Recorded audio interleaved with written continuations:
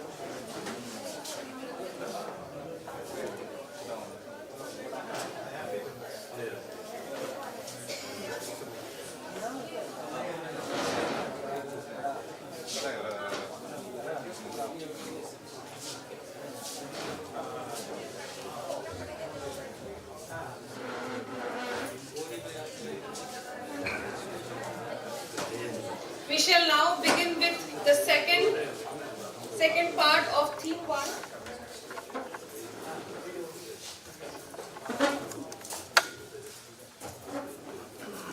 It is a continued session of theme 1, Indigenous knowledge in climatic sustainability. First, I would like to invite the moderator of this session, Dr. Anju Helen Bada. Ma'am, kindly please be seated at the dais. Dr. Anju Helen Bada is currently working as Assistant Professor in the Department of Political Studies, Central University of South Bihar. Her interest area includes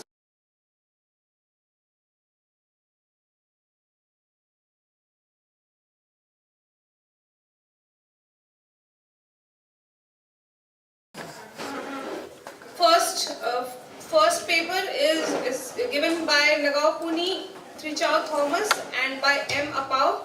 I think M. Apau is here. I request you to kindly come to the dais. Both authors are associated to the Department of Social Work, University of Delhi. They will be deliberating on preserving the web of life, unveiling the Nagas' indigenous ways of conserving nature, biodiversity, ecology and society. Another presentation will be given by Deepthi Mary Minch and PM Anthony. I think Deepthi is here. Deepthi, kindly please come to the dais. Both are associated with Justice in Mining Network, Bagaicha, Ranchi, Jharkhand.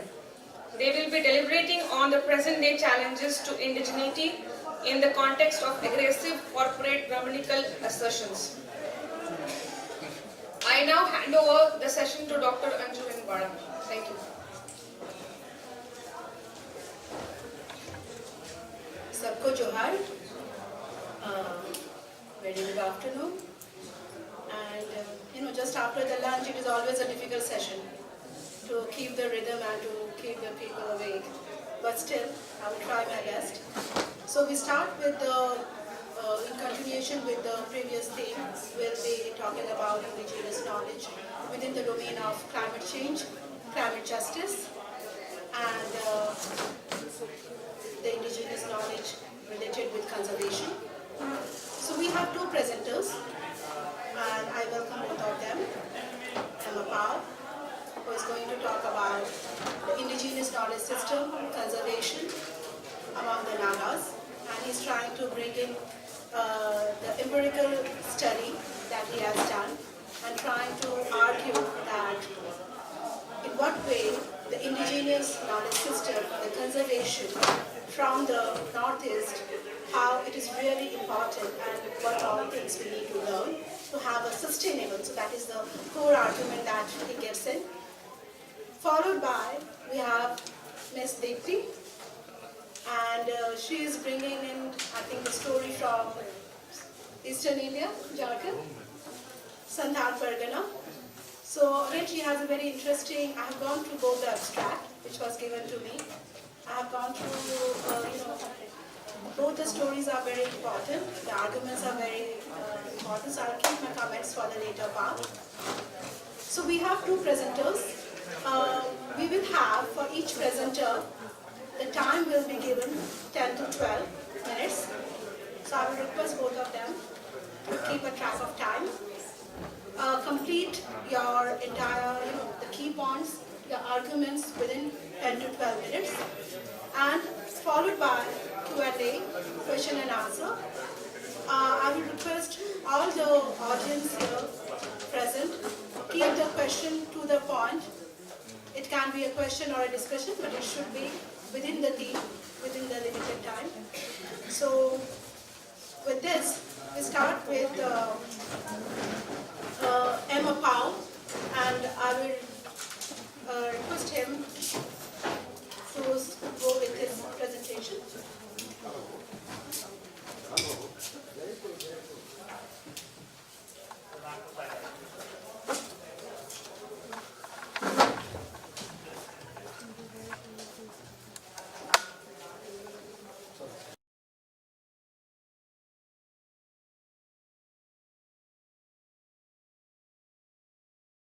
I am Emma Powell, PhD scholar from Department of Social Work, University of Delhi.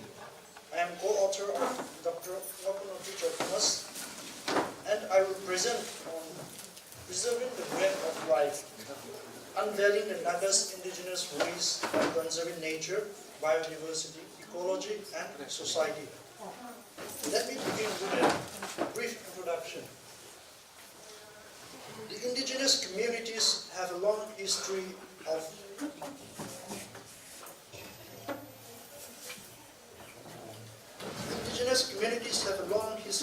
living in harmony with nature, guided by an intricate understanding of their environment. Among such communities, the Nagas stand out for the effective traditional conservation practices. The Nagas, an indigenous group residing in the northeastern part of India and northwestern Burma or Myanmar, are comprised of several tribes, each with unique language, culture, and traditions. Despite the diversity, they share a common respect for nature and sustainable practices. Historically, they have lived in harmony with nature, relying on the land for their livelihood. The culture, tradition, and spiritual beliefs are deeply intertwined with the natural world, reflecting a profound understanding and respect for the environment. The objective of the study was to explore and understand the indigenous conservation practices of the Nagas, to examine and understand the Nagas' relationship with nature, the ecological practices, and the impact of biodiversity conservation on their society. Also to examine the challenges they face in conserving nature, biodiversity, and ecology, and the opportunities for improvement and growth. The study also aimed to examine the role of modern technology in the conservation effort.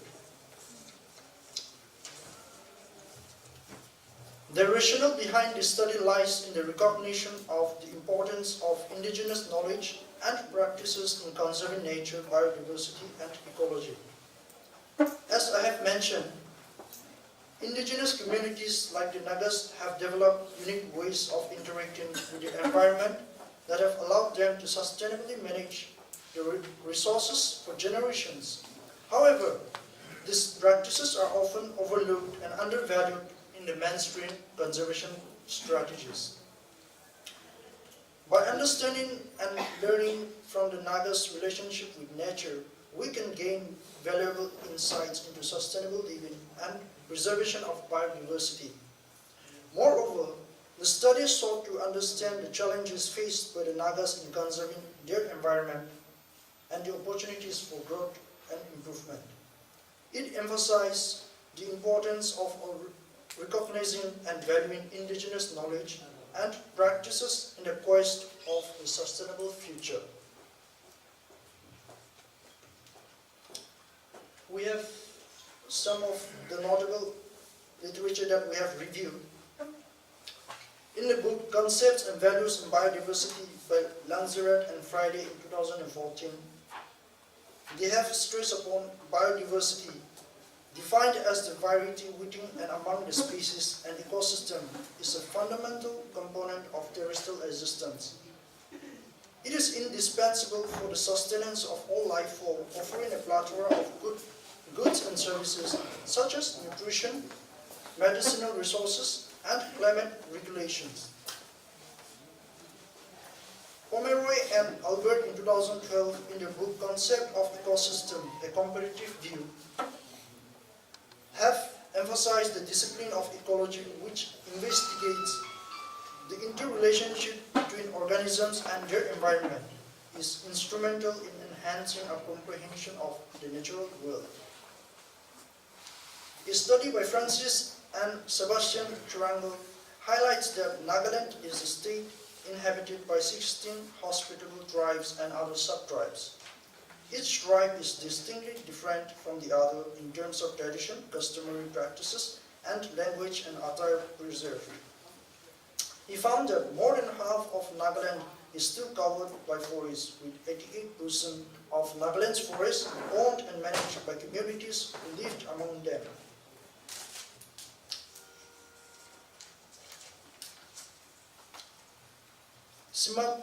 Shashimatsu in 2016 highlighted the profound bond between the Nagas and nature, as well as their adherence to the community-based tribal customary laws. This connection, coupled with the ethos that perceives natural resources as renewable, has fostered a culture deeply rooted in the sustainable utilization of these resources. A study by Kikon and Barbara examined the impact of conservation efforts of the Naga society, particularly in terms of livelihood and cultural practices. So the methodology for this research was designed as a qualitative study focusing on the indigenous conservation practices of the Nagas and the potential for sustainable biodiversity preservation. The data was collected through document analysis, semi-structured interview with key informants such as community leaders, farmers, and conservation practitioners among the Nagas. The collected data was analyzed using thematic analysis focusing on understanding the indigenous conservation practices of the Nagas, their effectiveness in preserving biodiversity, and the potential for guiding global sustainable practices. We shall move to the findings. The findings are stratified into sub-themes. The first theme is Nagas' relationship with nature. This relationship is characterized by the worldview that perceives humans as an integral part of the ecosystem, leading to sustainable practices such as shifting cultivation, also known as the June cultivation. This method allows for land regeneration and fertility maintenance. The Nagas' commitment to biodiversity conservation is evident in the tradition of preserving sacred groves, which are forest patches protected due to the cultural and religious significance. These groves serve as biodiversity reservoirs, preserving various plant and animal species. A notable example of this is the Konoma Nature Conservation and Tragopan Sanctuary, established in 1998. We can have a glimpse of the wildlife sanctuary, where we can see the blade tragopan, the state bird of Nagaland, Nagaland blubber, and the clouded leopard. The next theme is the Nagas and nature conservation. Community conserved areas, also known as CCAs, are sites that local communities voluntarily conserve for various reasons, such as the biodiversity values, cultural significance, and ecosystem services. These areas can encompass both natural and anthropogenic ecosystem, and the management is often guided by customary laws or cultural traditions. In Nagaland, there are currently 128 community reserves and 407 sites managed under customary laws or informally.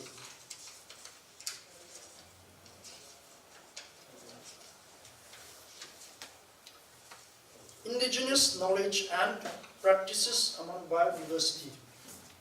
The research findings reveals that the Nagas have developed a wealth of indigenous knowledge and practices that promote biodiversity. One such practice is the establishment of community conserved areas. In response to the rapid loss of forest cover and wildlife in the recent decades, village councils in Nagaland have attempted to acknowledge the ecological and cultural value of their common lands and water bodies by declaring them as CAAs. Impact of biodiversity conservation on the Nagas society.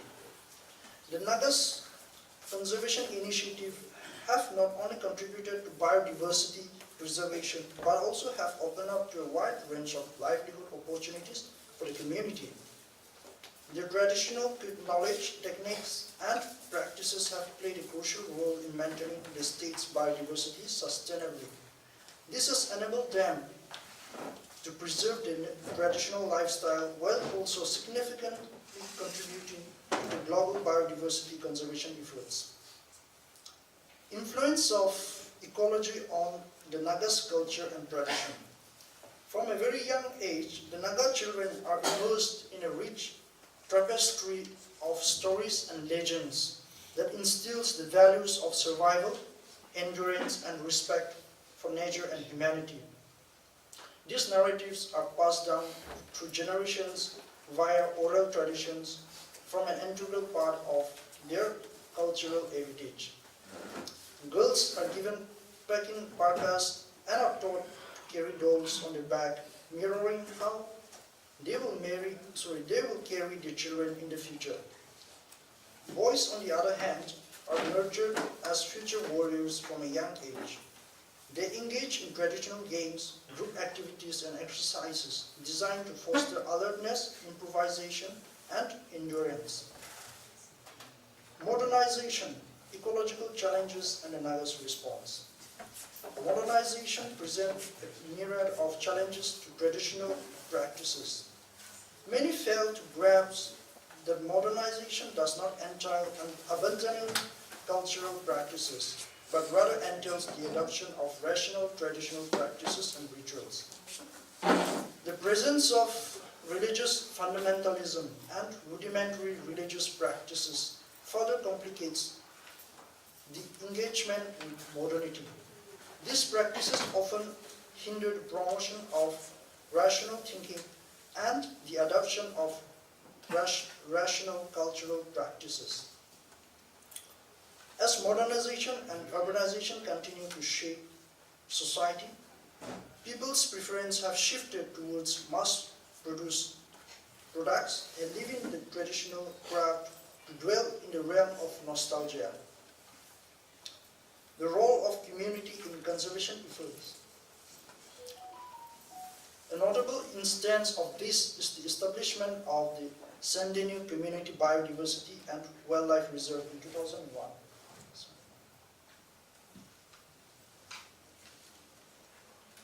The reserve is one of the 407 community reserve areas in Nagaland, which collectively account for nearly a third of the total number of villages in Nagaland.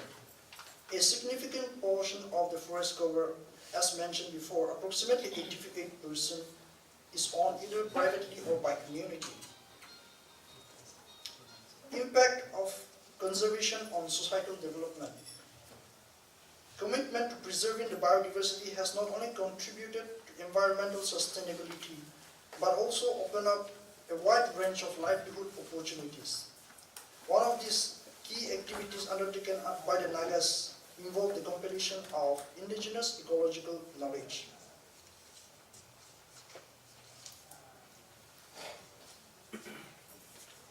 So coming to discussion, the Nagas are grappling with numerous challenges in the effort to conserve nature, biodiversity, and ecology. These challenges are reflective of the broader issues faced by the indigenous communities worldwide. One of the primary challenges stem from the influence of modern consumerism and the global dissemination of information and technology. These factors have led to change in the lifestyle and consumption of patterns, resulting in environmental issues such as littering becoming increasingly prevalent in both rural and urban areas within Naga territories.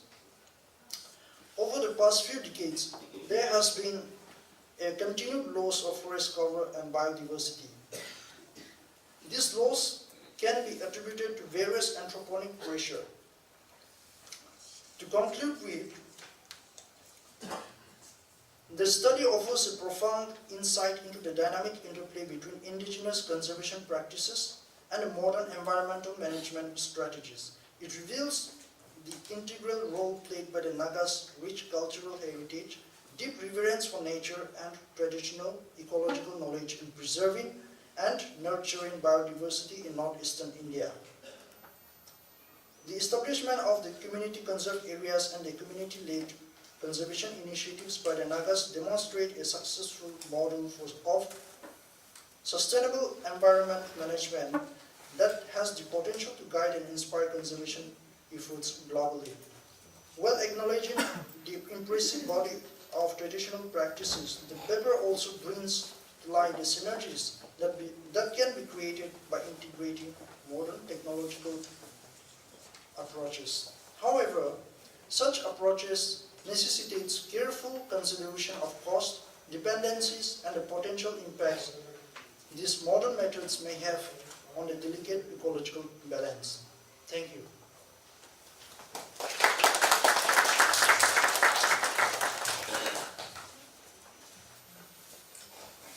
Thank you, Appa, for a very beautiful presentation, giving the insights from the field about the Naga practices of conservation.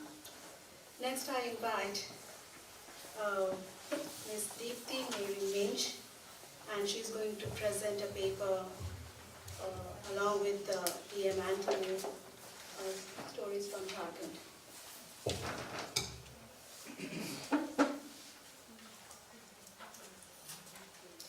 Yes. Johar Sabongo. I, along with my supervisor of the project Justice in Mining that operates from Bagaicha Social Center in Namkum, Ranchi, we have written this paper based on our fieldwork experience as well as a rigorous study of the various laws and different literature that's been said on Adivasi displacement and the natural resource. We actually do not really want to use the word resource because that itself invites a lot of extractive nature of technology. Wherever we hear resource, we really tend to get scared that यहाँ पे सोना मिला, यहाँ पे कोयला मिला.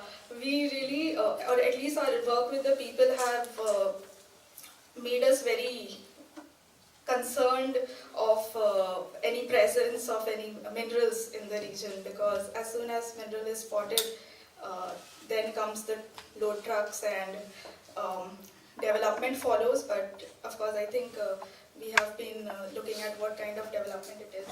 But before I get deeper into the paper and discussion, I also would like to thank and congratulate Apao and Thomas for, and I feel presenting such a theoretically organized and methodologically such a rigorous paper on Nagaland and the complex ecological conservation, how the indigenous community maintain there.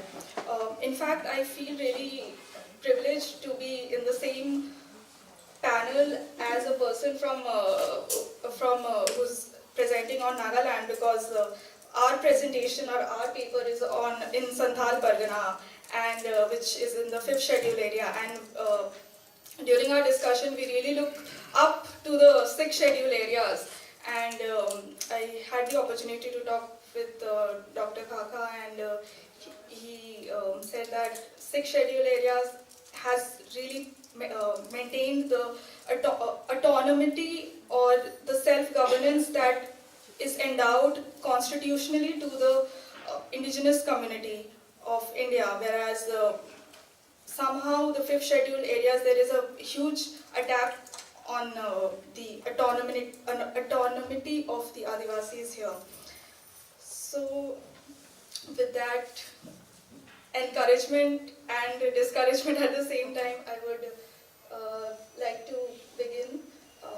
And here we see this, so that is actually, I've put a little photo of my supervisor, PM Anthony, who likes to go by the name of Tony. And it's a, beside that is a picture of a movement that says that Zameen Hamari Maa Hai, Isse Mat Chhino. Beginning from the very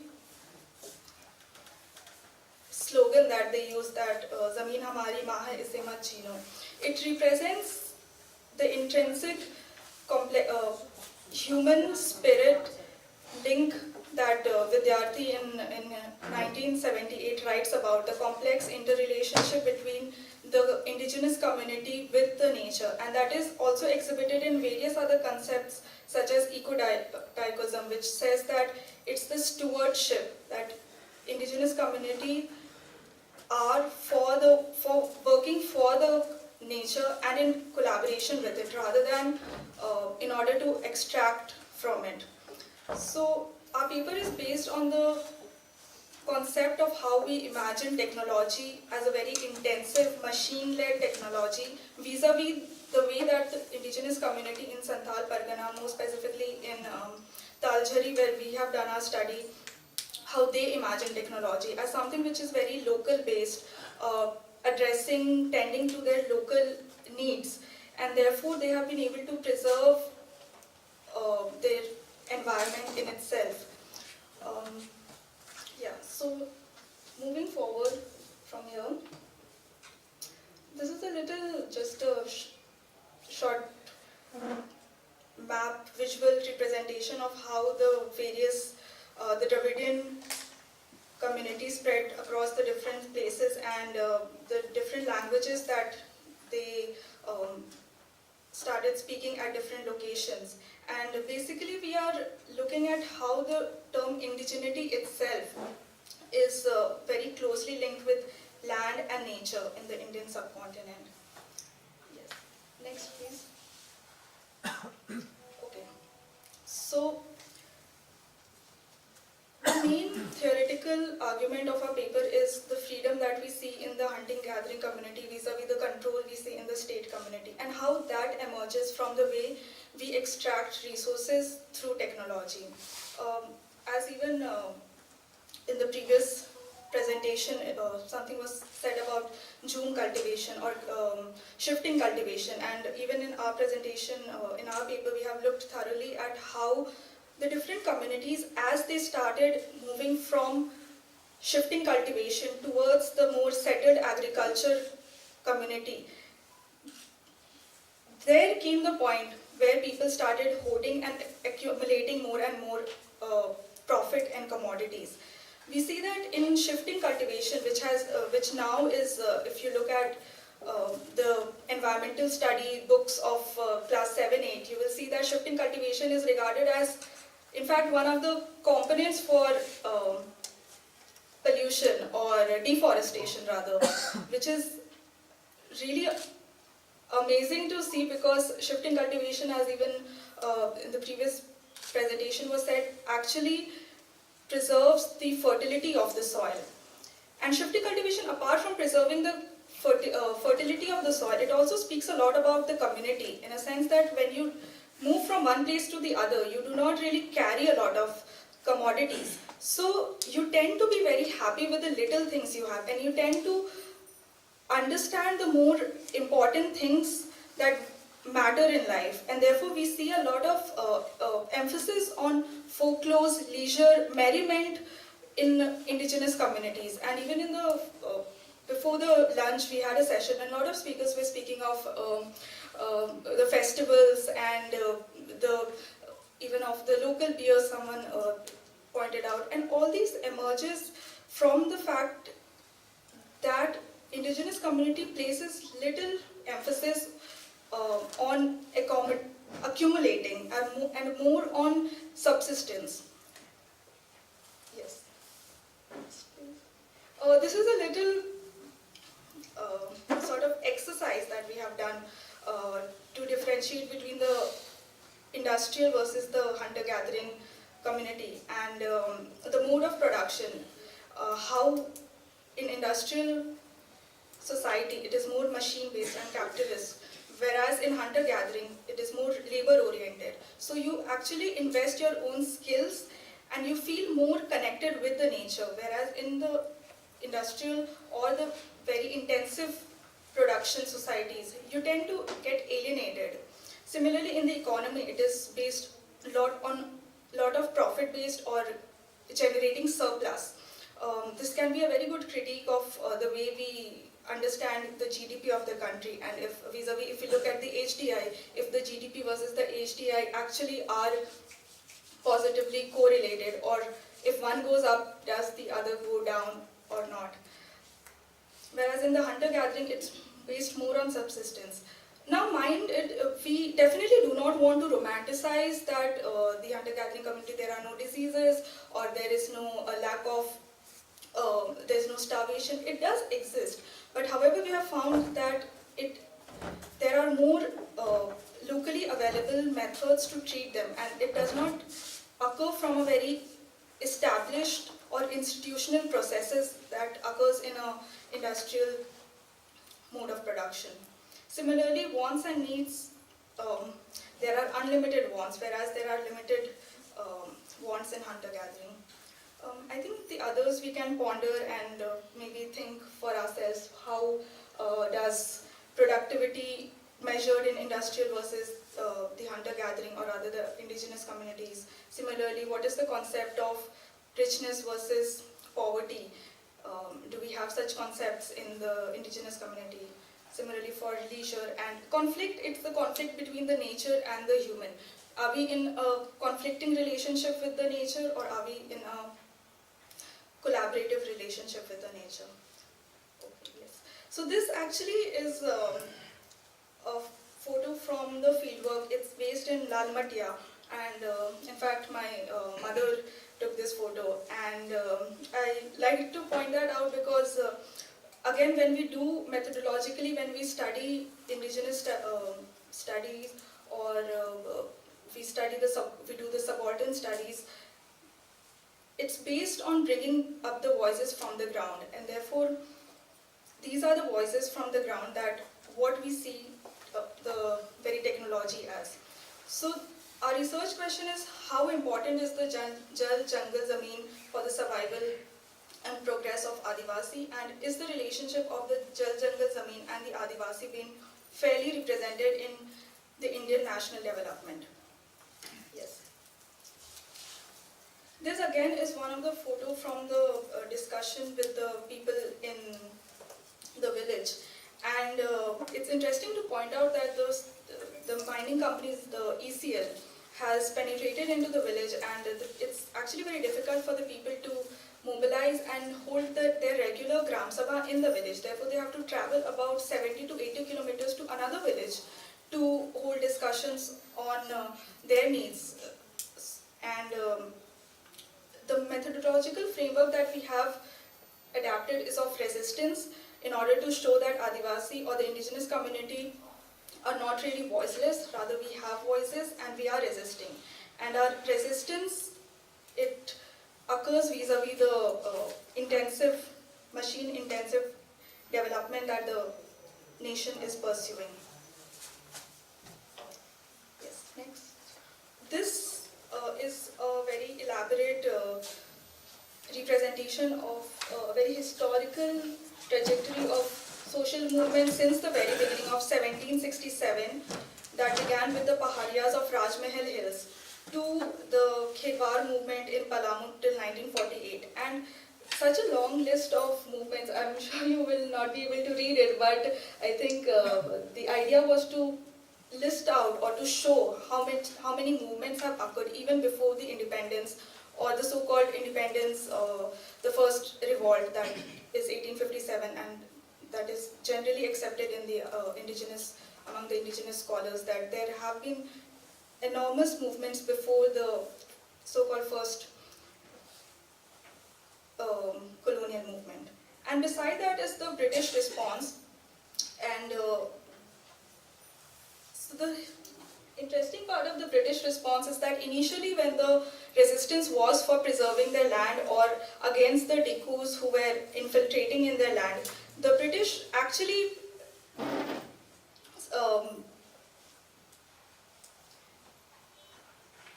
they actually pushed the people down, and they said that they brought out rules to prevent the people from resisting. However, from the Wilkinson rule of 1837, they started understanding that the indigenous community, they themselves they are a different community, and they have a different identity which is different from the people of the plains. Therefore, their distinctive identity need to be preserved, and from here began the various progression of Santhal Tenancy Act, the Chota Nagpur Tenancy Act, and the various laws that gave the Adivasi of the Santhal Pargana their right to make decisions that concern their forest and their land. So the protection... Deepti, you just have 2 to 3 minutes more. Yes, okay. So basically this is the idea of the whole revolt versus the response. Next. Yeah. This, I think we'll just focus on the table that is on the left, and it just shows the various projects for which how much land, forest and common land has been taken up. It involves water resources, industries, thermal power, mines. Yes.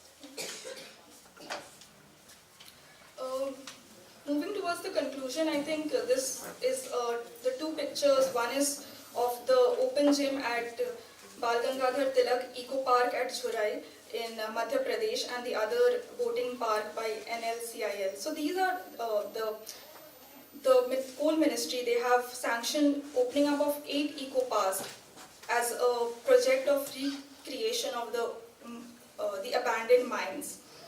Now, this seeks the question as to who will be the people who will be able to enjoy this aesthetic or this very preserved eco park, and will this eco park have the same ecological significance as it had in relationship with the Adivasi, how they preserved it. It also questions our whole psyche of how we understand the environment.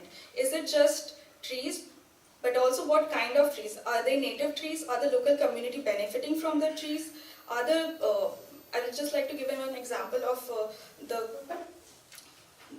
compensatory afforestation, in which a lot of plantation afforestation that happens is of the eucalyptus, which again whose roots are very deep, and they actually absorb a lot of, they require a lot of water for their own survival rather than rejuvenating the water cycle.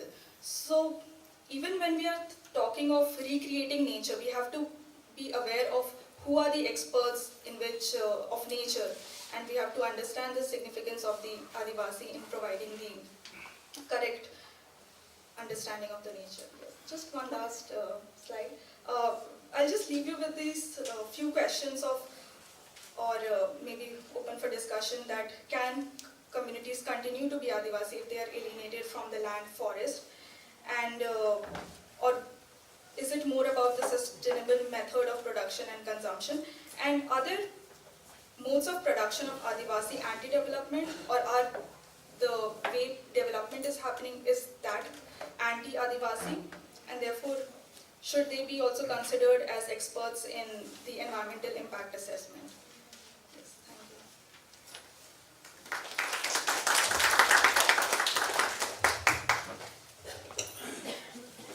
Thank you, Deepti. It was a very interesting presentation. Both the presentation, one from Nagaland by Ampao and the other one from Santhal Pargana by Deepti, it gave us, they were the glimpses of hope. From Nagaland, we got to know about the conservation practices, the way it is bringing change in the society, the way the children are learning. And on the other hand, it also raised certain questions. So, both the presentation have given us the hope and some of the challenges, some of the very pertinent questions which we really need to think about it. So now the floor is open.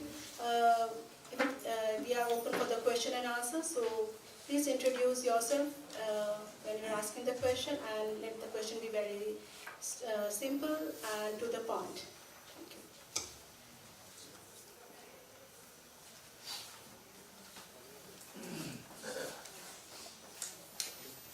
Hello, yeah. This is Madhu, and I work in culture with Anamaya and Piramal Foundation, mostly indigenous cultures with the tribal health program. So, Apaw, I loved your presentation, and I also loved how, the question is, how much disservice do you think is being done when you were talking? You said life skills are being imparted, ecological, even including ecological life skills to the young adults, in spaces, because I've seen those in Konoma and all that. But when we work in culture, and he works and Tejas works in communication, we constantly face this trouble of, Western colonized documentation saying they're dormitories or something like that. No, it's not a dormitory where the children are kept. You did not use that word. So according to you, how much of disservice do you think has been done by insensitive documenters, outsiders including, or how much do you think there's a need to decolonize in those, and how does it affect your research or general research? We will take few more questions, maybe another 4.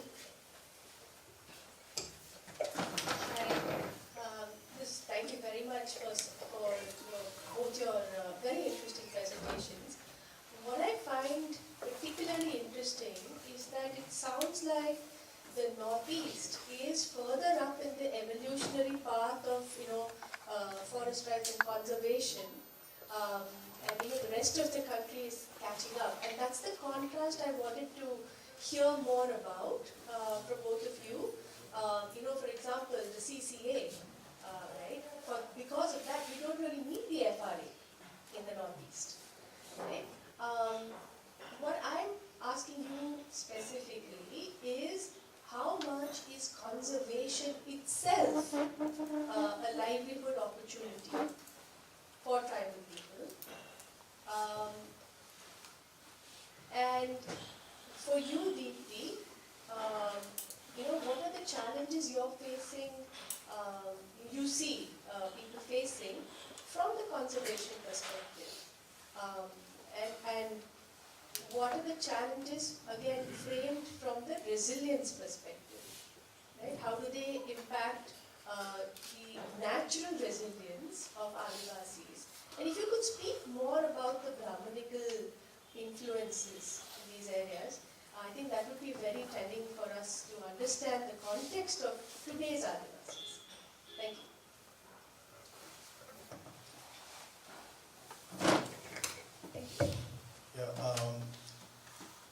Thanks. Also, I have 2 questions, one for Apaw, one for Deepti. So Apaw, you mentioned you gave a broad presentation about the Nagas. So my question was that even among the Nagas, you would have 16 sub-tribes. So was your presentation more to give a generalized sort of picture of the Naga community as a whole, or were you trying to focus on one particular tribe within the Naga community? And for Deepti, my question, not a question, an observation is that I liked your presentation, but I had one problem with the term hunter-gatherer, because that was a sociological term that has been used, but even the reference which you gave is coming from 1968, but the terms have evolved since then. Even the terms for Adivasis have evolved since then. So I would caution you to not use these terms, because they were used in a particular context and time frame, but since then it has evolved to a much more nuanced terminology. So that was just a sort of a comment I wanted to make. Thanks.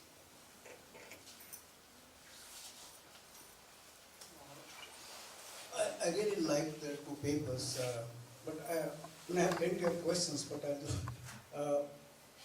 think in context of Nagaland, I think it's important,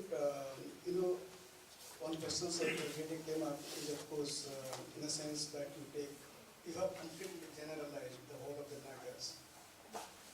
You find the Koniaks or the Sumis will be very different than what we call the house or the house and yeah, so they're very different. Traditionally, in the times of social organizations, etc., structure. So, how do you really find that, and how there are different kind of communities, and particularly who reflect a different kind of, as a traditional political system, how do you really negotiate it?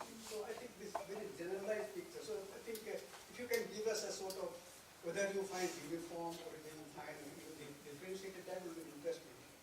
The other thing that I find is that the community conservation areas is interesting. I know that there are a lot of areas in Northeast which community conservation areas.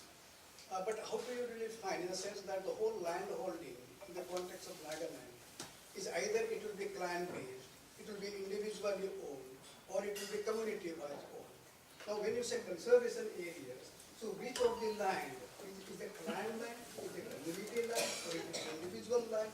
Which of these lands actually gets translated into conservation area?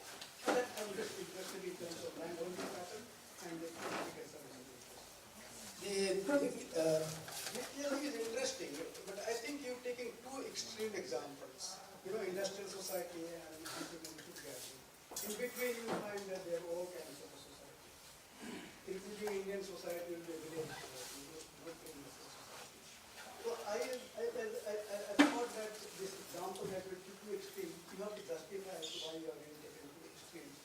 But more important, I just want to understand this freedom that you talk about. What is the nature of freedom that you find in a hierarchical social system? And freedom, let's say, in indigenous or tribal kind of society, what is the difference that you find in this freedom? That I think I found is very fascinating. These theoretical ideas that you really introducing, I think it is important. And finally, I think the question came about corporate Brahmanization. I think some of these terms being used, but what exactly does it really mean? Most of the corporates may not necessarily be Brahmins. So when you get corporate Brahmanization, then it means that you may have been adding something more into it. And I think that would be interesting for us to know as to why so. And in your picture, I think you're talking about Santhal Pargana. But when you bring issues or the problems or pictures of multiple ways, then I think it in a way weakens your formulations. So if you have something within Santhal Pargana area, I think that will be interesting. And also in the sense that we talk about hunting and food gathering and industrial society, I think are there hunting societies in Santhal Pargana?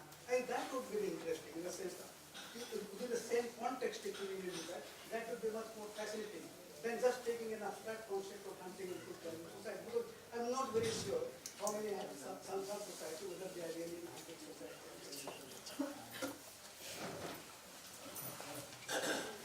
Maybe both of you can answer.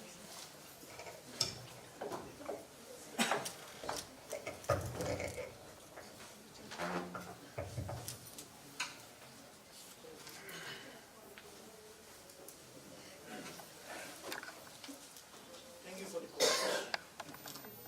Is it working? Thank you for the questions. The first, as raised, this service by one depiction of our culture. It is not just the Nagas or any other tribal group.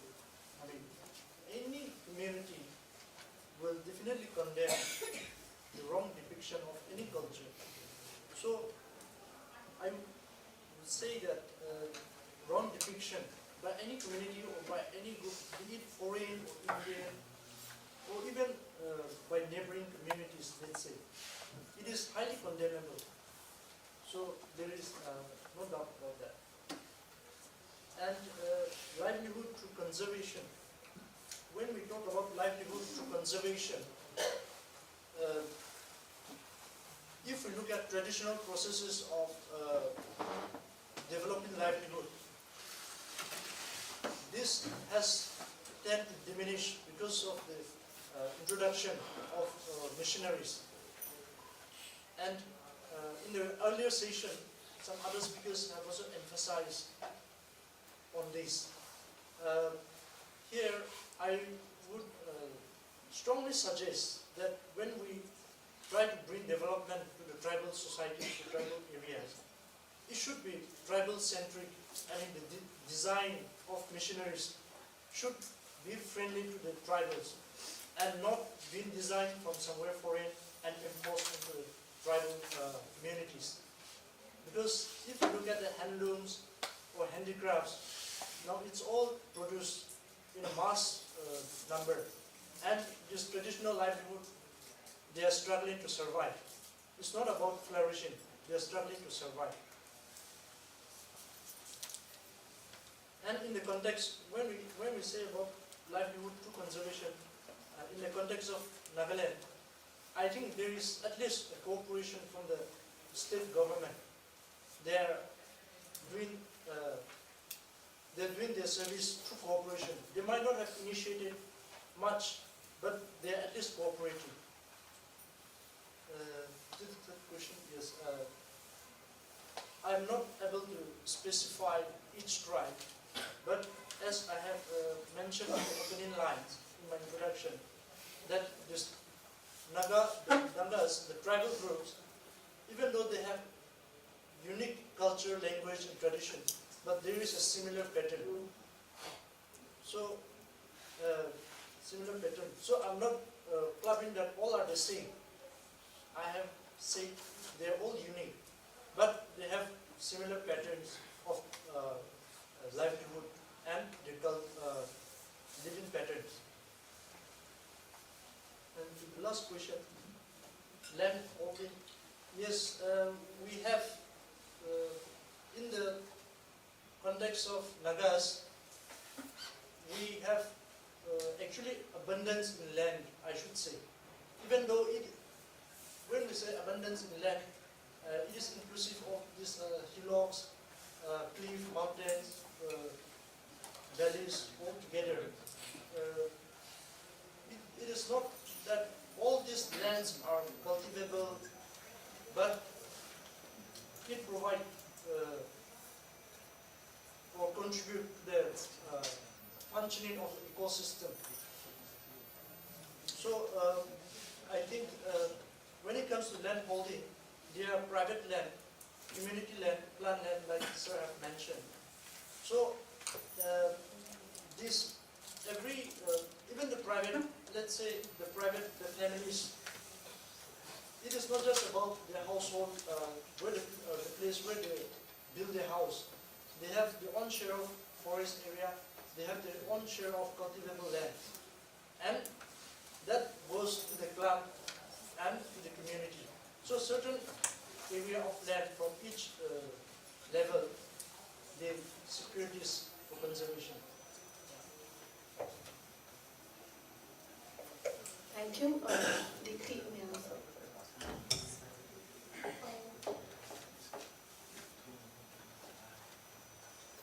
I think the first question was regarding the conservation and the impact it has on the livelihood, also how the people see the resistance. And now I think the conservation and how it has impacted the livelihood right now in the Santhal Pargana area, at least the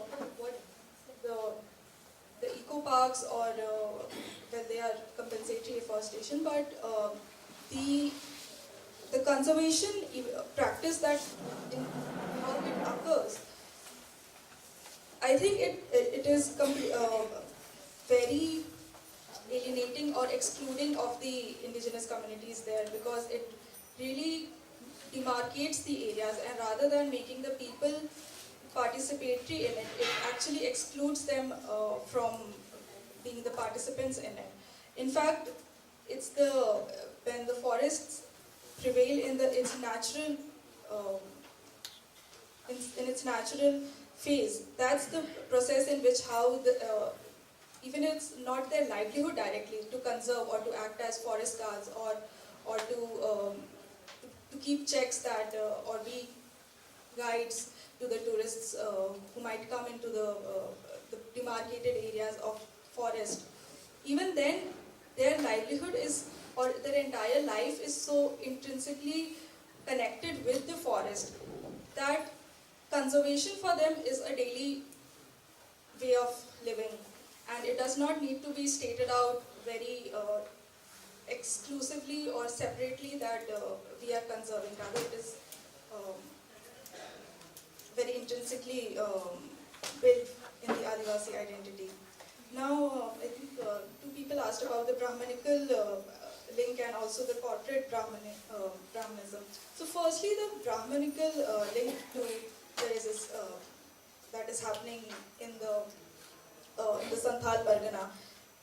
It's from the experience that we have seen is that Brahmanism or both corporate, what it signifies is entry of the Dikuism in a sense, and we see that there are converted Christians, Adivasis who are converted into Christianity. However, the way that Brahmanism is entering is that in none of the forest or the land right movement, none of these religious groups are fighting for or speaking anything for the land or for the forest. It is something completely along a very religious side, and that too in order to bring the community in its religious wing and to appease them for giving up of land rather than understand the link of Adivasi with their land. So in that sense, it's the entry of the Brahmanism, because we see that the Christian organizations there, they are actually working for the, I'm not sure if the correct space to say all these things, but they are actually working and researching a lot on the land and the forest conservation issues. The other is the corporate plus the Brahmanism. If corporate and Brahmanism, how are they related? Now, one thing it is to say that both the corporate and Brahmanism, they are operating together in a way that both take away or try to take away the identity of the Adivasi that is linked with their land, without understanding their intrinsic attachment or involvement with the land. Corporate through their entry. For example, I'll give one example where we were traveling through crossing the entire the coal mine, and one lady, she was pointing out and telling that so much of our land has gone away in it, and one person remarked that bhul jao se ab wo nahi aane wala hai. So in that sense, a lot of discouragement is also happening among the people about getting the compensation back from the company, or any hope of if their land will be refilled again and given back to them. And both Brahmanism is also infiltrating in it, because, well, I'll tell the slogan which the people there say is that pehle zameen wapsi fir ghar wapsi. So I think that should sum up the answer to that. And I would like to thank and also engage a little with the terminology of hunting gathering and the other remark about comparing two very distinctive or two extremes of hunting gathering and the industrial stage, and what lies in between, and how is freedom in both these different stages of development. So what basically, I would tend to stick with the hunting gathering, because what it means for our paper is that it signifies a shift in cultivation, and how that, because of less accumulation of wealth, that required less governing ability of, or less governing body, and therefore there was a less strong state. It's not to say that there was not a governing body. There are traditional headmen who look over the rules of governance, but there was less state in order to keep surveillance or track record of the different communities of what they are doing.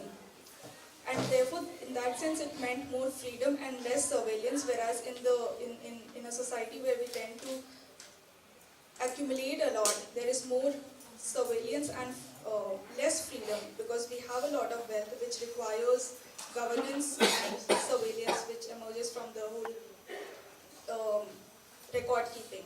So the argument that I'm basing this is on the two books of Origin of Affluent Society by Marvin Harris and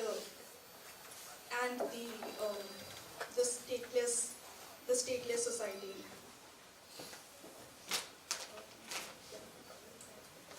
Okay, so thank to both the presenters, and due to time constraint, we are closing the session here. Thanks a lot for the patient hearing, and very soon we will get into the next session.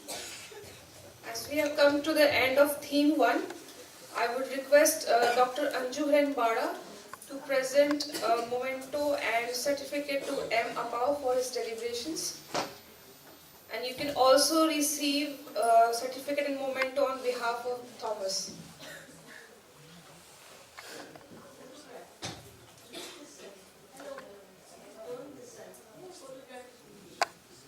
You can also receive a memento and certificate on behalf of Thomas. I request Dr. Bada to also present the memento and certificate to Deepthi Merimich, and you can also receive the same on behalf of Anthony. I request Mr. Milior Khalko to come up on the stage and present the memento to the moderator of the session, Dr. Anju Bada, and also extend your vote of thanks.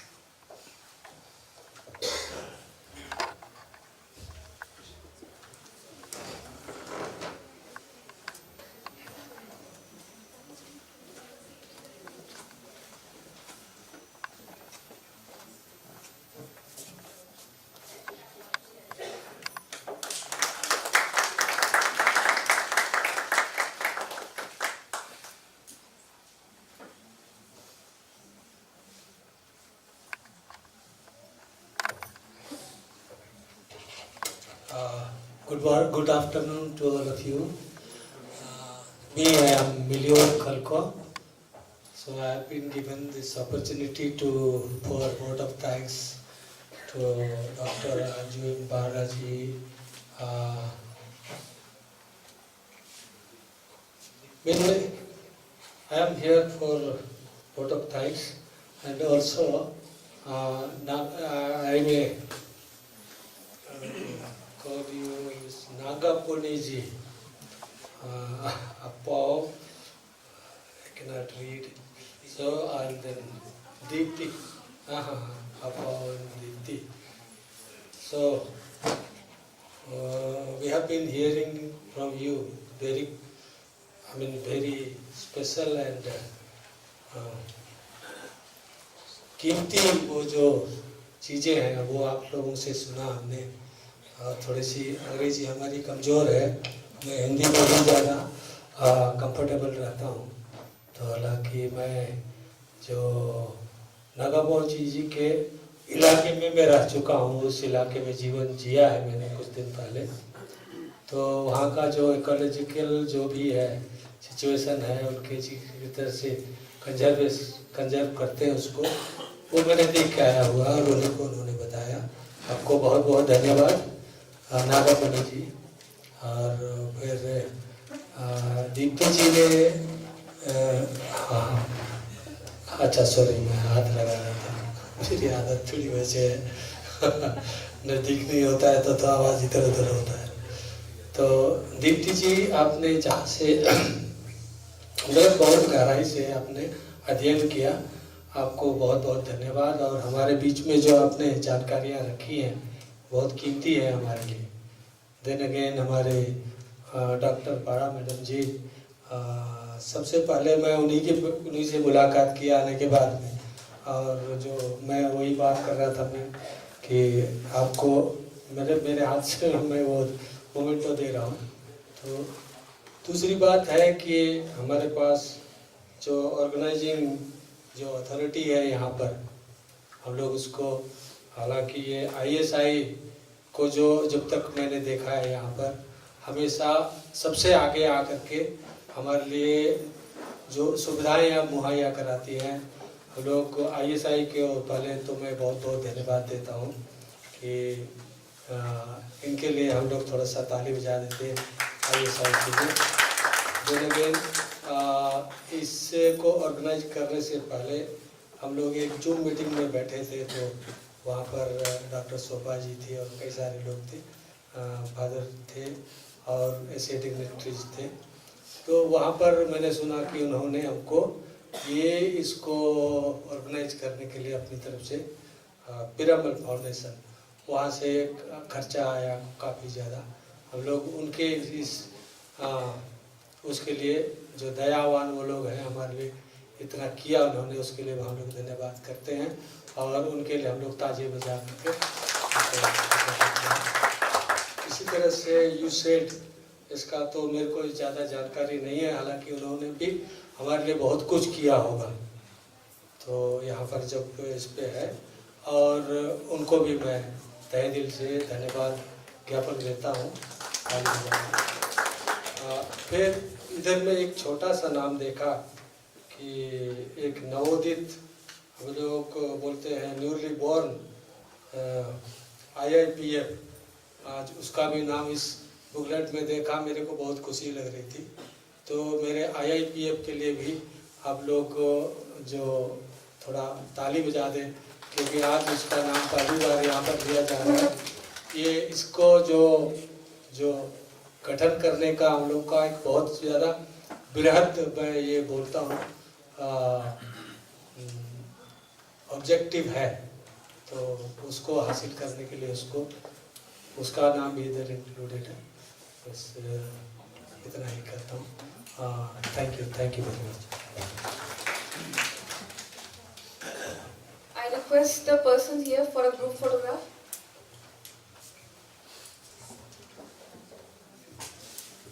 Now we are coming to an end of the discussion about first topic. I just want to remind ourselves about the framework of the whole discourse and discussion that is going on here. We are basically deliberating upon a definite framework, and that framework is we are rallying around the thoughts, perceptions, understanding of indigenous communities. And in that framework, we are trying to look at human nature interrelations that we have been discussing and deliberating from morning till now.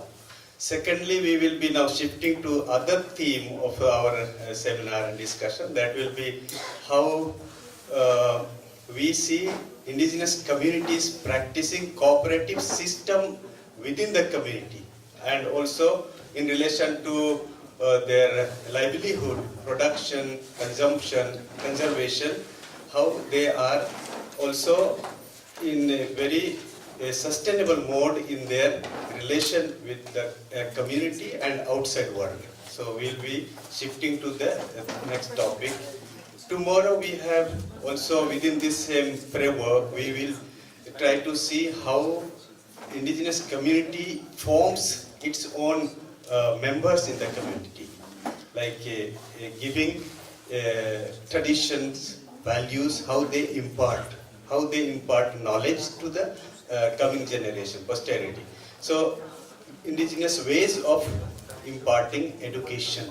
So not only a formal education of acquiring knowledge in a particular framework, in a system and acquiring degree, but how indigenous community imparts values to their coming generation. So that will be, and last theme of our today's seminar will be how indigenous communities govern themselves. So these four points in the framework that we are deliberating and trying to see in that comprehension. So we will be keeping in mind when we are also deliberating. So बहुत अच्छा हो रहा है, ठीक चल रहा है, सब मुझे लग रहा है, क्योंकि जिस तरीके से हम लोग समझने का प्रयास कर रहे हैं कि प्रकृति और मानव के बीच में किस तरह का एक सह अस्तित्वपूर्ण संबंध है, उसको कैसे हमको आगे बढ़ाना है, उसके बारे में सुबह से अभी तक हम लोगों ने बात की। उसके बाद में अभी हम लोग बात करेंगे कि आदिवासी समुदाय आपस में और दूसरों के साथ में किस तरह से सह अस्तित्व संबंध स्थापित करते हैं, खास करके अपनी आजीविका को चलाते हुए, और तब विभिन्न प्रकार के जो उत्पाद करते हैं उसकी खपत होती है, और उसके माध्यम से किस तरह से स्वस्थ वर्धक भोजन प्राप्त होता है, उसको कैसे हमें संवर्धन करके रखना है, उसके बारे में अभी हम लोग नेक्स्ट थीम में बात करेंगे। कल आने वाला कल हम लोग आदिवासी समुदाय अपने समुदाय और पूरे मानव समुदाय के लिए किस तरह से जीवन मूल्य को हस्तांतरित करता है, आगे बढ़ाता है, या तो कैसे हम लोग शिक्षा देते हैं। सीधे शब्दों में कहें तो दुमकुड़िया मेथड है, या तो गोटुल है, अलग अलग सिस्टम पुराने जमाने में रहा करता था, लेकिन अभी वो सारा नहीं है। लेकिन तो आदिवासी समुदाय का क्या पद्धति है अपने समाज के छोटों को ज्ञान बांटने का, उसके बारे में बातें होंगी, या तो our way of human education और ह्यूमन वैल्यू इम्पार्टिंग। अंतिम हम लोगों का जो डिस्कशन का एक जो फ्रेमवर्क रहेगा वह कि आदिवासी समुदाय स्वशासन या तो अपने समुदाय को किस तरह से अनुशासित करता है, कैसे, या तो प्रशासन कैसे चलाते हैं, आपस में अपने समुदाय को कैसे संचालित करते हैं, what is the mode of governing themselves within the Adivasi community, which could be maybe replicated in a broader political framework, seeing the viability and also sustainability of the governance systems. So इस framework में हम लोग ये 2 दिन की बातों को ढालने का प्रयास कर रहे हैं, देखने का, और इसके बाद में आगे के जो भी हम लोग कार्य योजना तय करेंगे, या तो जो भी ये उभर करके आते हैं उसको कैसे आगे ले जाना है, बाद में कल बातें होंगी। तो रहने के लिए, सुनने के लिए बहुत धन्यवाद। अभी छोटे से ब्रेक रहेगी, चाय के लिए हम लोग ब्रेक करेंगे, और जल्दी से चाय के बाद में हमारे आज का दूसरा जो थीम है उसको हम लोग शुरू करने के लिए लौटेंगे। तो शुक्रिया सभी को, और तुरंत हम लोग चाय यहीं पर रखी हुई है, तो तुरंत चाय पी करके हम यहाँ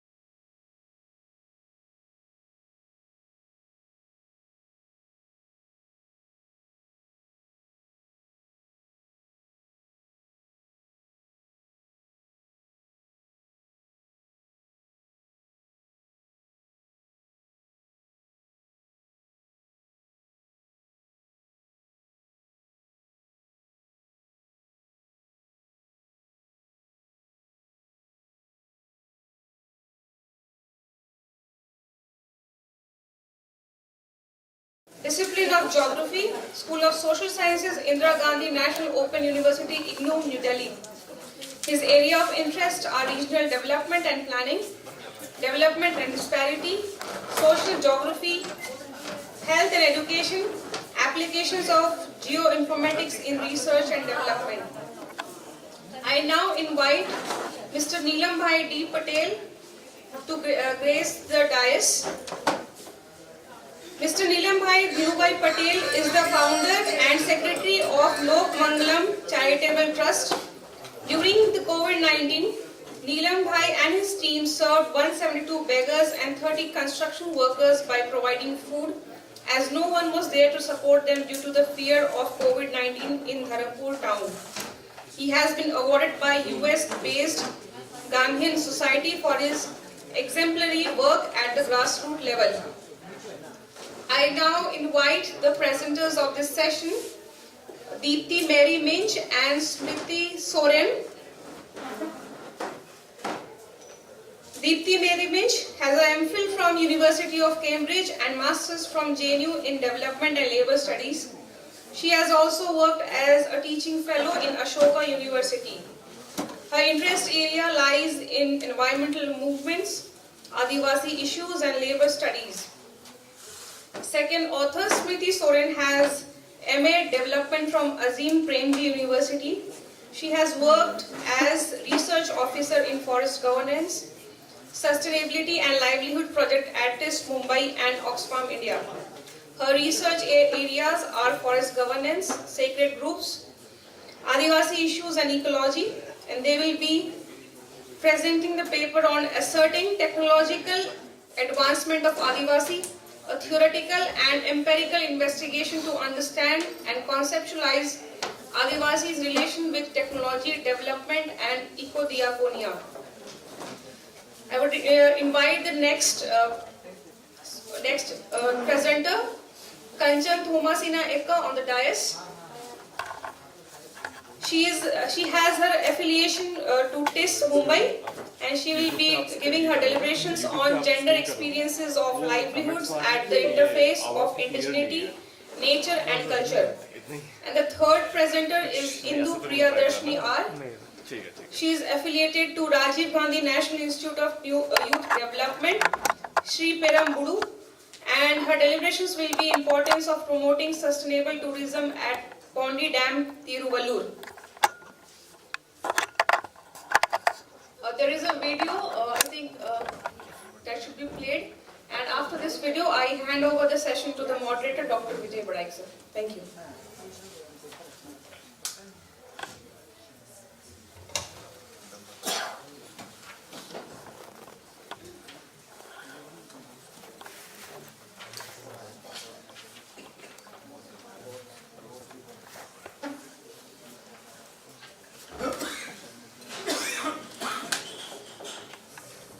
Sleep. इसीलिए ये मैट्रेस नहीं. Get the Sleep Company mattress. कब मैं रहता हूँ और गांव के साथ में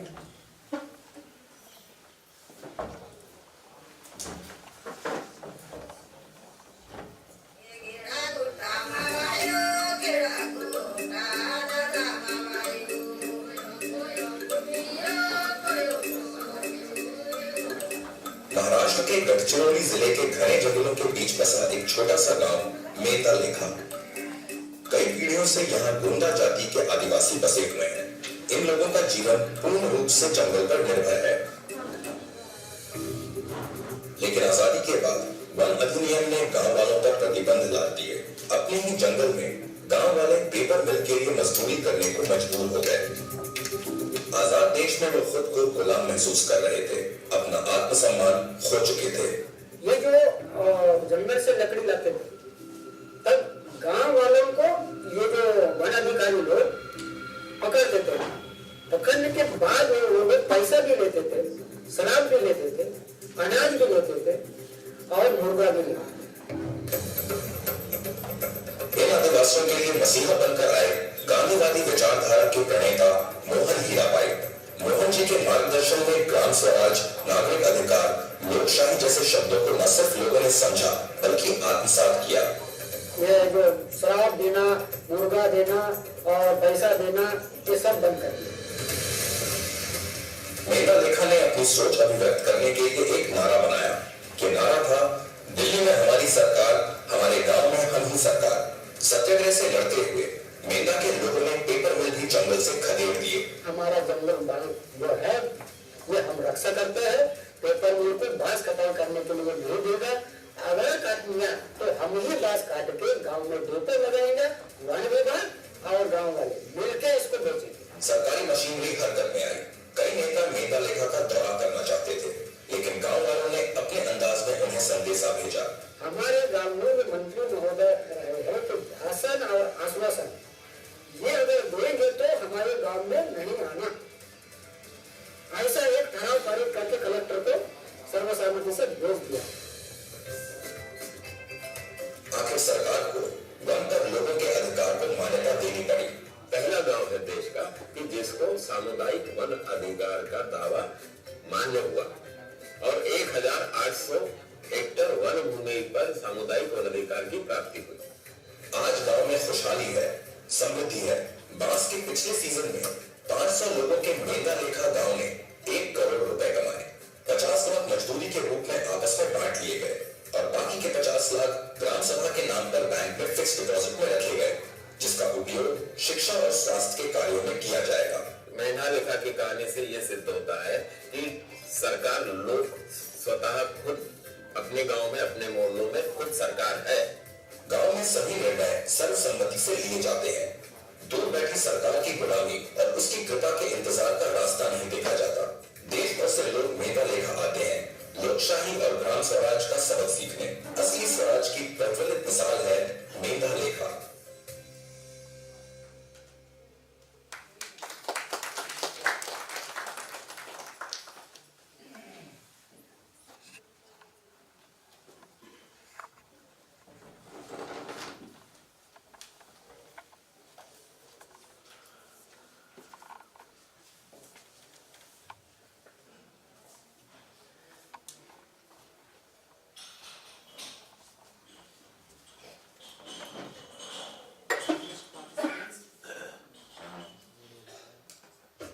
Distinguished participants present here, good afternoon, and on behalf of the organizing committee, I welcome you all in this session of theme 2, which is sustainable production and conservation patterns of indigenous communities.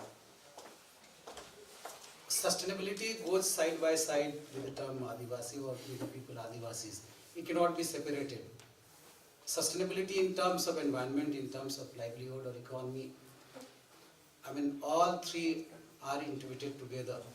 So we cannot think, we cannot imagine even separately Adivasi and unsustainability.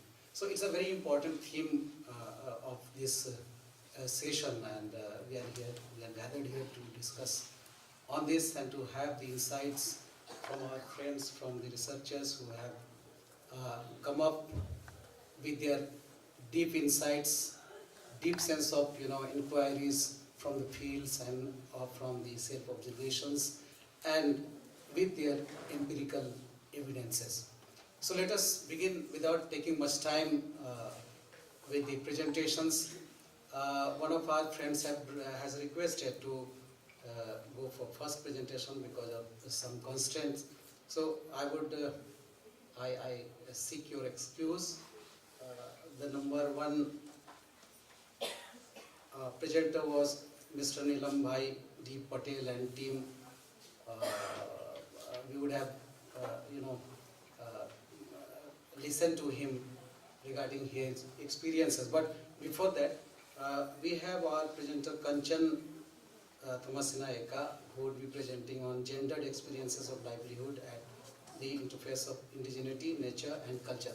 I would request Ms. Eka to present her research.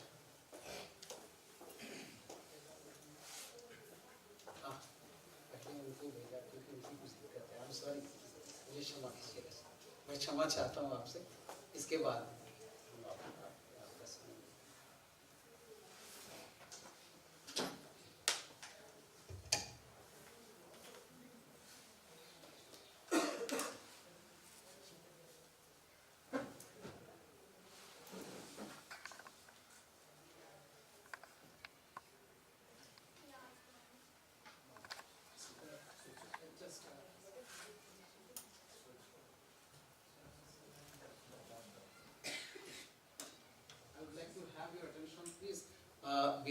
because of the paucity of time, we have decided to have 10 to 12 minutes of presentation, and then we'll have sufficient time to have discussion at the end.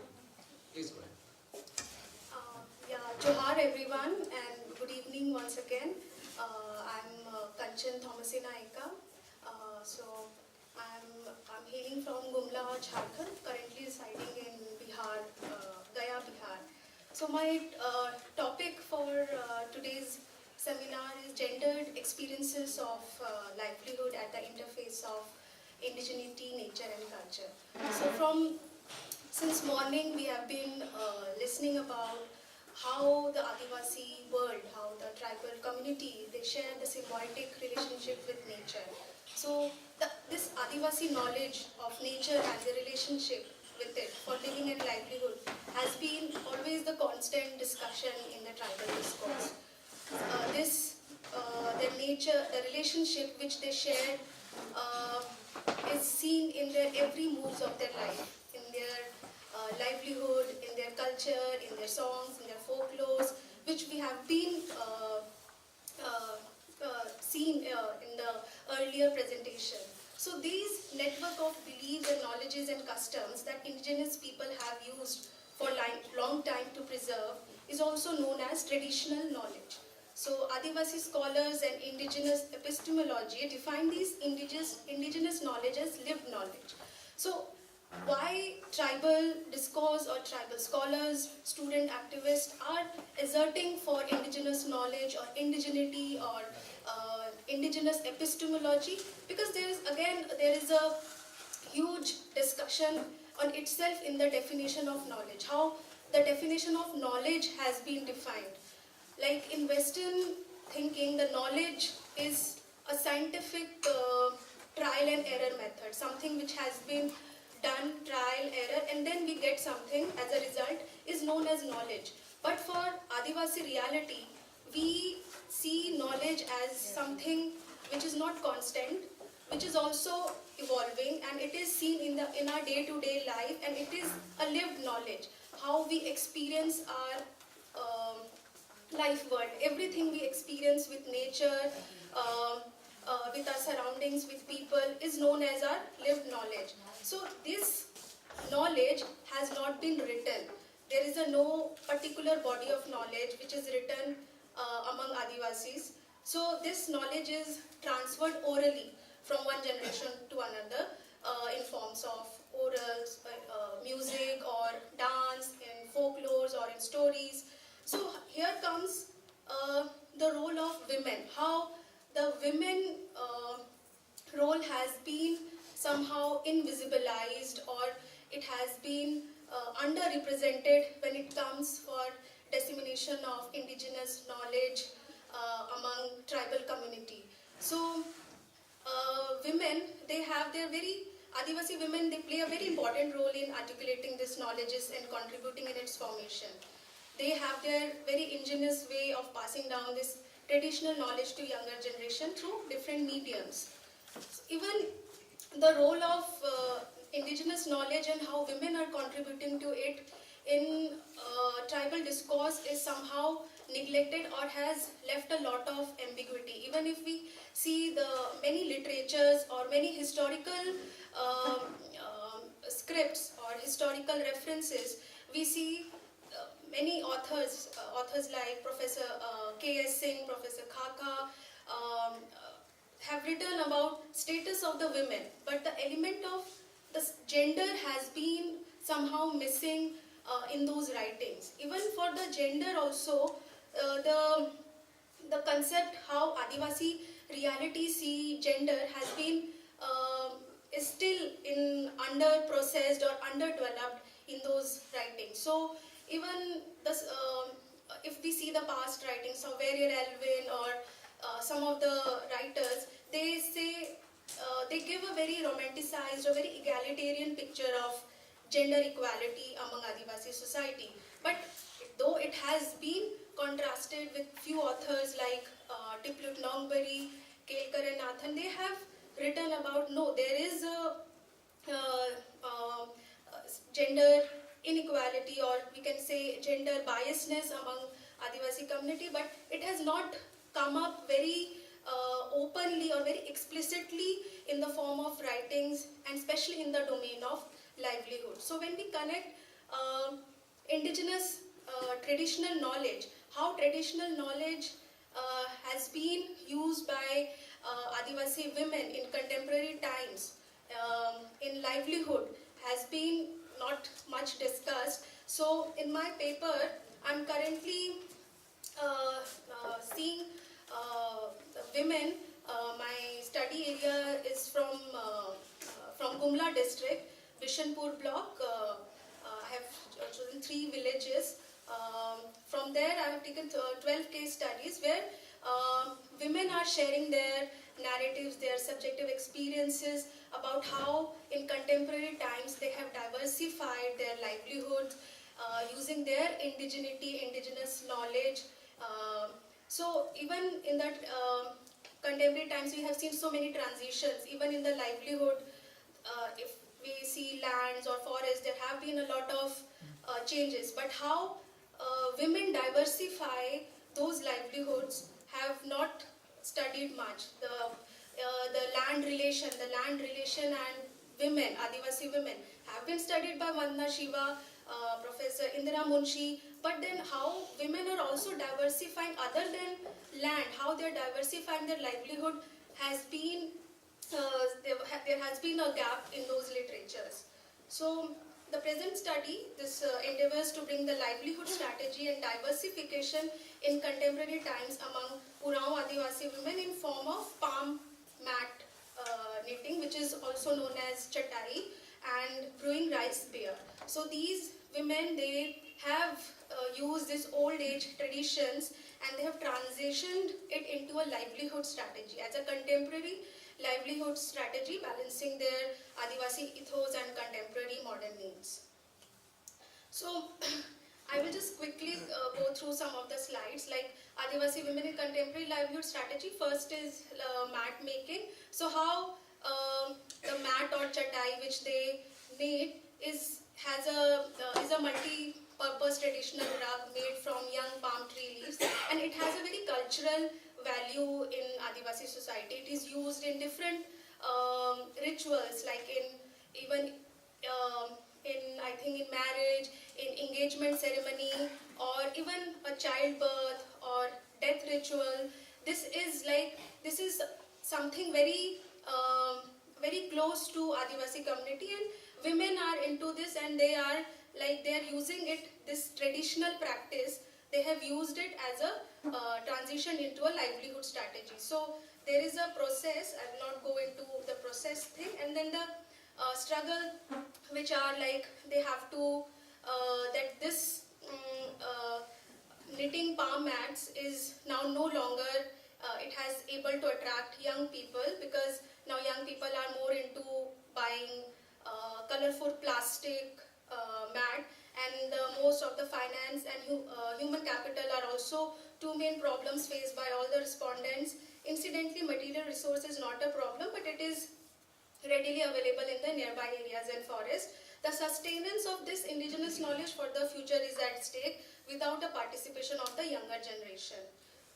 Then coming into second livelihood strategies, brewing rice beer, again which is also known as hadiya, hadi, or in other terms which are used. So this is again a very close to Adivasi life world. This is used in different rituals for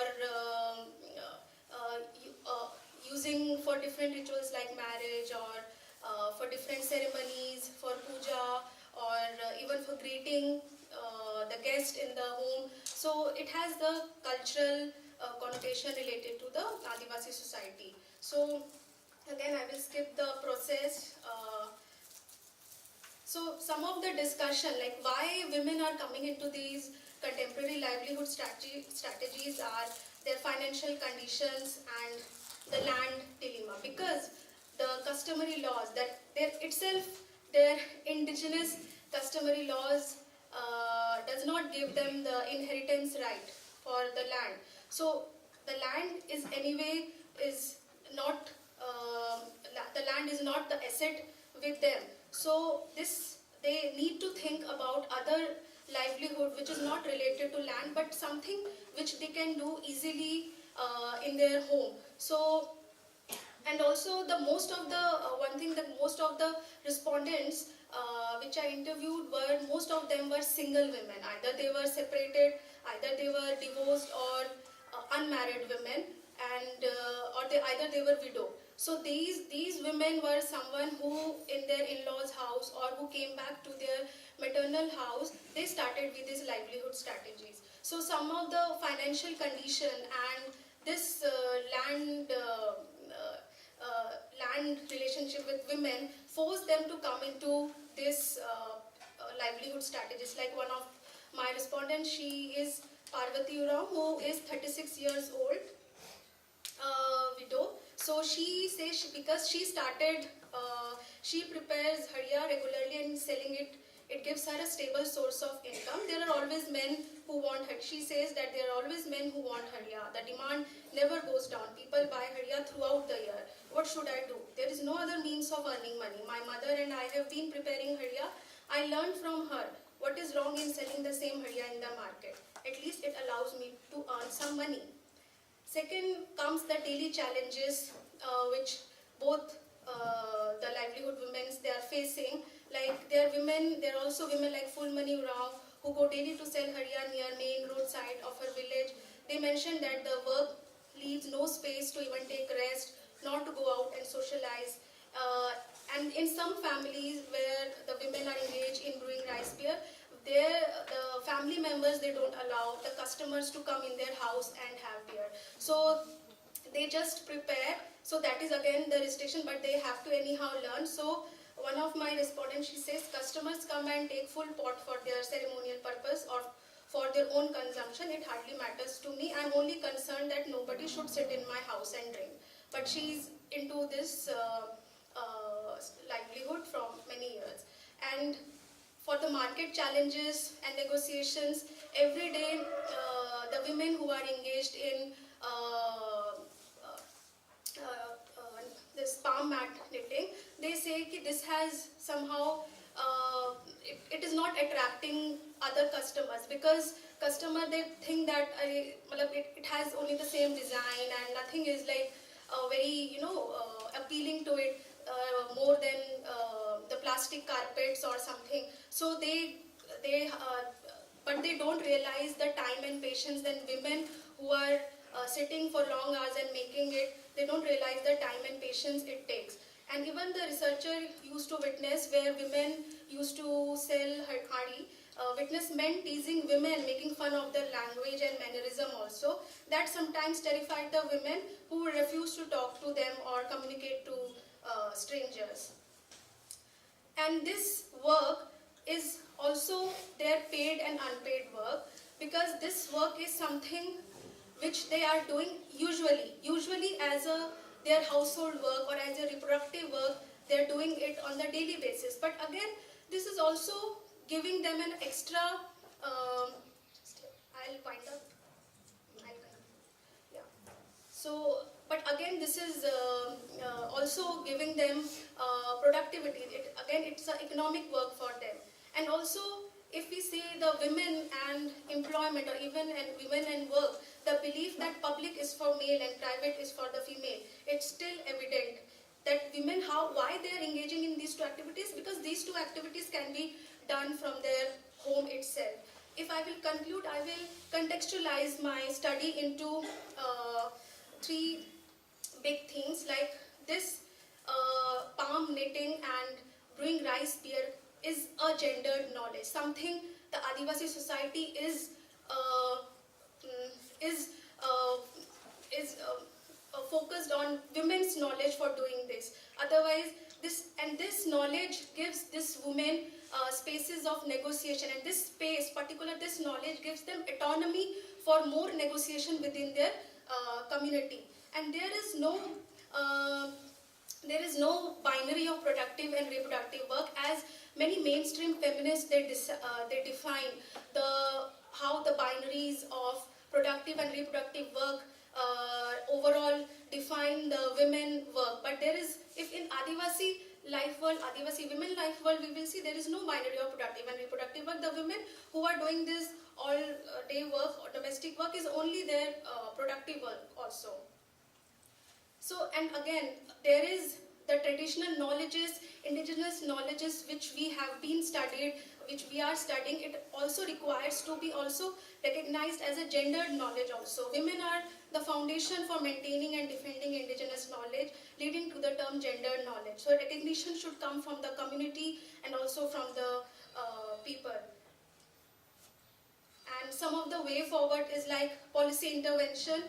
Quickly I will say, like in 2021, Hemant Soren government, they launched a policy of Asha Abhiyan and Fulo Jhanu Ashirwad Palash brand, especially for the women selling Hadiya as a livelihood strategy. They wanted to take away this livelihood strategy because again, some of the morality notions or something which were associated with it. So they wanted to take away this livelihood strategy and they wanted to make them into this scheme. But again, as a philosophically, if we'll say in a Adivasi life, but again it is somehow damaging the very core, organic core of Adivasi society. So the policy intervention is needed here, but not in a very flawed manner. The proper studied and the proper data should be with the government to engage women with this, with more financial institutions and more of marketing.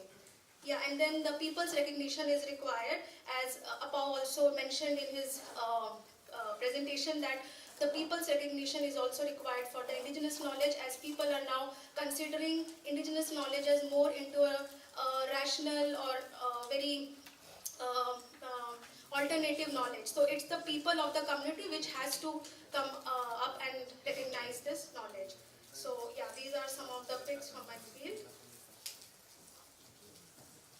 Thank you. Thank you so much, Ms. Kanchan Neka. Thank you for adhering to the time.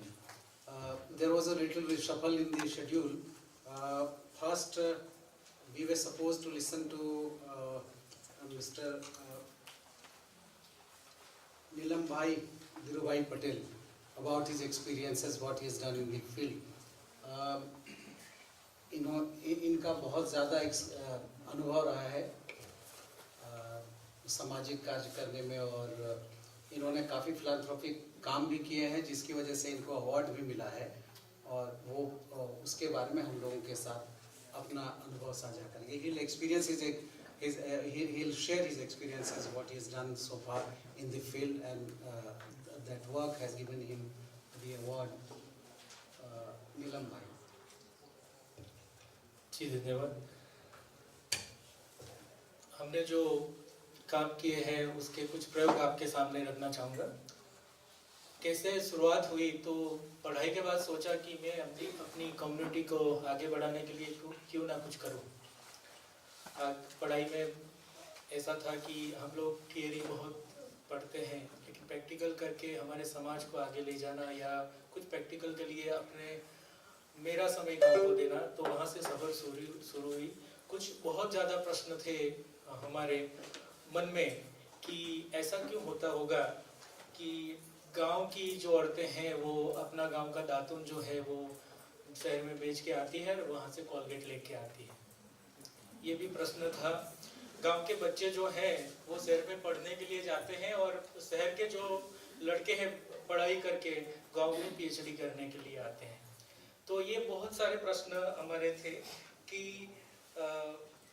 गांव में जो है जहाँ उत्पाद होता है, खेती है, खेत में जो धान होता है, तो वहाँ कुपोषित बच्चे पैदा होते हैं, और जहाँ शहर में कुछ पैदा ही नहीं होता, बिक्री करके लाना पड़ता है, वहाँ अति पोषित बच्चे पैदा होते हैं कि उनके माँ बाप का यही होता है कि हमारे बच्चों का वजन कैसे घटे, और गांव के बच्चों का यही होता है कि इसका वजन कैसे बढ़े.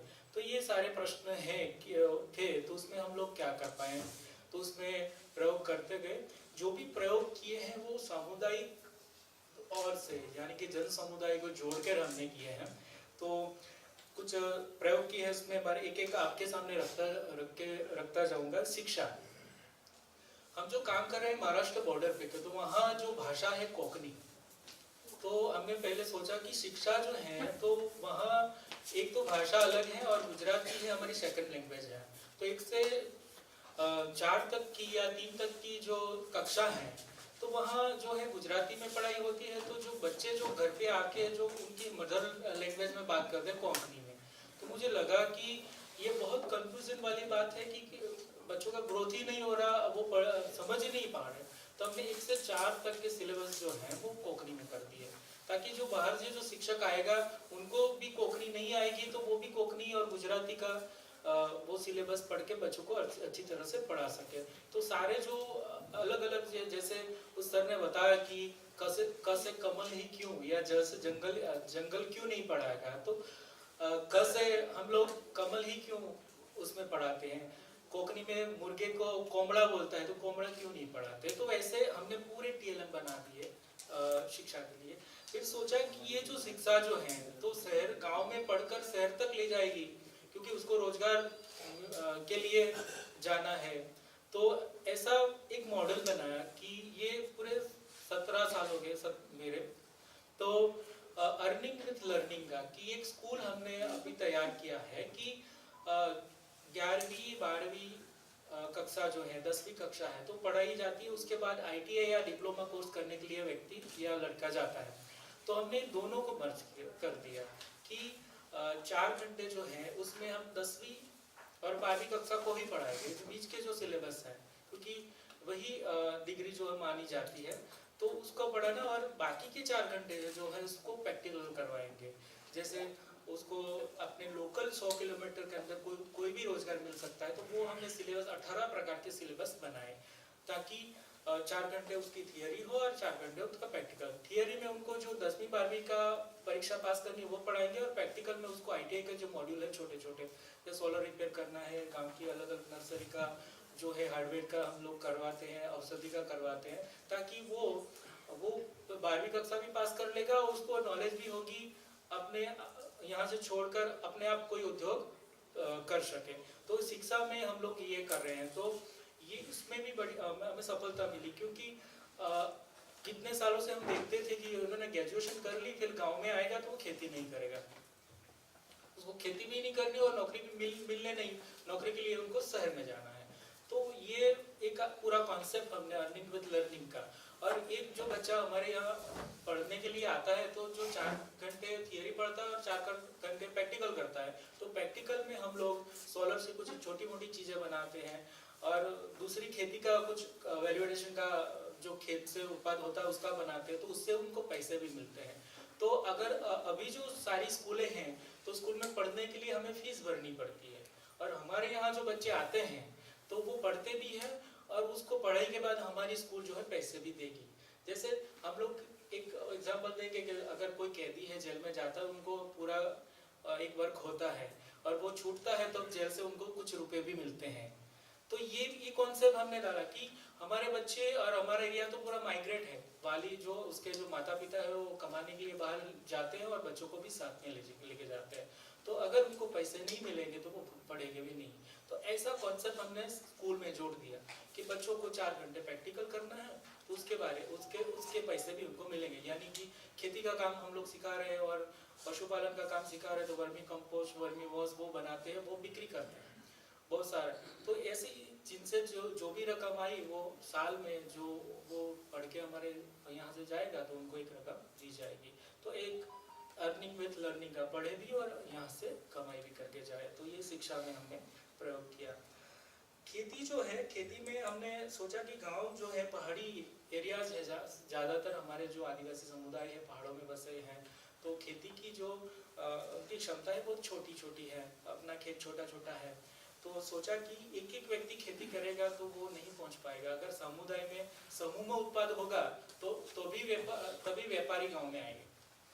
इसलिए हमने सामूहिक खेती का कॉन्सेप्ट शुरू किया कि गांव में कोई अकेला व्यक्ति खेती नहीं करेगा और एक प्रकार की खेती करेगा, क्योंकि हमें लॉट में यानी कि ज्यादा उत्पाद करना है तो एक ही प्रकार की एक कुछ चीजें उसमें बोनी पड़ेगी। तो पहले हमने केले का प्रयोग किया, फिर करेला का प्रयोग किया, तो और कद्दू वगैरह सब अलग अलग प्रकार के प्रयोग किए।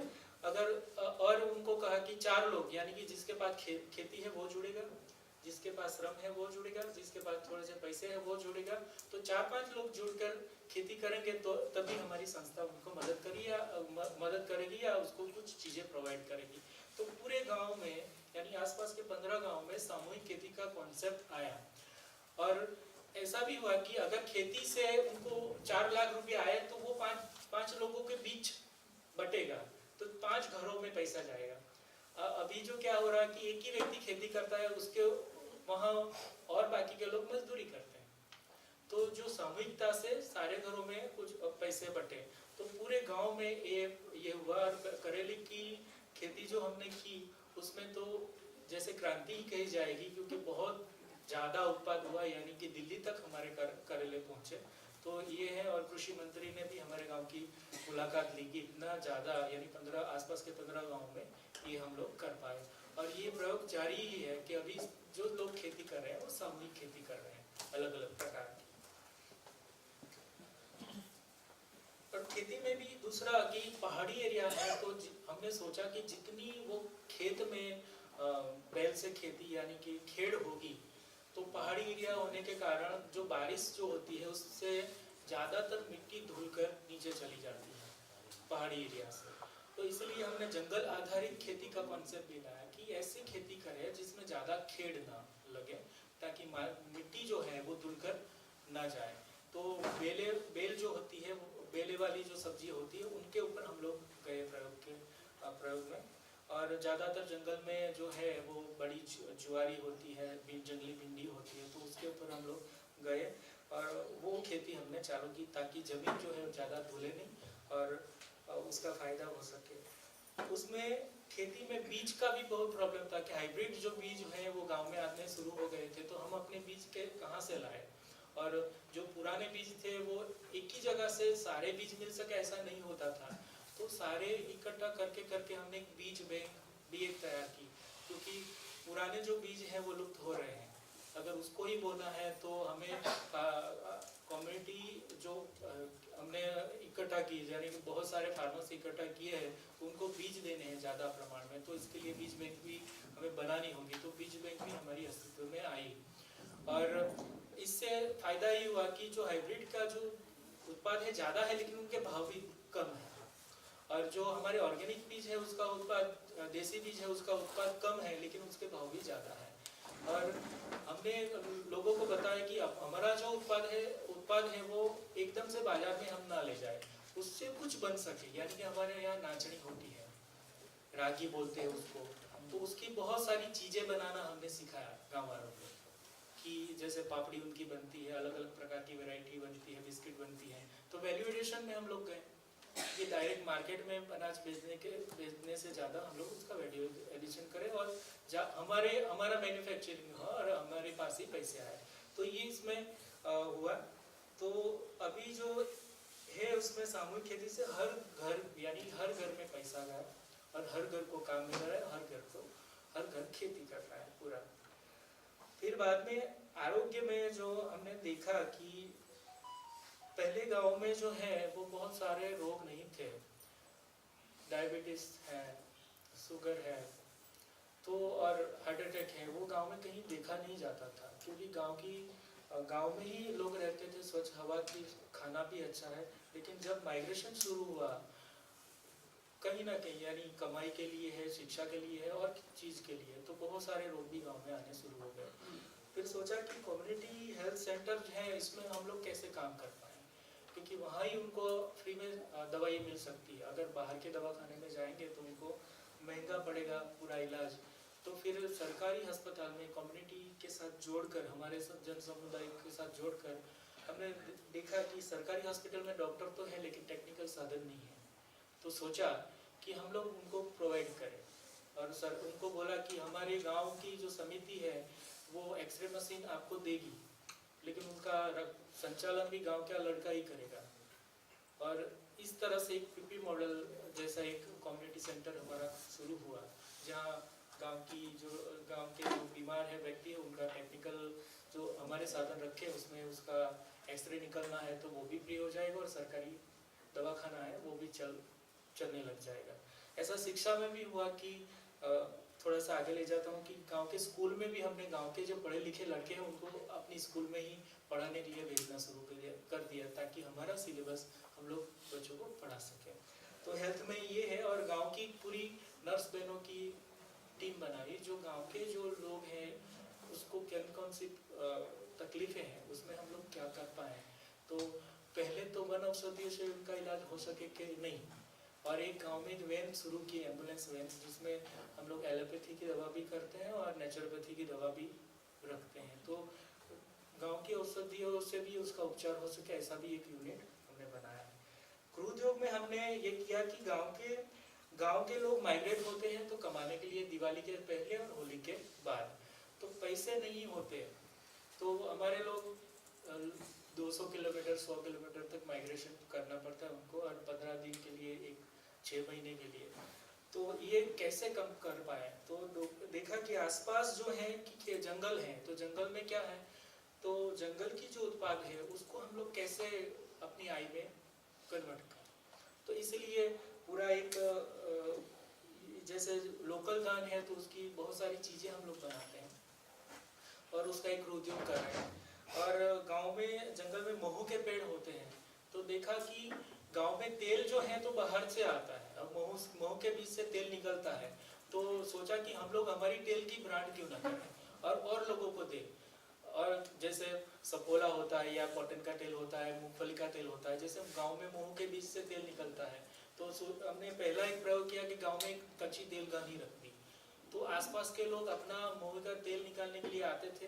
फिर हमने देखा कि गांव के हर घर में कौन सी चीजें बाहर से आती हैं और गांव से बाहर क्या क्या जाता है, तो पूरा ग्राफ निकाला तो तेल बाहर से आता है, जो कच्चे माल है वो बाहर जाता है, तो गांव जो है पूरा परावलंबी होता जा रहा था। तो एक देखा कि तेल में तो हम लोग उनको स्वावलंबी करें, तो फिर तेल खाने लगा दी, तो आसपास के 10 गांव के लोग वहाँ तेल निकालने के लिए आ गए। फिर सोचा कि ये तो हो रहा है और उसके ऊपर गांव भी निर्भर हो रहा है कि वो तो स्वनिर्भर है, अगर 4.5 रुपये किलो हम लोग उनको तेल निकाल के देते हैं, उसका जो रफ माल जो निकलता है उससे संस्था की आय भी होती है। तो फिर सोचा कि कम्युनिटी बेस ये कर दें, तो हर 10 गांव में एक तेल मिल लगाना हम लोग शुरू कर रहे हैं, ताकि उस गांव का एक लड़का उसमें काम भी करेगा और जो तेल गानी जो इलेक्ट्रिक से चलती है उनका खर्चा भी निकल जाएगा, तो गांव तेल जो है बाहर से नहीं आएगा। इसी तरह से अनाज भी हम लोग बाहर से नहीं आएगा, हमारा अनाज जो ज़्यादा हुआ तो हम लोग बाहर भेजेंगे, बाकी गांव का ही अनाज गांव में उगाएंगे। तो ये गृह उद्योग में हमने शुरू किया, और गांव की महिलाओं के लिए जो लोकल बीज है उसका संवर्धन का काम, फिर जो पुराने कपड़े हैं उससे हम लोग बहुत सारी चीज़ें बनाते हैं, थैली बनाते हैं, यानी कि कपड़े में भी हम लोग स्वावलंबन की ओर बढ़ रहे हैं पूरा, और उसका जो हम लोग बनाते हैं उसका गांव ही यूज़ करें। और अभी प्रयोग ही चल रहा है, जैसे दूसरा हम लोग करने वाले हैं कि साबुन भी हम लोग बाहर से नहीं लाएंगे। पूरे तहसील में 50,000 लोग हैं, तो हम लोग क्यों साबुन बाहर से लाएं, हमारा यूनिट ही साबुन का साबुन बनाए और गांव के लोग ही उनको यूज़ करें। तो जितनी भी चीज़ें हम लोग वहाँ लोकल बना सकते हैं वो बनाकर हम लोग कर रहे हैं। पूरा जंगल में देखा कि पूरा जंगल एरिया है, और सर ने बताया कि साबुन के पेड़ का फायदा क्या है। अगर साबुन का पेड़ से नहीं तो औषधि की जा सकती है, आप उसका कुछ बहुत ज़्यादा यानी फर्नीचर बना सकते हैं, तो इसके लिए लोग उनको काट देते हैं, फॉरेस्ट वाले भी काट देते हैं, और फॉरेस्ट का और लोगों का झगड़ा बहुत सालों से चलता आ रहा है, क्योंकि फॉरेस्ट वाले ब्लेम करते हैं कि गांव वाले जंगल काटते हैं, और हम लोग कहते हैं कि फॉरेस्ट डिपार्टमेंट जंगल को बर्बाद कर रहा है। तो पूरा हमने ये किया कि फॉरेस्ट और लोगों को जोड़कर ये कॉन्सेप्ट उनके सामने रखा कि औषधीय वन क्यों ना खड़े हो। तो पूरा औषधीय वन जो बड़े पेड़ जो हैं, जैसे अरीठा है वगैरह वगैरह, सारे बड़े पेड़ हैं जो उसका वन खड़ा किया जा सके, तो उसकी एक पूरी एक जगह हमने ली, और हमने 2 साल से वो औषधीय वन हम खड़ा कर रहे हैं, ताकि हर गांव वालों से उनको उत्पाद मिल सके। जो टिक के पेड़ या साबुन के पेड़ बोएंगे तो वो काट के बेच देंगे, उनका फायदा क्या। तो ये ऐसे पेड़ बोए जाएं जो सालों साल उनको औषधि दे सके, उनको फल दे सके, ताकि हर घर में आय होगी। अभी हम लोगों ने साबुन के पेड़ के बजाय अलावा मोहे के पेड़ लगाना शुरू कर दिया, जो फलाव जो पेड़ है वो लगाना शुरू कर दिया है, ताकि हर 10 के और 5 साल में उनको उस फॉरेस्ट से आय हो जाएगी और फॉरेस्ट भी नहीं कटेगा। तो ये हमने एक जंगल में किया, और ये पूरे सामुदायिक वन खड़े करने का ये कॉन्सेप्ट हमने डाला है, और अभी ये शुरू हो रहा है, और 2 साल हुए हमारे। और उसमें फॉरेस्ट डिपार्टमेंट में क्या, फॉरेस्ट डिपार्टमेंट को क्या चाहिए कि जंगल चाहिए, और हमें जंगल से आई चाहिए। तो दोनों का जो कॉन्सेप्ट मिलता जुलता हुआ, तो कुछ झगड़े भी हमारे शांत हो गए। और अब 2005 का जो कायदा आया कि जो खेत रहा था उसकी जमीन दी गई, उससे बहुत सारे झगड़े शुरू होने लग गए गांव में भी। जो फॉरेस्ट था खड़ा हुआ वो भी काट कर वो खुली जगह करके वो अपना खेत जो है कि ये हमारा है। तो इससे क्या हुआ कि खेती तो गांव में बढ़ी, लेकिन वो जंगल भी पूरा चला गया। और जैसे प्लेन एरिया में खेती, पहाड़ी एरिया में खेती करना है, तो जितने भी खेत उसमें जो जिसमें खेड़ लगेगी, ट्रैक्टर चलेगा, उतनी मिट्टी धुल के नीचे जाएगी। तो उससे बेस्ट ये आइडिया था कि कम्युनिटी वन औषधीय फॉरेस्ट खड़ा किया जाए, तो लोगों को आय भी होगी और लोगों की हेल्थ में वो काम भी आएगा, और जो झगड़े हैं वो भी खत्म हो जाएंगे। पानी के ऊपर जो हमने काम किया, उसमें पूरा पहाड़ी एरिया है, 130 इंच 120 इंच बारिश होती है साल में, और मार्च अप्रैल मई में देखेंगे तो पानी पीने की भी दिक्कत होती है। तो इसमें हमने शुरू किया, जो झरने हैं वहाँ हमने चेक डैम बनाना शुरू किया, पत्थर मिट्टी का वगैरह वगैरह। तो उसमें चेक डैम झरने पे बनाए, और दूसरे जो नहीं रिपेयर करी थी सरकार, उसमें हमने हमारी ओर से चेक डैम बनाना शुरू किया। फिर गांव वालों ने ही हमने कहा कि भाई चेक डैम आने से तो पानी खत्म होगा। तो क्या होता था कि नदी में जो चेक डैम बना देते थे, तो उसमें क्या होता था, पानी के बहाव से मिट्टी पत्थर सब आते थे, तो चेक डैम डिस्ट्रक्ट करना पड़ता था कि भर जाता था। और पहले से ही एक रचना कुदरती रही है कि हर नदी होती है उसमें खड्डा होता है, जैसे हमारे गुजराती में उसको खाड़ा बोलते हैं या और कुछ है, कि पानी नदी में बड़ा खड्डा होता है तो वो हर साल गहरा ही होता जा रहा है, क्योंकि पानी आने से पानी खड्डे में गिरता है, वो चक्रवात होकर बाहर निकलता है, तो उसकी जो अंदरूनी जो सतह है वो अंदरूनी होती है। और चेक डैम आड़ा कर दे तो उसमें मिट्टी और सारी जो चीजें हैं भर जाती है, तो आगे का जो खड्डा है वो भर जाता है, तो पानी धीरे धीरे खत्म होता है। तो इसीलिए हमने नदी एक नया कॉन्सेप्ट लाया कि हम लोग खड़ा चेक डैम नहीं बनाएंगे, हर नदी में 1 किलोमीटर में एक खड्डा कर देंगे, ताकि नदी में पानी सूख जाने के बाद भी खड्डे में पानी रहेगा। तो ये बहुत अच्छा रहा गया। अभी हमारे गांव में मार्च अप्रैल मई में भी पानी है। हम लोगों ने जब 2004 में 5 में शुरू किया, तब हमारे गांव में भी पानी के टैंकर आते थे। फिर धीरे धीरे खेत तालाबड़ी और चेक डैम और जो नदी में खड्डे की जो डिज़ाइन है, उसके बाद अभी 40 फुट के ऊपर हमारे कुएं में भी पानी है। ऐसा गांव है जहां पहली बार 40 फुट पे पानी है, लेकिन दूसरे गांव में देखे, दूसरे एरिया में देखे तो 100-200 मीटर या 100 मीटर से ज़्यादा बोर करना पड़ता है वो हैंडपम्प का। तो ये पानी के ऊपर हमने प्रयोग किए हैं। ज़्यादातर लोगों के साथ जो ये पूरा जो है कम्युनिटी जुड़ी और उससे ही किया। फिर सोचा कि हम लोग इस जो आय पैदा हुई है तो उनको जोड़े कैसे, तो फिर सोचा कि एक बैंक क्यों ना खड़ा करें। फिर इस बैंक का नाम हमने दिया कि बार्टर बैंक। पहले जो क्या होता था कि हमारी चीज़ हमारे पास घर पे थी तो किसी को दे के आते थे और हमारी ज़रूरत की चीज़ हम लोग लेके आते थे। तो एक बैंक ऐसी अस्तित्व में हम लोग लाए, तो छोटे पैमाने पे हमने शुरू किया है कि अगर कोई किसान हमसे 5,000 रुपया ले जाएगा अपनी खेत के लिए, तो बैंक का जो ब्याज होगा छोटा सा वो तो लगाएंगे ही। अगर उनको 5,000 हम लोग दे देते हैं, उसके बाद 1 साल के लिए उनकी खेती के लिए लिया है, तो खेती नहीं हुए तो क्या, तो हम बैंक को हफ्ते देने होंगे उनको, तो हम कहेंगे कि पैसे लाओ, तो उन्होंने वो कहता है कि पैसे नहीं है, तो हम कहेंगे कि आपके पास अनाज है, तो बैंक अनाज भी लेंगे। उन्होंने कहा कि हमारे पास अनाज भी नहीं है, तो हम लोग कहेंगे कि आप लोग घर में कितने लोग हैं काम कर सके इतने, अगर 3 लोग हैं तो हम लोग श्रम भी जमा करेंगे उनका। तो पैसे जो हैं उनका मूल्य हमने 3 में, एक तो श्रम और अनाज में बांट दिया।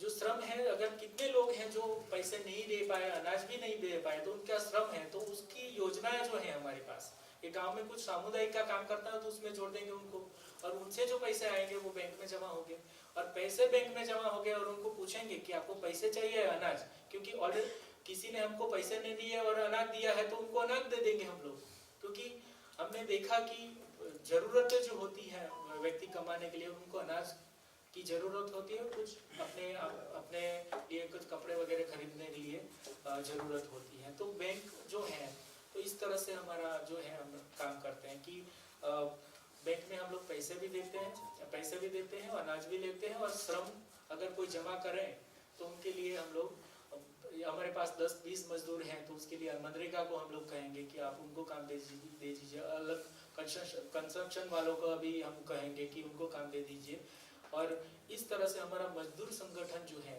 वो भी बढ़ता है श्रम जमा करने के लिए। और वो नहीं हो पाया था कभी भी, क्योंकि कौन मजदूर कहाँ काम पर जाता है, कहाँ जाएगा, तो नहीं, श्रम जमा करना बैंक में शुरू हो गया तो 10-50 मजदूर अगर किसी कंस्ट्रक्शन साइट में काम करने के लिए जाते हैं तो हमारा बैंक कहता है कि हमारे मजदूर आएंगे, उनकी रहने की व्यवस्था आपको करनी है, उसके पैसे हमारे बैंक में जमा करना है, और लेबर कमिश्नर को हम कहते हैं कि 24 घंटे में एक बार उनके हेल्थ की चेकअप भी करनी है, ताकि उनके ऊपर उनका शोषण ना हो।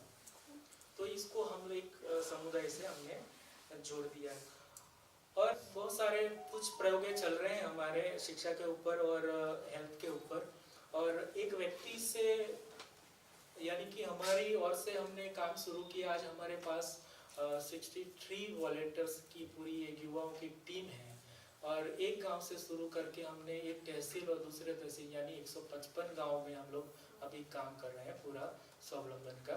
और जो प्रयोग जो है इसमें बहुत सारे प्रयोग हुए, उसमें जो सक्सेस है वो आपके सामने हमने रखे।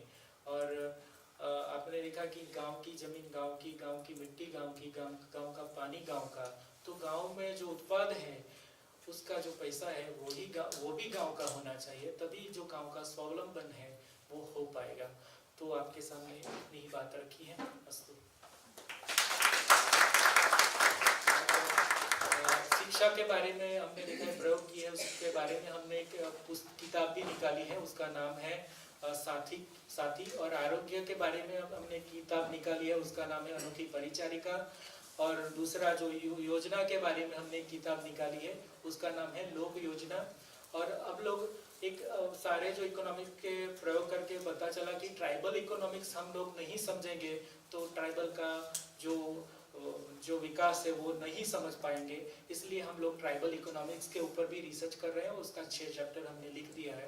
तो अलग अलग होगा, अलग एरिया का इकोनॉमिक्स, तो हम लोग ट्राइबल इकोनॉमिक्स भी लिख रहे हैं।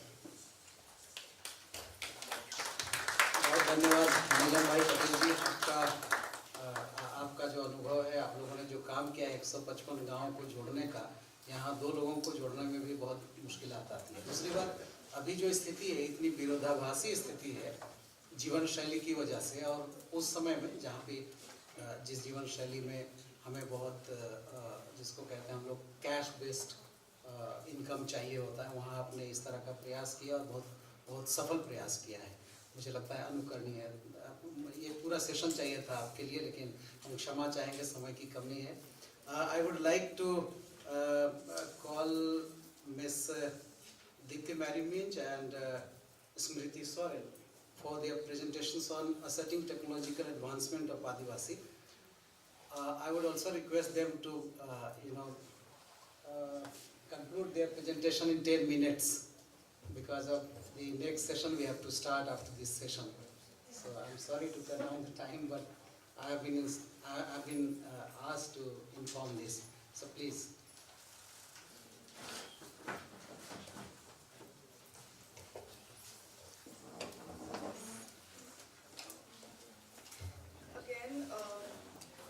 My co-author Smriti Soren, she was unable to attend, but she has contributed significantly to this paper, and the paper is titled Asserting Technological Advancement of Adivasi. theoretical and empirical investigation to understand and conceptualize Adivasi's relation with technology, development and eco-diaconia.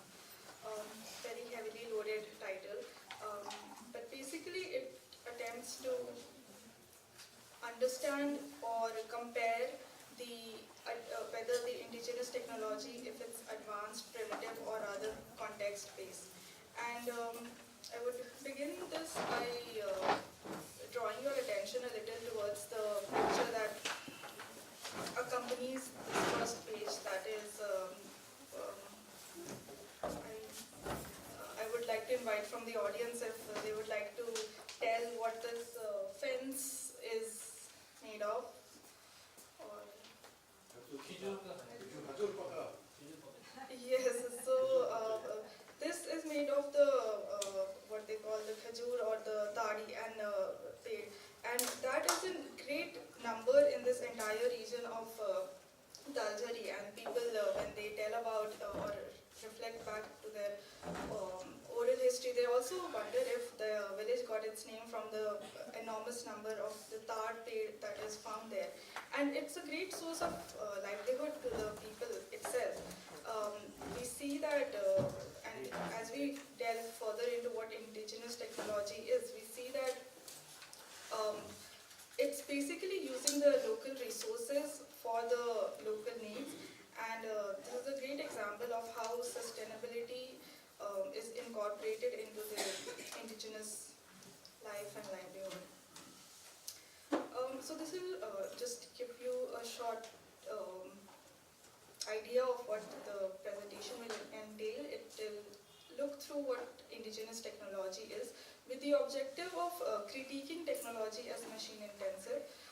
And methodologically, the paper is based on the historical and anthropological investigation of use and perception of technology among the Adivasi.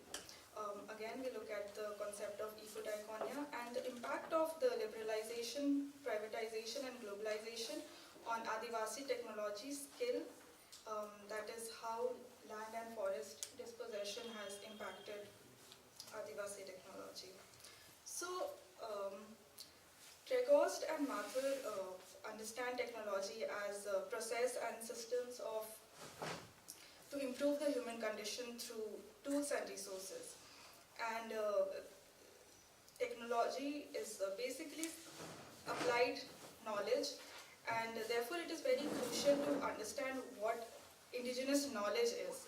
And indigenous knowledge, as defined by various authors and scholars from the south, such as Mabed, Umair and Sinabola, they say that indigenous technology is engaged to solve a problem arising within the community through tools, techniques and processes and methods, and through the application of traditional knowledge. So that is the difference between the technology and traditional knowledge, is that in indigenous knowledge, it involves application of traditional knowledge, which we have, I think, seen throughout the conference. It's intergenerational, locally generated and intergenerationally passed on to. Again, this also involves this concept of biosphere versus the ecosphere people. And this concept that is given by Nicholas Pauline, which means that biosphere people basically use the resources that are available to them in a very close or local boundary or limit. Therefore, their modes of production, consumption and distribution, they are much more subsistence based or limited towards a very particular region, whereas ecosphere people, their production, consumption and distribution patterns, it tends to be much more beyond a given limited area. And we see this later into how LPG is impacting this whole concept. And so we look a little at the research questions, again highlighting whether indigenous technology is advanced or primitive, and the impact of modernization on the indigenous technology, and impact of welfare or development agenda on the indigenous technology. So we look again a little to the concept of eco-diagonia, which in a journal by Bara, it's derived from a Greek word basically meaning stewardship or caring for the environment or nature. And therefore, indigenous technology is based on eco-dynamism for battling climate change. What it basically means is that the life cycles of the indigenous community is very much linked to the life cycle of the environment. And whatever, for example, they change their life and livelihood according to the changing environment. Now, I think this concept is nicely captured in the Human Nature Complex, which given by Vidyarthi in 1977. We look now a little at a few cases of indigenous technology. While this is not based on our primary study of these two technologies, the idea of giving the examples of the first photo, which represents the indigenous bamboo net trap for catching the fish, and the other is the dheki system. What both of these signify is dependence on the local resources for producing and consuming the food. We also see that the bamboo, it is a part of a forest, and how these processes or these resources are being threatened by the increasing deforestation and the reducing forest. So therefore, the very livelihood or the dependence of the community, it is being impacted by deforestation. Again, in the other process of dheki, we see that it is again a very, though it is labor intensive, it is based on preservation of the nutritious level of the food. So in the intensive machine-based system, where the food is in the mills, where the food gets processed at a very large scale, it is argued that it loses a lot of nutrition, whereas the indigenous technology, which though works at a slow pace, also involving the labor and skill of the individual, it tends to preserve the nutritious value. Therefore, we see that indigenous technology, though it does not produce at large scale, it yet conserves both the nutrition value of the food as well as the resources around it. Right. So, looking a little at the climate and sustainability and the very knowledge of the Adivasi, this is to highlight a little folklore or the legend of the Asurs, and how to argue that it's not that the indigenous people, they do not have, so as we saw earlier, that technology, it's basically applied knowledge. And just because we have knowledge doesn't necessarily mean that we apply it. Meaning that not all knowledge has to be implemented. Rather, it is the context which requires our judicious judgment to understand whether we have to utilize or not utilize a particular technology. So in the case of the Asurs, we see that, as the legend goes, that it's the iron smelting community, and how they would smelt the iron day in and day out. And this called for the wrath of the Singhbhoga, or the god, and who was displeased by the intensive, not just work of the people, but also the extensive extraction of the coal. argued that this knowledge of iron smelting was also among the Munda and the Ho. However, they refrained from iron smelting and the extensive uses of the coal. Yes. As we almost approach the conclusion of the presentation, we look again at the two pictures side to side to reflect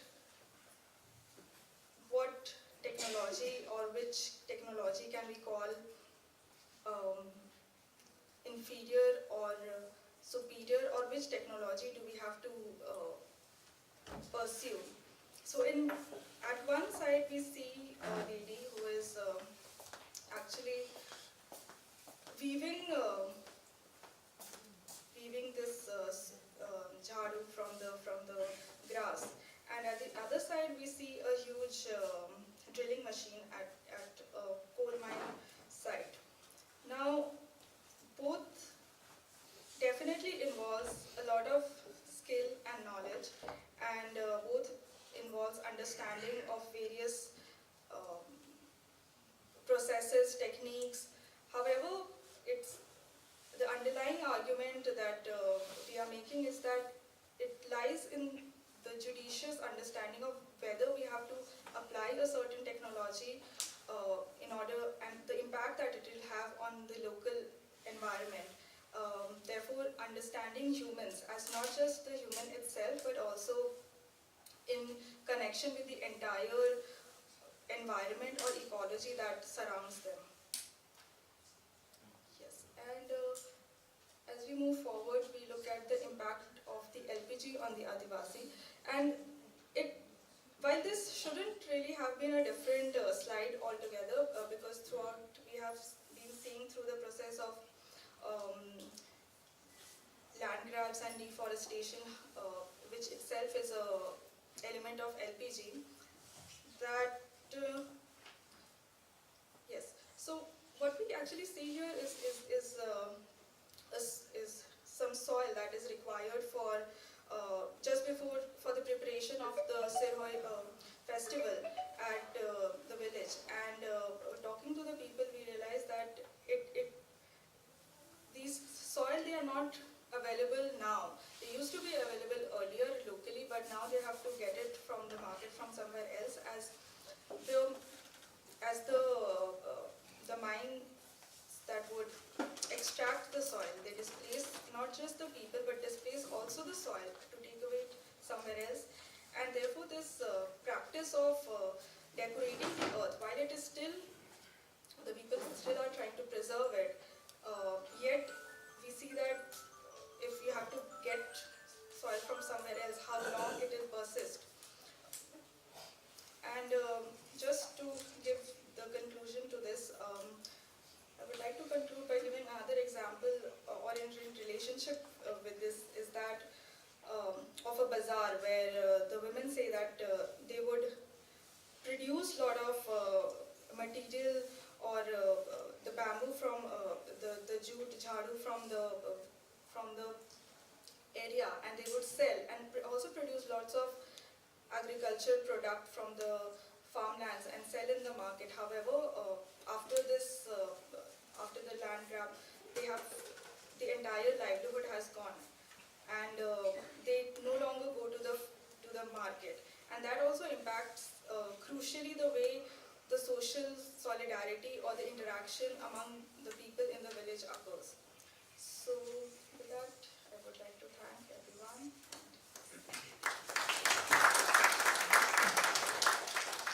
Thank you, Dipti, for your presentation. It has given good spark for the discussion at the end.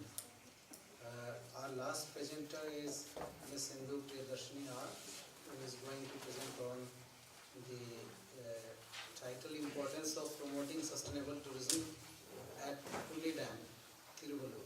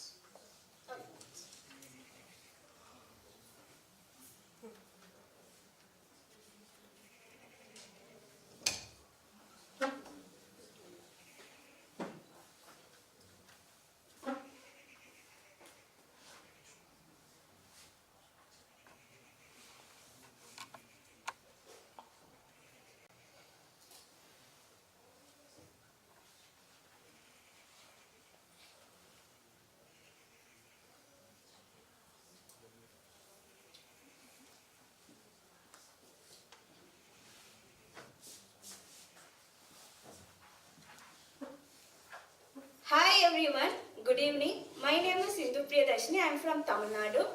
I am doing my MSW at Rajiv Gandhi National Institute of Youth Development, Sri Perumandur, which is in Tamil Nadu. My topic for the presentation is importance of promoting sustainable tourism at Pundi Dam, Tiruvallur. I did this research as part of my internship. Next slide, please. In this presentation, we will see these contents: introduction, research methodology, discussions, suggestions, conclusion and acknowledgement. Next slide, please. So we have come to the introduction part. We will be seeing the background of this research. Tamil Nadu has been awarded as the highest tourist arrival in the year 2021 by the Indian Tourism Statistics in the year 2021. Also, tourism is an economic sector which has the high potential to grow. And this potential to growth is always accompanied by the negative impacts. And sustainable tourism is one of the strategies to reduce the impact of the tourism. Next, please. This is the definition given by the United Nations World Tourism Organization for Sustainable Tourism. I will be explaining this in very simple terms. We all know that sustainability is fulfilling the needs of today without compromising the needs for tomorrow. Likewise, sustainable tourism is fulfilling the needs of economic, social and aesthetic need of today without compromising the need for tomorrow. Next. These are the three components of sustainable tourism. Social component is based on community-based tourism, and environment component is based on the green social work, and the third component, economic component, is related to social entrepreneurship. Next, this is the end of the introduction part. We will be seeing the research objectives. My research objectives are based on the components which I explained above. So the objectives are to find out the impact of pollution at Pundi Dam, to find out the cultural heritage of Tiruvallur, to find out the unemployment rate in Tiruvallur district, and to suggest the ways to implement the sustainable tourism at Pundi Dam. I will be focusing more on the second and the fourth objective because these two are more relevant to our seminar theme. Next. So we have come to the research methodology part. I used the secondary research which I relied on the previously done research, and the type of research is narrative literature review. I collected the sources from the Google and Google Scholar, and the research articles which are published from the year 2014 are included in my study. The sample size for my research is 17. I reviewed 17 research papers, government reports and government handbooks. Next, we are going to the discussion part. Since it's a narrative literature review, I don't state it as findings, it's a discussion. We are discussing what the authors have stated. So, first let's see the study area. The main focus is Pundi Dam. Pundi Dam is one of the major tourist attractions in Tiruvallur where I reside. And also in this research, the whole Tiruvallur district is also considered. In Pundi, 5% of the Irula tribes they live, and in Tiruvallur district, 1.3% of the Irula tribes live. Irula tribe are the people who live near the water areas, and also they are the poor people, and the major occupation is snake catching. Next, in the discussion part, we'll see the first objective. This I'll be explaining very briefly. The first objective is to find out the pollution at Pundi Dam. I reviewed these 5 articles and they state that pollution level at Pundi is very low and the water is potable to drink. But every researcher tests that the water levels should be checked because people are bathing in the dam. Next, this is the second objective, unemployment rate in Tiruvallur. The first table shows the unemployment of male and female in urban and rural area. From this table, we could infer that there is gender gap in the unemployment rate. That is, more females are unemployed, and also in the urban area, there is the highest unemployment rate. And next, and this second table, it gives the education qualification and the unemployment rate. From this table, we could say that the highest level of qualification, that is postgraduate and above, there is the highest unemployment rate. But the factors for this unemployment rate is to be explored. And also, the report given by the Ministry of Labour and Unemployment stated that the unemployment rate in Tiruvallur is low. Next, we'll be discussing about this in detail. The objective is to find out the cultural heritage of Tiruvallur. First, we'll see the language. In Tiruvallur district, 83% of the people they speak Tamil because Tamil is the native language of Tamil Nadu. And also, Tiruvallur district is located very near to the Andhra Pradesh where the native language is Telugu, and we could see that 11.13% of the people they speak Telugu. And Muslim community people are also available in Tiruvallur, so we can find that 1.64 people they speak Urdu. Now we are coming to the arts and crafts. Tiruvallur is known for Lord Veeraraghavar temple, where you can find the Dravidian art sculpture. It is very famous art sculpture in South India. And also Puliket, which is the lagoon of Tiruvallur district, we can see the palmyra leaf articles made out of palm leaves, and kalamkari, handmade paintings on cotton clothes, and lungi is very famous at Puliket. Next, coming to the food, Yanadi tribes are the people who live in the Chittoor district, that is in the Andhra Pradesh state. Since Andhra and Tiruvallur they are very near, the people from the Andhra they come to the Puliket and they will be involved in the catching of the fish. So Yanadi tribe people they collect seafood from the Puliket and they helps in their livelihood. Also, the major crops of Tiruvallur are groundnut, sugarcane, etc. And horticulture crops like vegetables, guava and mango are famous in Tiruvallur. Next, we are coming to the archaeological importance. The Dutch cemetery and the Church of Lady of Glory is famous in the Puliket, which is located in Tiruvallur. And also, secondly, Gudian case is one of the most important in history because tools which are used by the prehistoric men are found from the Gudian case, and it is preserved in the Pundiam Museum. So, this Pundi Museum is located near to the Pundi Dam and it is very important. Next, we are going to see the festival celebrated by the tribe. The festival is titled as Masimagam. It is to celebrate the goddess Kanniyamma. It is celebrated in the month of February by the Irula tribal people. The people from the Andhra Pradesh and Tamil Nadu, they gather at the Mahabalipuram and they will celebrate the god. I will be showing the picture next. These are the few pictures. You can see the Puliket seafood and Veeraraghavar temple architecture, and in the middle you can see that people are involving in the palm craft. Next slide. So that is the Dutch cemetery, and the picture which is below, we can see the Masimagam festival. We can see that the people are offering fruits, flowers to the god, and in turn they will be getting blessing from the god. And it is considered that in order to decrease the anger of the god, the people are involving in this activity. And in the middle you can see that Yanadi tribe people are involving in the fishing method. We could see that the tribeman, he is having the palm craft in his mouth and he is also using his hand to make the fish to come into that bucket. This method is usually done during the monsoon season. Next, we have come to the suggestions part. These suggestions are given by me according to the proposal made by the Tiruvallur Tourism Department to Tamil Nadu Tourism Development Corporation. So, in order to improve the environmental sustainability at Tiruvallur, bicycles and e-bikes can be given rent for the tourists because there is a very beautiful view along the Pundi Dam, so that tourists can get benefited. Also, red and green dustbins can be kept. Native plants and nature fertilizers can be used in landscaping because it promotes the biodiversity. Reclined woods can be used for decking, and also e-tickets can be considered.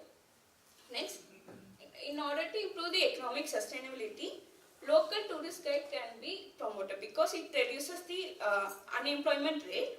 Also, women self-help groups, especially from the tribes, they can be given opportunity to put food stalls at the Pundi Dam. It reduces the gender gap in unemployment. And also, coming to the last part, cultural sustainability. Major crop recipes which was discussed before can be used in the dining facility like groundnut, sugarcane, etc. And the Pulicat palm crafts which were made at Pulicat can be sold at the Pundi Dam because it is part of Tiruvallur district. So selling that could be a mode of promotability. And also, museum signboard can be kept at the dam.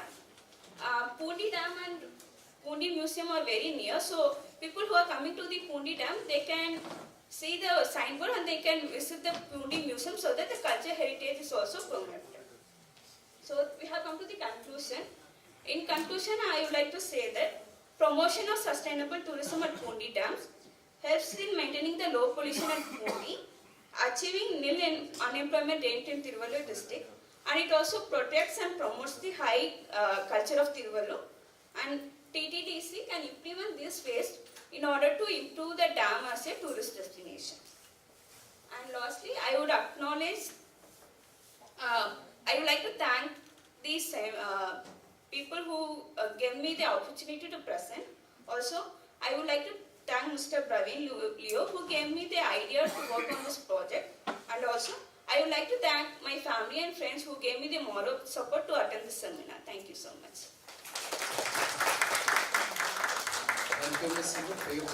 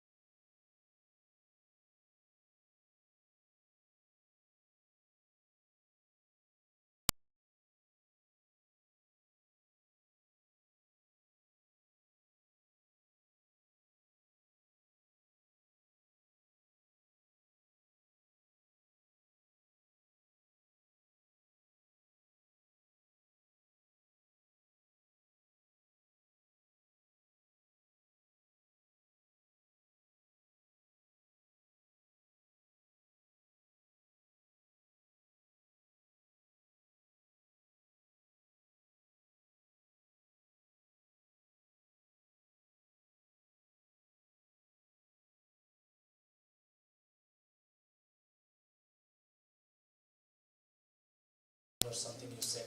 Maybe I wanted a little more clarification on that. Thank you.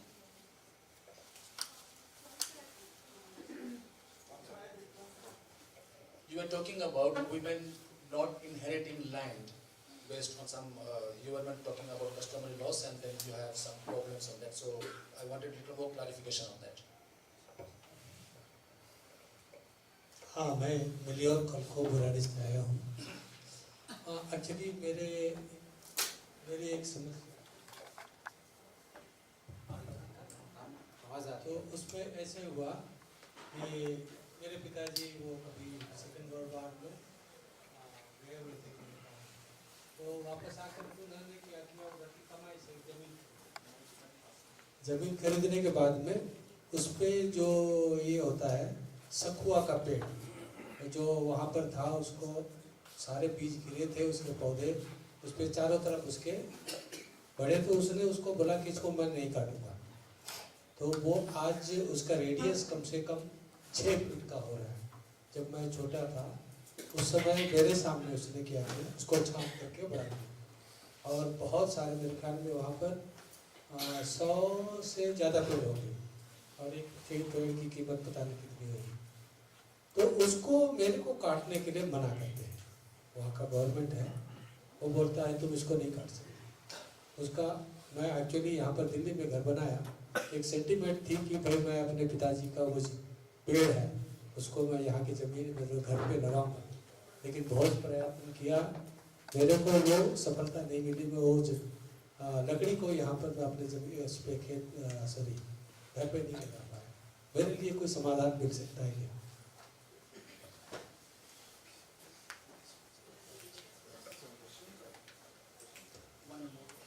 One more.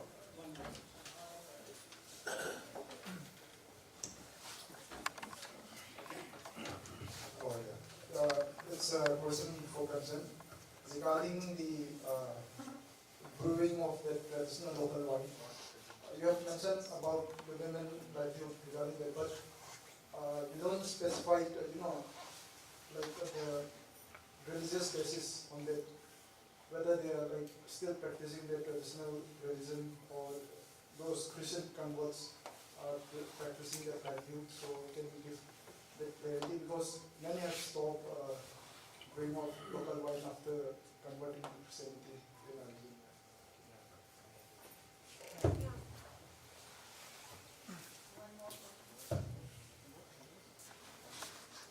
मेरा सवाल नीलम भाई आपसे है। आपने गुजरात राज्य में 155 गांवों को जोड़ने में सफल प्रयास किया, तो आप बाकी के राज्यों को जोड़ने के लिए क्या प्रयास करने के लिए उस बारे में थोड़ा सा। We'll start the responses because we have very limited time. The next schedule is. Thank you for your questions. I will start with, since Professor Khaka has given his observation, but I want to answer it. Since there are other dimensions are also related to brewing rice beer, but then every livelihood or every coin has a two sides. So if we are focusing it, if we will see it with different lens, we will be seeing it more into more of a moral aspect, and how it is people are like blaming how rice beer or aadmi log ka hadiya peene se how this community is how it is tabooed in this community. So but then if my specially study research focus was into how women are diversifying their livelihood in terms of like what all traditional practices they are bringing for as a diversification in their livelihood. So one was brewing rice beer, another was knitting palm mats, which was very closely related to as a traditional practices in Adivasi society. So how they are within these livelihood, within these traditional practices, taking into account the negative aspect of the rice beer also, how women are also struggling and also negotiating their space in it. How, because as Honoring also questioned that women, how, because yes, there are taboos related to women who are brewing rice beer, but in my study, what I found was mostly the women who follow Sarna Dharam, they are into brewing rice beer, but the most of the Christian women are into knitting palm mats. Again, because the notion of sin and morality come into it. The larger picture of belief, faith, which comes. So that is also one of the reasons that women who has that position, they choose palm mat, and other chooses as a brewing rice beer. So yes, I have, due to a shortage of time, I didn't mention that religion and morality aspect. And also related to women and land relationship, there was a lot of dilemma which I found in my research, because women, they didn't find it very not very patriarchal, or we can say they didn't find it very imbalancing their right. They were like कि अरे women को land नहीं मिलता है क्योंकि अभी वो लिखवाने के लिए, खतियान बनाने के लिए ही हम लोग को बहुत टाइम लग जाएगा. तो it was not very, उनसे इंटरव्यू करके भी मुझे बहुत बहुत खराब आंसर्स नहीं मिले. They were positive about it. They were saying कि लैंड है, हम लोग का ही ज़मीन है, बट हाँ हम लोग के नाम पे नहीं हो सकता है. इसीलिए हम लोग को अब हम मतलब since it is not in their name और उसमें ज़्यादा they are not into very much of commercial crops. जितना भी होता है उनका फूड इनकम उसमें से जनरेट होता है, तो फूड इनकम उनको मिलता है. लेकिन इमीडिएट कैश इनकम के लिए where they will go for immediate cash income. They come into this activity because religiously men all over the year, throughout the year, they come to them and have bhaiya, and easily they earn 500 to 600 rupees a month. So और इसका ज़्यादा कम input है और ज़्यादा इनका इसमें result मिलता है, इसलिए they come into for immediate cash income. Next respondents, please. Thank you. Next respondent. You're in. So Neelam bhai has one clarification. आपने जो बताया कि पेड़ कैसे काटे जा सकते हैं, ज़्यादा तो गुजरात में हमारे यहाँ सब मतलब जब रिजर्व फॉरेस्ट कायदा होगा सब जगह पे, तो ऐसा होता है कि हमारी जो ज़मीन है जहाँ रक्षित पेड़ कौन से हैं, यानी कि हमारे यहाँ जो है सागुन का पेड़ है, पेड़ का पेड़ है, आम का पेड़ रक्षित है, तो वो काटने के लिए परमिशन हमें लेनी पड़ती है. और भी कोई पेड़ है हमारी ज़मीन में है तो गांव पंचायत में एक अर्जी देनी पड़ती है उनकी, और वो गांव पंचायत के जो लोग हैं तो वो पेड़ के ऊपर नंबर डाल के जाते हैं काटने के लिए कि जितने पेड़ हैं उसकी गिनती करके, तो फिर उसका जो पास मिलता है, तो हमारे यहाँ ऐसे पास मिल जाए तब हम लोग वो पेड़ काट सकते हैं. तो ऐसी कोई प्रोसेस होगी फॉरेस्ट में भी और गांव पंचायत में भी कि एक उसको अर्जी देनी है होगी कि ये हम पेड़ काटने वाले हैं, तो अब हमारी ज़मीन है तो वो काटने के लिए वो ना नहीं करेंगे. अगर रिजर्व फॉरेस्ट की ज़मीन है, अगर सरकारी ज़मीन पे हमने पेड़ बोए हैं तो वो नहीं काटेंगे. ऐसा होता है.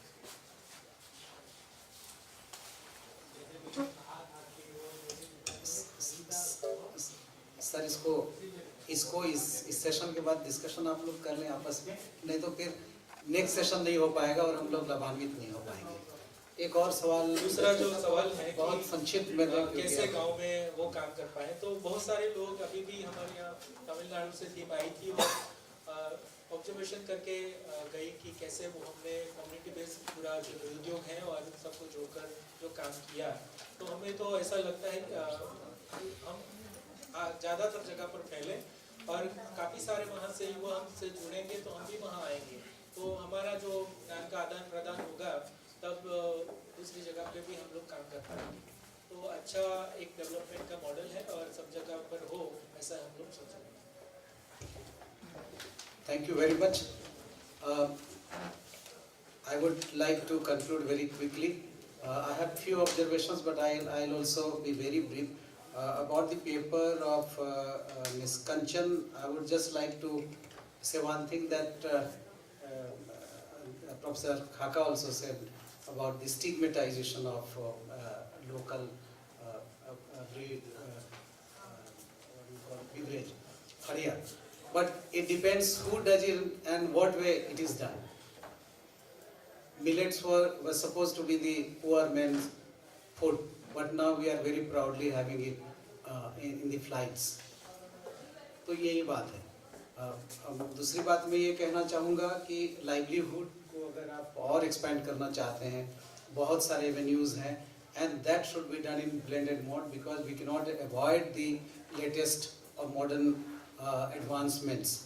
We have our traditional knowledge systems which are very rich, but at the same time, because it cannot meet everything, we cannot meet everything. Yes, it is essential for sustainability, but we have to also consider the latest advancements because we are moving in an unprecedented manner because of technological advancements. तो आपको balance करना होगा and we have to go in a blended way. नीलम भाई पटेल, आपके लिए मैंने तो कहा भी था कि विरोधाभासी स्थिति है और इस स्थिति में अगर आप आगे बढ़ पा रहे हैं तो it is a great achievement. For Dipti, I had few points like this is not only she has cited two Adivasi technologies, But since I live in a village, I have whole lot of range of technologies, traditional wisdom which I could share had there been some time. But आप और भी इसको expand कीजिए and you can bring forth for many which are really unexplored. हम सारे देखते हैं आसपास में देखते हैं but we do not think of in that sense what you are looking at, जो कि avenues को बढ़ाएगा, जो कि sustainability को बढ़ाएगा और sustainability in all sense. For Hindu, I have observation that you need to go for empirical examination. Otherwise, this result will not work. It is not going to work. You have to assess. Many a times we think that this is the sustainable tourism or ecotourism, but it has become counterproductive because of the unidimensional strategy that is profit making only. And I mean, many times the locals do not get benefit, and the big players from outside, they are the main players and they get benefit of it. So you have to take these things into account. So thank you very much for your patient listening to our presenters. And here, on behalf of the organizing committee, I would like to close this session. Thank you very much. As we have completed the theme 2, I would request Professor Vijay Badaik to kindly present a memento to Mr. Neelam Bhai D. Patel for his experience and insights sharing to us.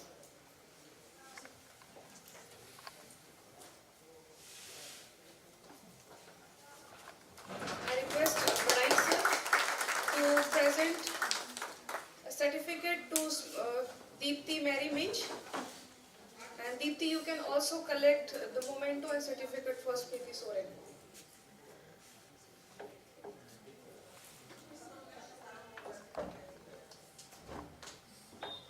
I request Professor Badaik sir to present a certificate and memento to Kanchan Thomasina Ekka for her deliberations.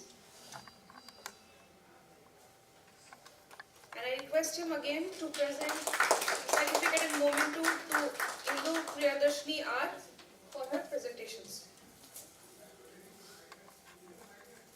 I now request Dr. Daisy Panna to come up to the stage and present a memento as a respect of honor to Professor Vijay Badaik sir, and also to follow the vote of thanks.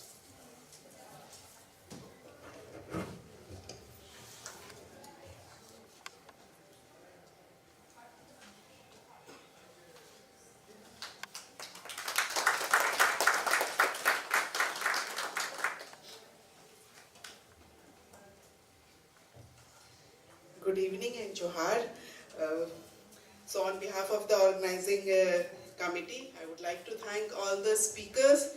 I will not name because all of them were both Deepti Mary Minch, Mr. Neelam Bhai D. Patel, Smriti Soren with the Deepti, Kanchan Thomasina Ekka, Indu Priyadarshini R. आप सब लोग मेरे साथ ज़रूर agree करेंगे कि उन्होंने enlighten किया, उनके हार्ड वर्क के लिए, उनके पेपर प्रेजेंटेशन के लिए हम एक बिग राउंड ऑफ अप्लॉज देते हैं उनके लिए। तो उन्होंने जो इतने सारे लाइवलीहुड के अलग अलग तरीके हमारे सामने रखे हैं और साझा किया है अपने एक्सपीरियंस से, उसके लिए हम बहुत बहुत आभारी हैं आपके लिए। So we thank you each one of the presenters from the heart. I would also like to thank our sponsors, जिनके बिना ये कार्यक्रम सब ये होता नहीं अच्छी तरह से, तो वो हैं हमारे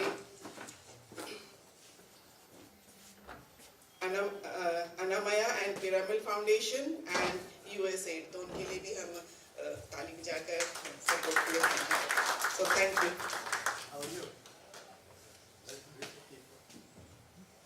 Thank you, Dr. Daisy Panna.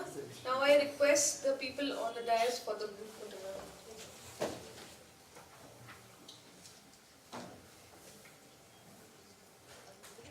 After this, we have a 15-minute tea break, and we will join again for the panel discussion, which is the last session for today. Thank you.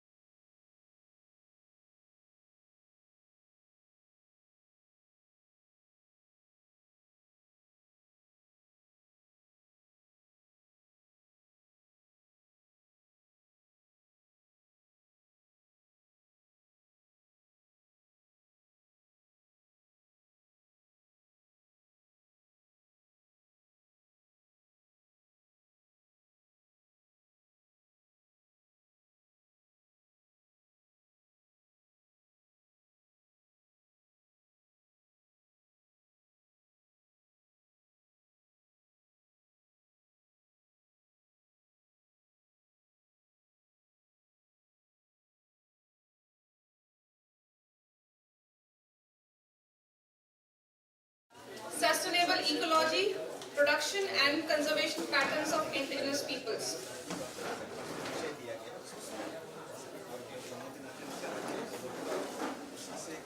This will be the last session of day 1. The next two themes will be followed tomorrow, followed by the valedictory.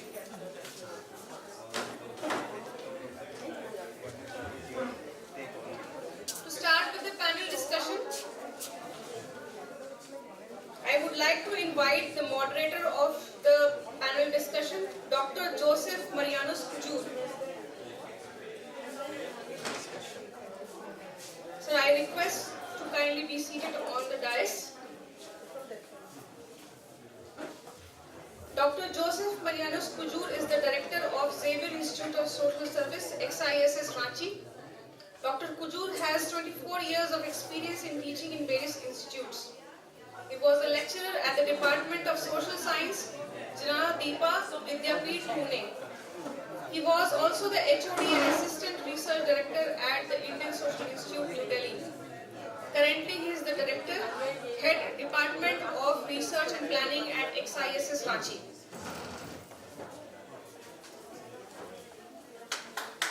I would now request the dignitaries to come up on the stage and be seated here. First, I would like to call upon Dr. Mayank Kumar.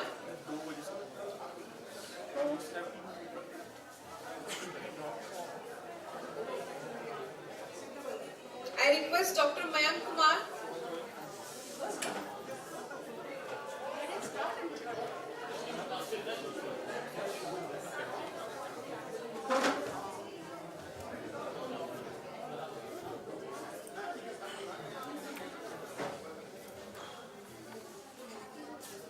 I now invite Dr. Mayank Kumar on the dais.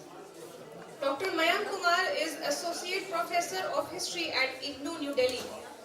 His research interests pertain to exploration of human-nature relationships in the early modern times. He was associated with the Decision Center for Desert City, Arizona State University as Fulbright Fellow. I now request Dr. Gomti Bodra to kindly be seated on the dais. Dr. Gomti Bodra Hemrom is an Associate Professor at the Department of Sociology, Jamia Millia Islamia, New Delhi. Earlier, she had taught in Sri Venkateshwar College, University of Delhi. Her area of specialization and research interests include gender studies, tribal studies, social studies stratification, research methodology, media studies, ecology and society. I now request Mr. Mukesh Birwa to kindly come up on the dais. Mr. Mukesh Birwa is a biochemical engineer turned social engineer. Currently, he is the president of Adivasi Ho Samaj Mahasabha, headquartered in Chaivasa. Additionally, he is the vice president of Akhil Bharatiya Adivasi Mahasabha. He is an advisor member in Mines, Minerals and People, India. I now invite Mr. Neelam Bhai D. Patel to kindly join the dais. Mr. Neelam Bhai Dhirubhai Patel is the founder and secretary of Lok Mangalam Charitable Trust. During COVID-19, Neelam Bhai and his team served 172 beggars and 30 construction workers by providing food, as no one was there to support them due to the fear of COVID-19. In Dharampur town, he has been awarded by US-based Gandhian Society for his exemplary work at the grassroots level. Lastly, I would like to invite Professor Virginis Khaka to join on the dais. Professor Virginis Khaka is a visiting professor at the Institute for Human Development, ISD, New Delhi. Prior to this, he was a professor at Tezpur University and professor and deputy director of the Tata Institute of Social Sciences, TIS, Guwahati. He has also taught sociology at the Delhi School of Economics, University of Delhi. I now hand over the session to the moderator, Dr. Joseph Marianus Kujur. Thank you so much, Dr. Johi, for this wonderful introduction of every panelist. On behalf of the chair here, a very warm welcome to the last session of the day. I am so very happy everybody is looking so fresh, even at the end of the day. And I hope and pray that this freshness continues till the end. With the permission of the audience, I would like to have a little conversation before we start off with the panelists here. Sirs and lady, I think what we'll do, just to have a change, we are not going to make any new presentations, right? No new presentations, and each of the speakers, feel free, but we can speak from here only. Cordless mic is here. We can remain seated, no problem. If you want to stand up and speak, either from here or there, no problem, absolutely. But we have about 10 minutes at our disposal, and from morning till now, whatever has happened, we'll try to pick up some highlights and throw it open to the floor of the house, to the audience, for taking it forward tomorrow. So therefore, this will be the strategy, or this will be the orientation for this panel discussion. And therefore, no new presentation, as we have done in the last, how many sessions? Three sessions already. And the theme is very interesting. There's no new theme. It overlaps with the themes, of course, overall theme, as well as whatever individual themes which were suggested. But just to remind ourselves, indigenous knowledge, sustainable ecology, production and conservation patterns of indigenous peoples. Just a minute or two I'll take to give little orientation as to what we are going to do. Definitely we have had very rich presentations and interaction in this auditorium. We have also spoken about the epistemology of the tribals. And here, whatever epistemology of the tribals you are trying to reflect upon from the point of view of ecology. Why do they behave that way they do? So therefore, it's not only a question of personal behavioral pattern, it's a pattern, collective behavior of a group of people. So, pertaining to ecology, production and conservation patterns, pertaining to indigenous knowledge. So therefore, these are three areas which are given for our reflections in the light of whatever has been presented from the morning. And without much ado, therefore, one more point I would like to add. When we try to enter into the tribal consciousness, it demands deschooling, de-learning, demythologizing, myths, prejudices, biases, preconceived notions. And some of these preconceived notions were that tribals, in the past actually, now also there are biases, but they are basically primitive, pre-logical, pre-scientific, incapable of conceptual and abstract thinking. This was the notion, colonial thinking. But these prejudices are the result of a colonial mindset. Hence, indigenous peoples were treated in the past and in a nuanced way or different ways. Now also they are treated differently or sometimes looked down upon. So that mindset still continues. What we said in the morning or in the afternoon, Brahmanical thought, etc. We are not going to those details. But however, the systematic and logical tribal worldview reveal that they are natural philosophers and rational creatures who put the philosophy of the finite into practice. With these thoughts, therefore, let's enter into another enriching discussion and trying to highlight some of the issues which have come up for taking it forward. So now over to Dr. Mayank Kumar to present before us his views, some of the insights that he has derived from the presentations and interactions. Over to you, sir.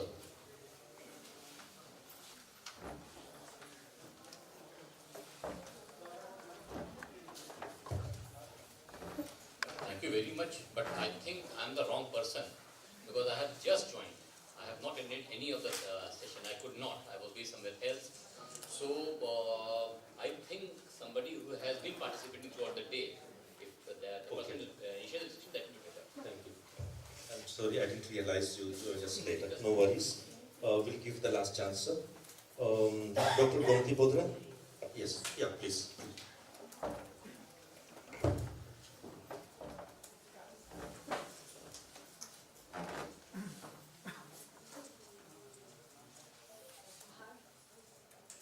Johar, good evening to all.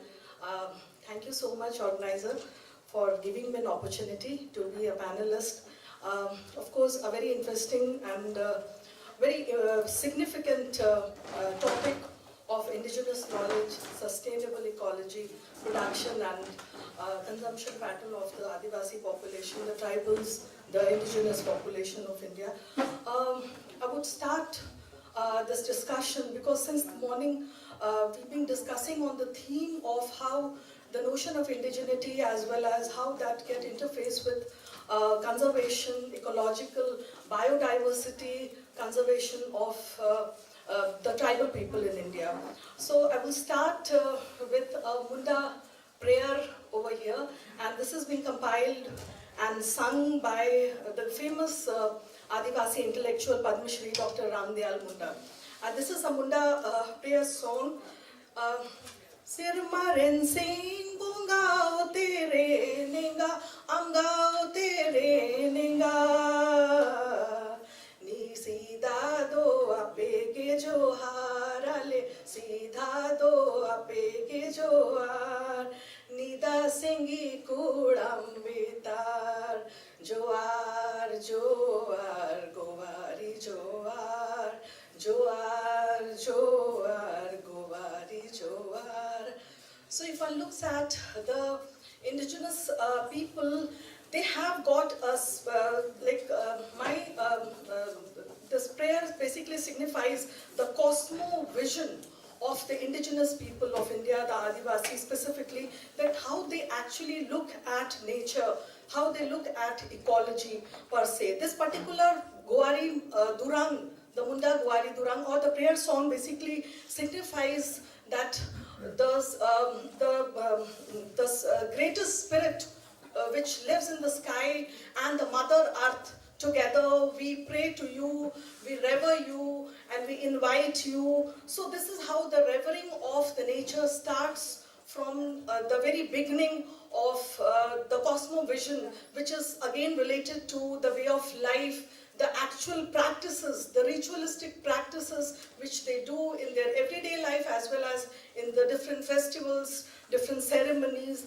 At the same time, one can see that it's also imbibed in the cultural tradition, economy, social control mechanism, religious institutions. And in the same prayer, because I'm unable to sing the entire thing, one can see that this revering and praying is being offered to the river spirit, the hill spirit, the valley spirit, the spirits of the deep, the spirits of the river, the spirits of the marsh, the spirits of the hunting field, the spirits of the grazing grounds. So this entire worshipping is being done to the entire ecology, and that is being considered as sacred landscape for the Adivasi people. They are not only revering, but at the same time one can see that it is also being considered as common, the common property resources. And here one can see the cosmovision, which is again deeply rooted in the tribal philosophy, their spirituality, their everyday life. So one can see that it signifies the importance of forest, specifically in the forms of sacred groves,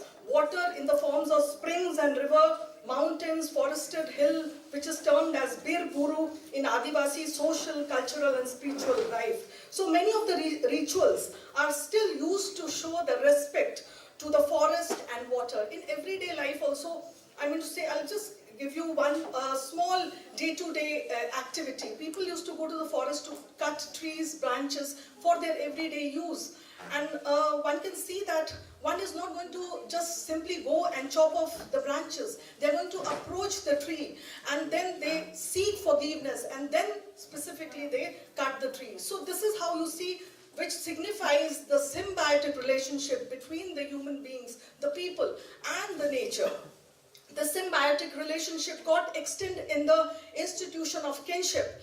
Kinship is not only the people, those who are related, the human beings, those who are related. This get extended beyond the human beings to the non-human entities like the trees. The trees are being considered as kin members. The animals in the forest are being being considered as kin members. For example, in the Munda tribe, like the term which basically have a self-perception of the tribal is that of Horo, which is very similar to the tribes the Ho tribes. They also refer to themselves as Ho, and the Santhals, they also refer to themselves as Hor. So this basically means we the people. So when they say we the people, it is not only confined to the human being per se, but it gets extended to the non-human entities like animals. So hence one can see that, I'm very sorry.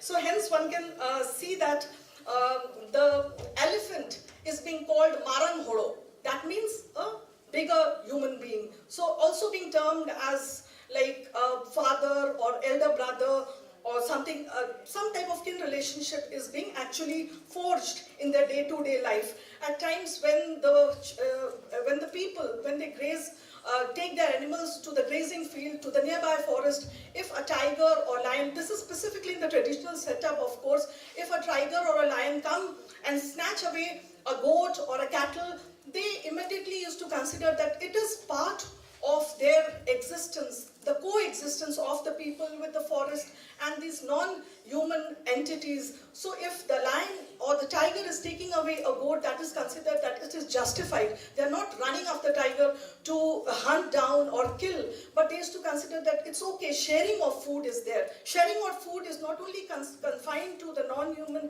entities in their day-to-day life, but also to the spiritual being. When this revering goes on, and worshipping of these different spirits of these sacred landscape in the hills, forest, marsh, the deep of the river and the sea, you see that they are also being invited, and how the food and drink is being shared. 3 more minutes? 3 more minutes? Yes, Okay. yes. I'll just confirm, and this is actually related to the everyday life and the ritualistic festivals. So I'll again bring into another, because the tribal have got a very rich oral history, and that get reflected in the folklore, the folk songs. Another song which again reflect the sacredness and the revering of these natural landscape like hills and all, is another song, again compiled by Padma Shri Dr. Ramdayal Munda and son. Buru Beda Gada Lingitana Tanjana Ganga Gada Gada Lingitana Tanjana Ganga Gada, which means hill, valley, rivers. So all these rivers are flowing, like Tanjana river in the Kunti district is flowing, the Ganga river is flowing. So this, all these natural entities, the ecological substance, the ecological landscape is not only the landscape for the tribal people from the spiritual, the philosophical, the ritualistic, the religious perspective, they are the life world of the tribal people. And all these hills, they have this fair, annual fair. Few weeks back, among the Munda tradition, in each of these sacred mountains, a fair is being organized few weeks, and this actually signifies a particular festival named as Mage Nek, Mage Parab. So it starts with the Marang Buru, which is situated in the Tamar district, and eventually moves on to the Kuti district, where another sacred mountain is there, that is Sukan Buru. The hill festival, the Mela, the Jatra is about to approach in the next coming month, and then it moves on to another Burus, and which ends with another major Buru, which is the Hasa Buru. So one can see that how these are interrelated, and like how the tribals have a very rich culture.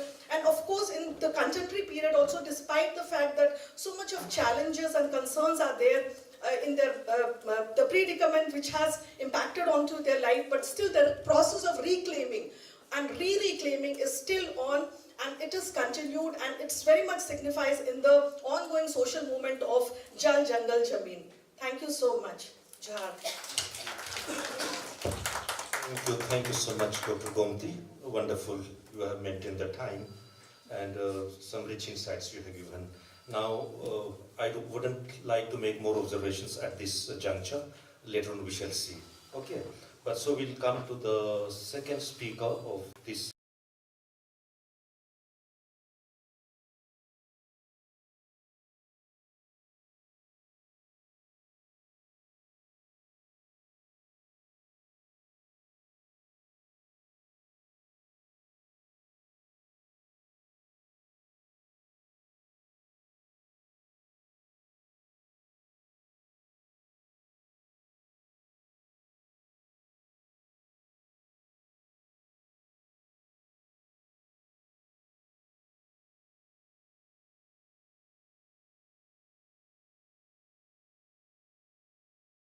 हैं, लेकिन उसका विज्ञान मैं बताऊंगा।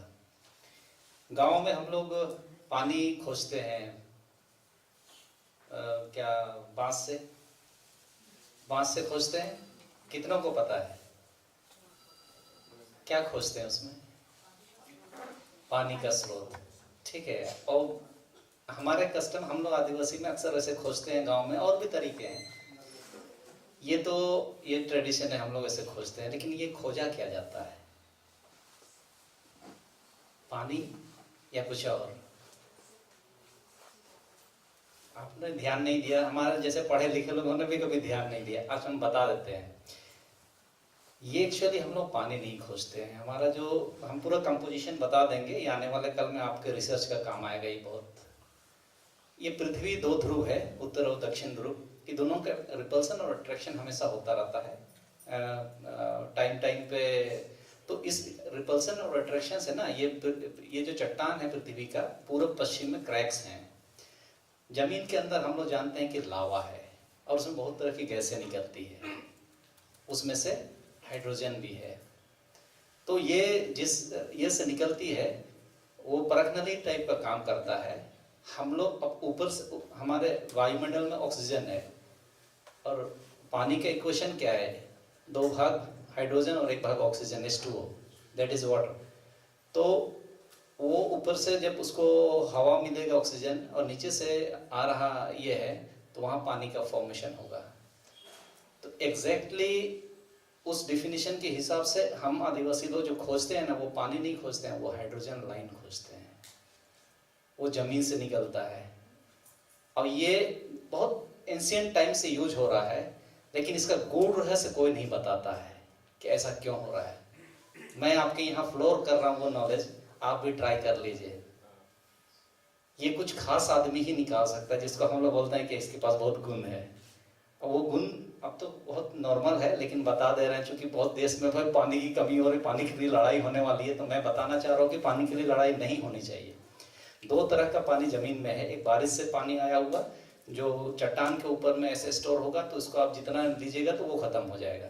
और ये जो पानी गैस से है, ये तो खत्म नहीं हो सकता जब तक कि लावा अंदर में जल रहा है। तो इसको, चूंकि इसका फॉर्मेशन क्या है, 2 भाग हाइड्रोजन, वो नीचे से आएगा। तो आप जो खोज रहे हैं, पानी नहीं खोज रहे हैं आप हाइड्रोजन लाइन को खोज रहे हैं। और कौन खोज सकता है? जो उसका गूढ़ रहस्य जब नहीं उसके पास जानकारी है।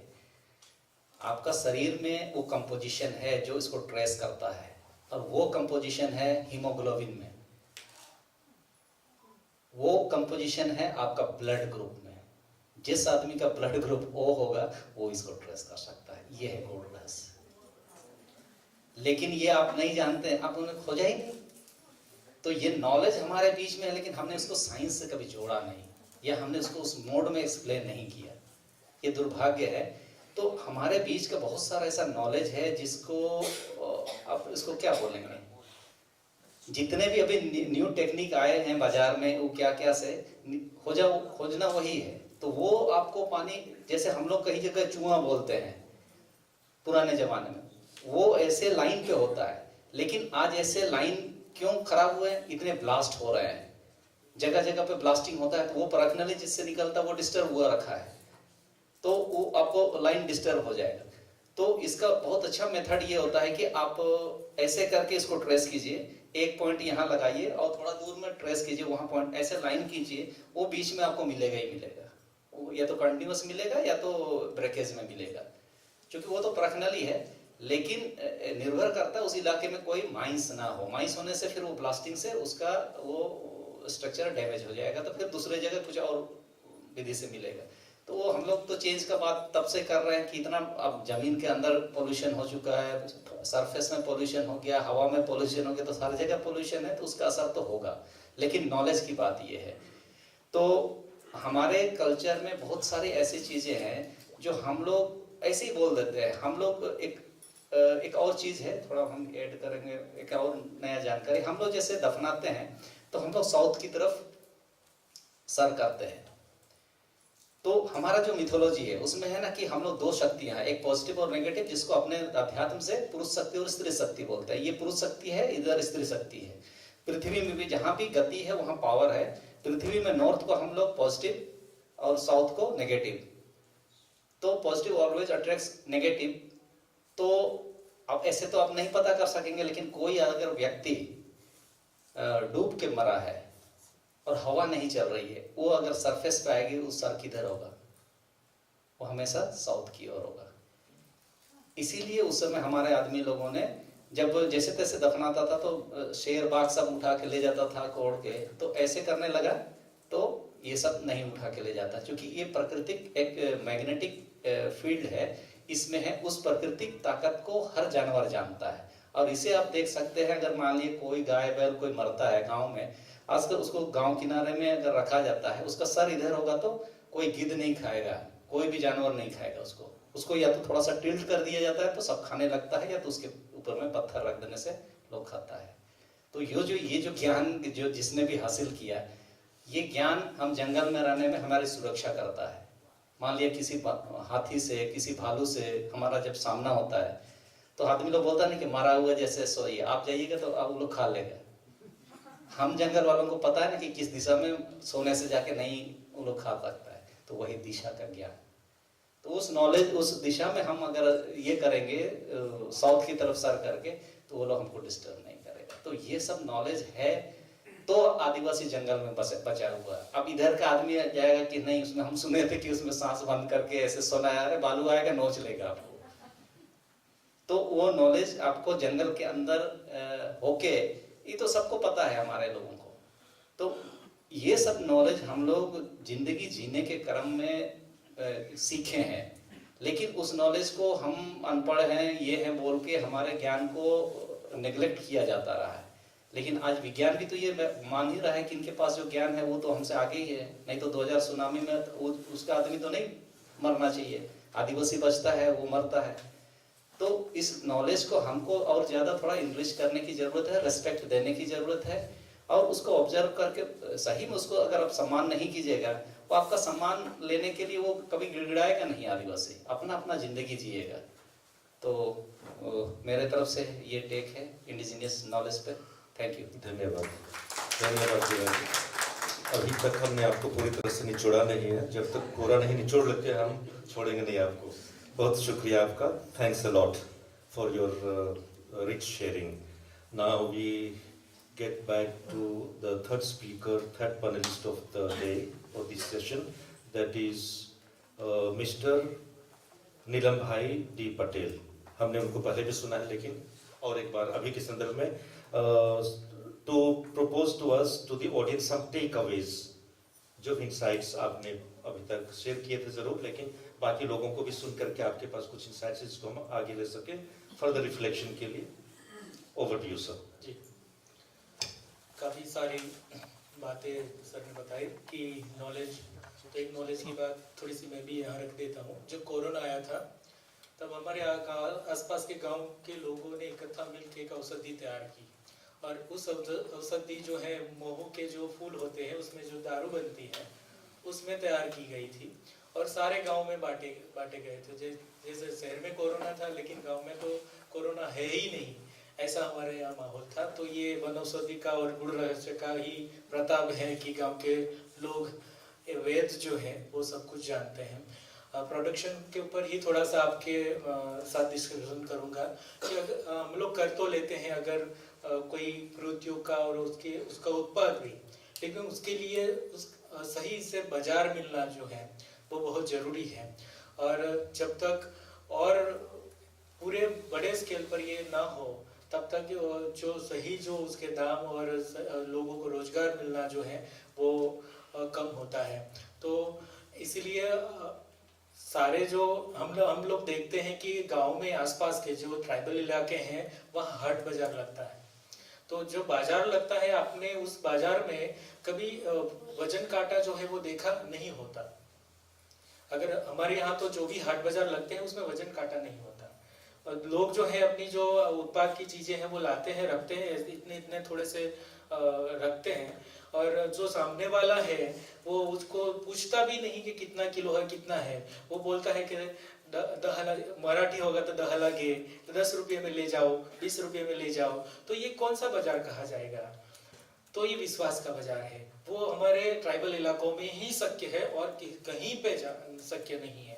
तो हम लोग पहले से ही एक दूसरे पर विश्वास करके ऐसी चीजें देने में, अगर कोई शहरी व्यक्ति बाजार में जाए, शहर के बाजार में जाएगा लारी वाले के पास, तो उसको छानेगा और दो भाव तोल करेगा और देखेगा अच्छा है कि नहीं, तो वो हमारे बाजार में नहीं दिखता। तो ये पहले से ही हमारा बाजारिक व्यवस्था जो है एकदम दृढ़ है, तो उनको ज्यादातर हमको फैलाना चाहिए। हट बाजार जो है, जो लगना चाहिए 2-3 गांव में, 5 गांव में, 10 गांव में, जो हमारी जो उत्पाद की गई हो चीजें हैं, उसको पहले हमें यूज करना चाहिए। अगर हम लोग कहें कि मूंग का तेल का ब्रांड हम लोग बनाएंगे, लेकिन जो पढ़ लिख के हमारे ही ट्राइबल शहर में बस गए हैं या पूरी कम्युनिटी शहर में बस गई है, वो हमारे उत्पाद को यूज करेगा क्या? उस यूज इसलिए करना चाहिए कि उसके ऊपर और हमारे गांव के लोग हैं वो निर्भर हैं। तो ये पूरी चैनल बनानी पड़ेगी, जो हम लोग अपने ट्राइबल एरिया में अपना विकास और अपनी उत्पाद को हम लोग बढ़ावा देना चाहे तो बहुत सारी चीजें हैं ऐसी। क्योंकि लोकल फूड जो है, तो हमारे यहाँ जो गुजरात का एरिया देख लीजिए, उसके बारे में बात करूँ तो सौराष्ट्र का इलाका है तो बाजरा होता है, मध्य गुजरात का इलाका है तो मक्का होता है, दक्षिण गुजरात का इलाका है तो रागी होती है। तो जैसे कुदरत प्रकृति ने भी हर एक लोगों के लिए अपना धान दिया हुआ है, लेकिन हमने क्या किया, हमारी संस्कृति भी छोड़ दी और हमारा धान भी छोड़ दिया, और वो छोड़ दिया खाने का, इसलिए हम लोग दूसरे फूड पे आ गए और हमारे फूड पे जो असर पड़ी, खाने पे असर पड़ी, उसका जो खामियाजा हमारी कम्युनिटी भुगत रही है। क्योंकि हमारा जो लोकल फूड उगाते थे वो नहीं उगा रहे हैं, और जो दूसरे शहर वाले लोग जो खा रहे हैं वो उगा रहे हैं। तो एक और से सब चीजों पर हमें ध्यान देना चाहिए। हमारे जो आसपास हम लोग रोज यूज करते हैं वो चीजें हमारे गांव की बनी है क्या, हमारे लोगों ने बनाई है क्या, तो ये है। और एक दौर चला था आगे कि मेड इन चाइना नहीं यूज करना, तो मैं तो कहता हूँ मेड इन हमारा ट्राइबल का यूज करिए, इंडिया का भी नहीं, ट्राइबल का। हम ट्राइबल है तो हमारी ट्राइबल की चीजें क्यों नहीं यूज कर पाते हैं, तभी हमारी कम्युनिटी को और आसपास के एरिया को बढ़ावा मिलेगा। और बहुत सारी ऐसी जंगल में चीज है उसका संशोधन अभी भी बाकी है। मैंने आपको एक बोला कि सरकार संशोधन का विषय है कि वन भाजी जो है वन में उगती है, तो बहुत सारी 145 प्रकार की वन भाजियां होती है वन में, जो हर साल में हमारे जो पुराने लोग थे वो जानते थे कि बारिश के पहले कौन सी भाजी उगेगी, तो वो अपने हेल्थ के लिए कितनी कारगर है। अब बिजली कड़कती है तो हमारे जंगल में कौन सी भाजी उसके प्रभाव से उगेगी, और बहुत सारे मशरूम उगते हैं तो वो अपनी सीजन में ही उगते हैं, और हमारे जो पुराने लोग वही सीजन में उसका यूज करते हैं। तो उसका भी एक नॉलेज हमें एकत्रित करना चाहिए, और बहुत सारा। और हमने एक प्रयोग किया है वन भाजी का संशोधन का, तो पता चला कि कुछ औषधियां जो हैं, कुछ भाजी नहीं औषधियां हैं, ताकि वो खाकर हमारा जो ट्राइबल समाज है वो सशक्त और सही तरह से स्वस्थ रहता था। तो बहुत सारे संशोधन भी है, और आर्थिक व्यवस्था में भी हमें एक मॉडल बना, हम जैसे हमने किया वो 10-15 गांव का मॉडल जो है एक बनाकर उसका बाजार शहर में होना चाहिए। हमारे कलेक्टर या कोई सरकार को शहर में भी हमारा ट्राइबल यूनिट का बाजार होना चाहिए। मैं काफ़ी बार हमारे गुजरात में हमारे कलेक्टर को कहता हूँ कि तिब्बत से या जहाँ हमारे यहाँ सर्दी चालू होती है, ठंडी चालू होती है, तो तिब्बत का बाजार लगता है हमारे ज़िले में। और कभी हमारी किसी बलसाड़ जिले में किसी को आना होता है और वारली पेंटिंग खरीदनी होती है और ट्राइबल की कुछ चीज़ें खरीदनी होती हैं तो कहीं नहीं मिलती। और ट्राइबल का बाजार सबको पता चलता है कि ट्राइबल के लोग तिब्बत के बाजार लगता है तो यहाँ से उसको स्वेटर वगैरह मिल जाएगा। लेकिन हमारे जिले में, हमारे आसपास के तहसील में हमारा बाजार है क्या, तो हमें खड़ा करना पड़ेगा, जहाँ से कोई भी व्यक्ति को पता चलेगा कि हमारी चीज़ें यहाँ से मिल जाएगी। तो इसके ऊपर बहुत ध्यान देने की ज़रूरत है, और हमारे जो चीज़ें हैं उसका क्या वो करना होगा, उसका ब्रांड करना होगा कि ये हमारी ट्राइबल की चीज़ें हैं, तो उसके ऊपर भी संशोधन होना चाहिए। तो यही बात आपके सामने रखनी है कि टोटल इकोनॉमिकल ग्रोथ का हम सोचेंगे तब हमारी आसपास की चीज़ों का हमको इनमें जो इंक्लूड नहीं होगा तो उसका ग्रोथ जो है हम सही से नहीं बता पाएंगे। बस धन्यवाद, शुक्रिया।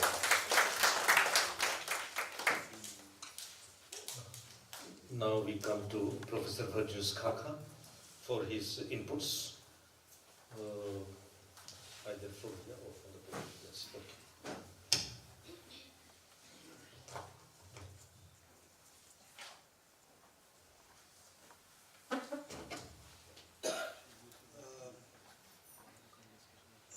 अच्छी तरह बोल नहीं पाता हूँ, सब नहीं मिलते हैं, तो मैं अंग्रेजी सबसे the beginning is whole idea of indigenous knowledge that we're talking about. How do we really think about it? Let's say in America, maybe indigenous knowledge is perfectly all right. Australia, it may be, New Zealand, maybe. In India, when we talk about it, indigenous knowledge is not exclusive domain of the Adivasis.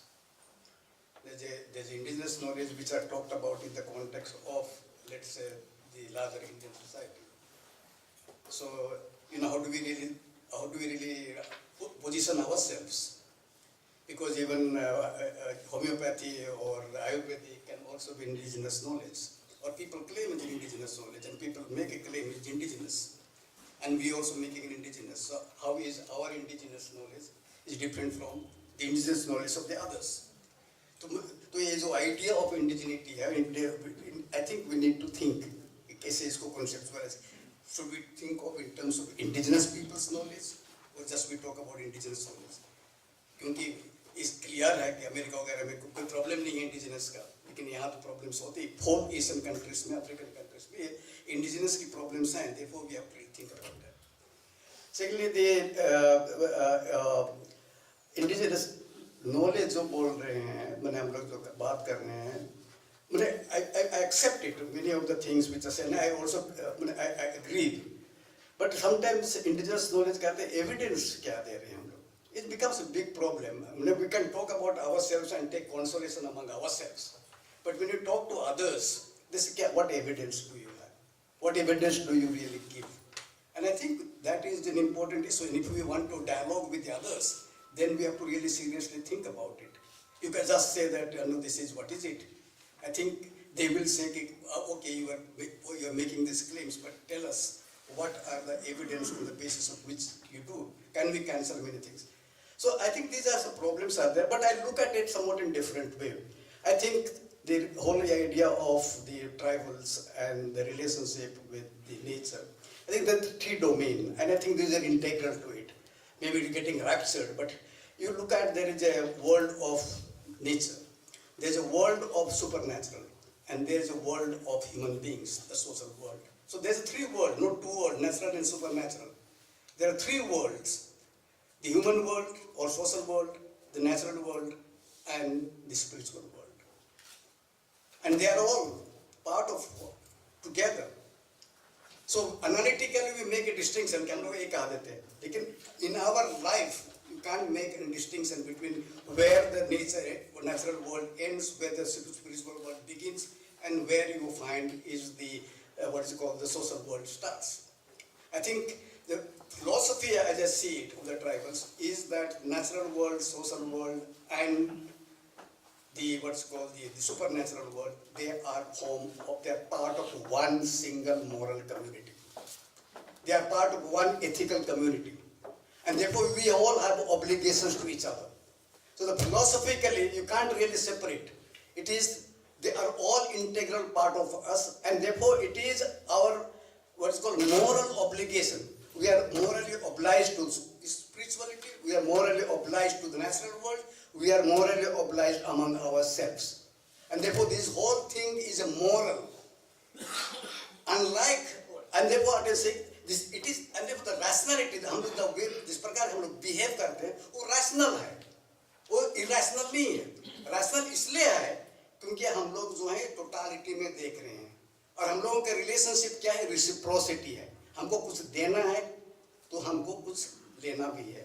So we have an obligations to give and obligations to take. If we take something from the nature, we have also an obligations to give. तो basically क्या हो रहा है कि जब हम लोग conduct कर रहे हैं अपने behavior को, we are regulating our life, then we are thinking in terms of the three important dimensions, and they are all enmeshed in our life, interdependent with each other. And that's a part of the moral world. It's not you can't see in terms of maximizing and minimizing in economic terms. So that's what. And that's why if it is think in terms of moral world, then our rationality is one of adaptation. We are adapting ourselves. Constantly we are adapting ourselves with the nature, with the supernatural, and with ourselves. And therefore our rationality is very different than the rationality of the modern world. The rationality of the modern world is one of dominating and subjugating the nature, subjugating, let's say, having no place for the spiritual world. You are exclusively saying that it is the humans. I think that is where the problem is. So they are rational, but the rationality is one of dominating and subjugating the nature. That's, I think, ours is to live in harmony with the nature. That's, I think, it takes you in a different kind of directions. And that's the reason I think that tribals, their pattern of life, their values, their cultural is so integrated with the three elements. And that's where you find you are able to sustain the world. You are able to sustain the nature. You have sustained the spiritual. So I think the sustainability actually really comes from the values. It not only comes from knowledge, it comes from the values. And the value is also part of the emotion. So you find cognitive dimensions, evaluative dimensions, and emotional dimensions are really enmeshed with each other. That's not the spirit in which the modern world thinks. And I think that's where I think the problem is. And however we may do that, we have this, but we live in a macrocosm, in a small world, but the global world is much larger. And therefore, however you do it, you can't really make impact. It is the global world which makes an impact. And therefore, the global phenomena, climate change is a global phenomenon. And therefore, however we may try to regulate our life, if we are not able to change the global pattern of behavior, I don't think we are really going to make a big difference. The kind of people talk about it, just kind of lip service they expect from us. Yes, they all acknowledge that tribals can give a great deal. There is a knowledge, but how much they really take it? In spite of the fact that they acknowledge it, but they don't really, in the sense, they're not obliged. They're exactly moving entirely in different directions than what we think is the way in which the society, the nature is to be regulated. So that's the kind of a dilemma, that's the kind of a problem in which we live. And today, even if you look at today, so you talk about lip service, you give about the nature, etc. But what are the kind of rules, laws, regulations that you are making? In the last 10 years, every law which is aimed at protecting the nature has been completely compromised. So how do we really take this forward? So we are living in the small world, and I think that there is a credibility in it. But how do we really make this credibility at the macro level to a macro level, whereby we are able to really combine? I think the issue like global warming or what is called climate change, it requires both integrating the macro tribal phenomena with the larger world global phenomena. That's the kind of point that I have. Thank you. Thank you, Professor Mustapha. You were insightful, enlightening, and electrifying as usual. Thank you so much. Now we'll have the final speaker, but sir, I'm making slight modification. It's not fair to ask you to make your comments on the presentations you have not attended. So that doesn't matter. But also, if you have prepared something, you can also incorporate those ideas. That will be good. So 10 minutes at your disposal, sir. I'll try to be brief. Thank you, everyone, and thanks, organizer, for inviting me. In a way, I'm outsider to this world. I'm a historian, and that too medieval environmental history.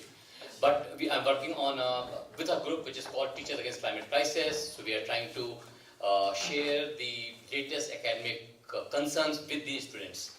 Due to Corona, we could not function at the ground level, so we organized seminars. So at that level, I've been engaging with these questions. But as a historian, I have a very different take. And there, those are the concerns which is very important for us. Let me say that at the moment I'm wearing two caps, two hats. One is an activist, and second is an academician. So I will be switching from one to another to make my point legible to you all, because I will be primarily speaking from a historical perspective. And let me say my 5 points, and then I'll come to the discussion. First, indigenous knowledge is not a static or given one. Rather, it's very dynamic and evolving regularly. We must be very careful with that. Second, ecology is also not static. Rather, it is ever-changing. Therefore, adaptation is the key, as Professor Khaga was mentioning. Third, at at the moment, Sir was mentioning climate change, climate crisis. I'll say in a different word, it's a planetary boundaries are now being breached. So we have to be very careful. Eulogizing our ancient tradition or our tribal culture, we need to be very careful because now no society, no individual can live in isolation. We are now part of the larger system which is primarily capitalist. So we need to be very careful. And that takes me to the discussion which was presented here. And there I have severe reservations. I may be wrong, please correct me, but I have my reservation from my understanding of historical literature. First thing which Professor Khaka mentioned very clearly, that as far as India is concerned, we cannot distinguish between indigenous knowledge and the knowledge available with the peasantry or with the classical text. I have been working on that. My PhD was on the various, I have quoted several sayings where nature was used as a marker or as an indicator for the future climatic conditions. In certain month, if this month moon is in this nakshat and it is red or it is blue, this will happen. All those predictions were given there. We don't, as a historian, I don't judge it in terms of the modern rationality. Rather, I said, this is the knowledge which they had, as the cosmos was mentioned by the first speaker. We have a different cosmos, their understanding of that, and it may be true, it may not be true. Even the scientific knowledge may be true, may not be true, it falters at times.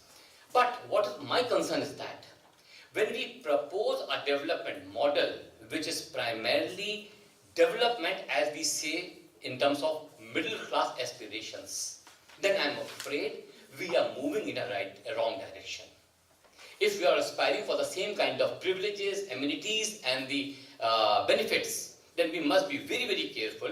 We are going to the trap which neoliberal economy has laid for us.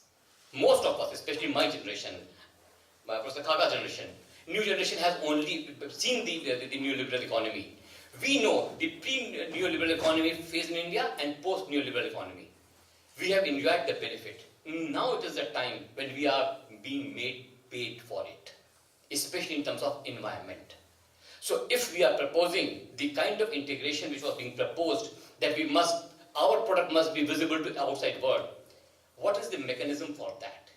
You will need fossil fuel, because fossil fuel to a great extent is a free lunch for us. How long it will be available, we don't know. But we must be very careful because we are proposing a path which is primarily based on fossil fuel economy. And it has its own traps, it has its own functioning. So we cannot segregate ourselves if we are aspiring for the same things which a middle class like me is aspiring for. Second thing, that is a concern of an academician, especially when second speaker, Mukesh Birwari, was proposing. We use a term anachronistic. Modern understanding is being imposed on the past understandings. It's a bit problematic. As a historian, we have to be very careful, and we are very careful when we write. Anachronism is that using modern day understanding and imposing it on the past knowledge, and then justifying that as it is scientific. What is the need for that? Why do we want to testify our knowledge on the basis of Western knowledge? We get into the same trap. This is the knowledge which we had. Our person knew कि कहाँ पानी मिलेगा, ठोका उन्होंने बता दिया. Hydrogen से जोड़ करके उसको पानी से जोड़ देना, it's a bit problematic proposition. Especially hydrogen अगर बाहर निकलेगा तो जब ऑक्सीजन मिलेगी तभी पानी बनेगा. What we are proposing in terms of scientific knowledge, then it has to be testified. As we were discussing with Professor Khaka, these kind of suggestions are welcome, but this should be verified, examined, and only then proposed. Mere proposing that hydrogen is available there and oxygen is on the earth, it is a far-fetched idea in my understanding. I am being critical because as an academician, that is my duty. Second, similarly, the corona was said, we had that medicine which corona could be cured. My question is, as a historian, was the society aware of something called corona? Then how can we say that the medicine of corona was there? It's just that that medicine worked for that particular section of society. It has worked. I lived in Delhi. Fortunately, I was not. I was spared from the corona. I lost my few friends who were unfortunately became victim of the corona. So we need to be very careful when we say something, especially in terms of traditional knowledge. Why do we want to universalize it? It's very local knowledge. And that takes me to the last point. When we say the tribal cosmos, please be very careful. It is in today's world that the tribals or the tribes have been confined to a particular location. Otherwise, they were migrant. They were moving from one region to another region, and they have been continuously doing that. So their cosmos was very, very dynamic. And that dynamism inherited the adaptation. That is what we have to inculcate. Unfortunately, in modern day, middle class societies is lacking the adaptation. So we need to inculcate the value of adaptation. Let me conclude by citing a book which will be useful if you are interested. Francis Zimmerman's Jungle and the Aroma of Meats. Jungle and the Aroma of Meats. In the book, he argues that understanding the Ayurvedic medicines, these are the ingredients of medicine. He says if these ingredients were there, which means this kind of ecology was there. This kind of plant is there, this kind of flora is there, this kind of fauna is there, which means this kind of ecology is there. The critique of that, please understand, those societies were moving and they were carrying in memory the plants of different area. So you cannot locate the same plant in particular geography. So that memory which we are carrying, which every society carries, we must give space to that while locating it in the larger academic discussion. Thank you very much. Thank you. Thank you so much, Dr. Mayank Kumar. Thank you very much for giving a critical view of the assumptions and problematizing certain assumptions that we may have on indigenous knowledge or whatever we have been talking about. So therefore that gives us once again a new piece of information, and in view of being realistic and definitely from academia, whatever in activism and at the grassroots, how we can integrate the knowledge system, which is important for us. And therefore we'll take it from here. Now the floor is open for our further discussion, and I'll request all the audience, if you have any queries or anything would like to add, try to be very, very precise, to the point, very brief, so that maximum number of people can participate in the interaction. And I'm sure you will not mind if you are very lengthy. I'll stop you halfway. So I take liberty as the chairperson, as the moderator, to stop you if you are very lengthy, but I'm sure you will not mind it. Thank you so much. Floor is open. And first we'll have, let's say, a set of 3 or 4 queries, and the panelists can respond to the queries one by one if they think it's pertaining to their presentation or their inputs. Okay, now floor is open. Yes, please. God bless mic, please. Hello, hi. My name is Onrin Nagbu. I'm from TSS Mumbai. This question is to Professor Virginis Kaka, and this problem of understanding, it's a philosophical question.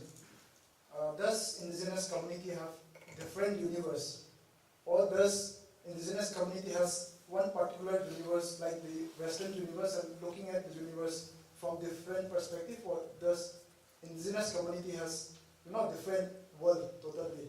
So perspectivism and relativism question of this looking at the world view. Yeah. Thank you so much. We'll come back to that question. Professor Kaka, please remember that question. More questions, please. Yes, Kanchan.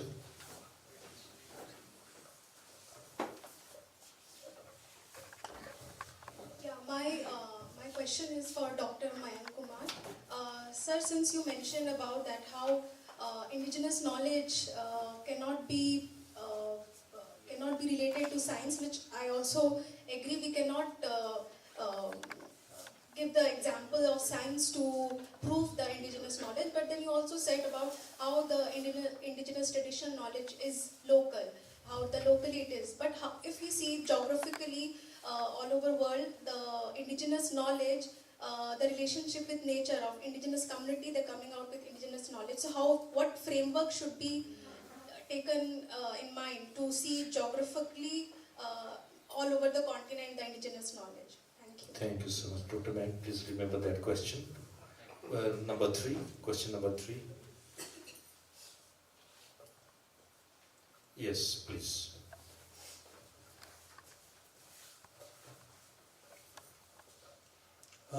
मेरा question हमारे बीरवा sir से है। मैं conservation और preservation के मामले में बात करना चाहता था। एक्चुअली अभी हर जगह पे ये पता चलता है कि हमारी संस्कृति कहीं लिखी हुई नहीं है। कभी भी हम लोग बोलते हैं तो बोलते हैं, हम लोग का ये तो चलता रहता है, चलन में है।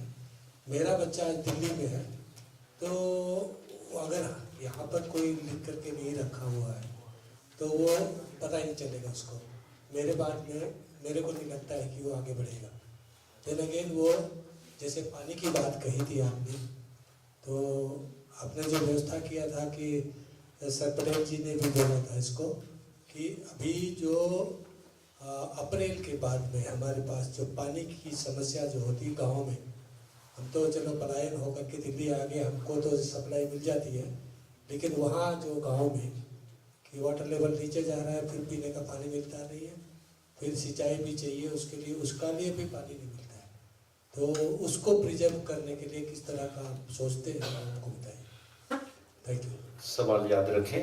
एक और प्रश्न, one more question, last introduction in this segment. Over to you, sir. Mr. Vijay. Yeah, this is Vijay Topo speaking. My question to Mr. Mukesh Birwa is, you had explained like the hydrogen and the oxygen, but scientifically we go, when hydrogen and oxygen they mix, there's a blast.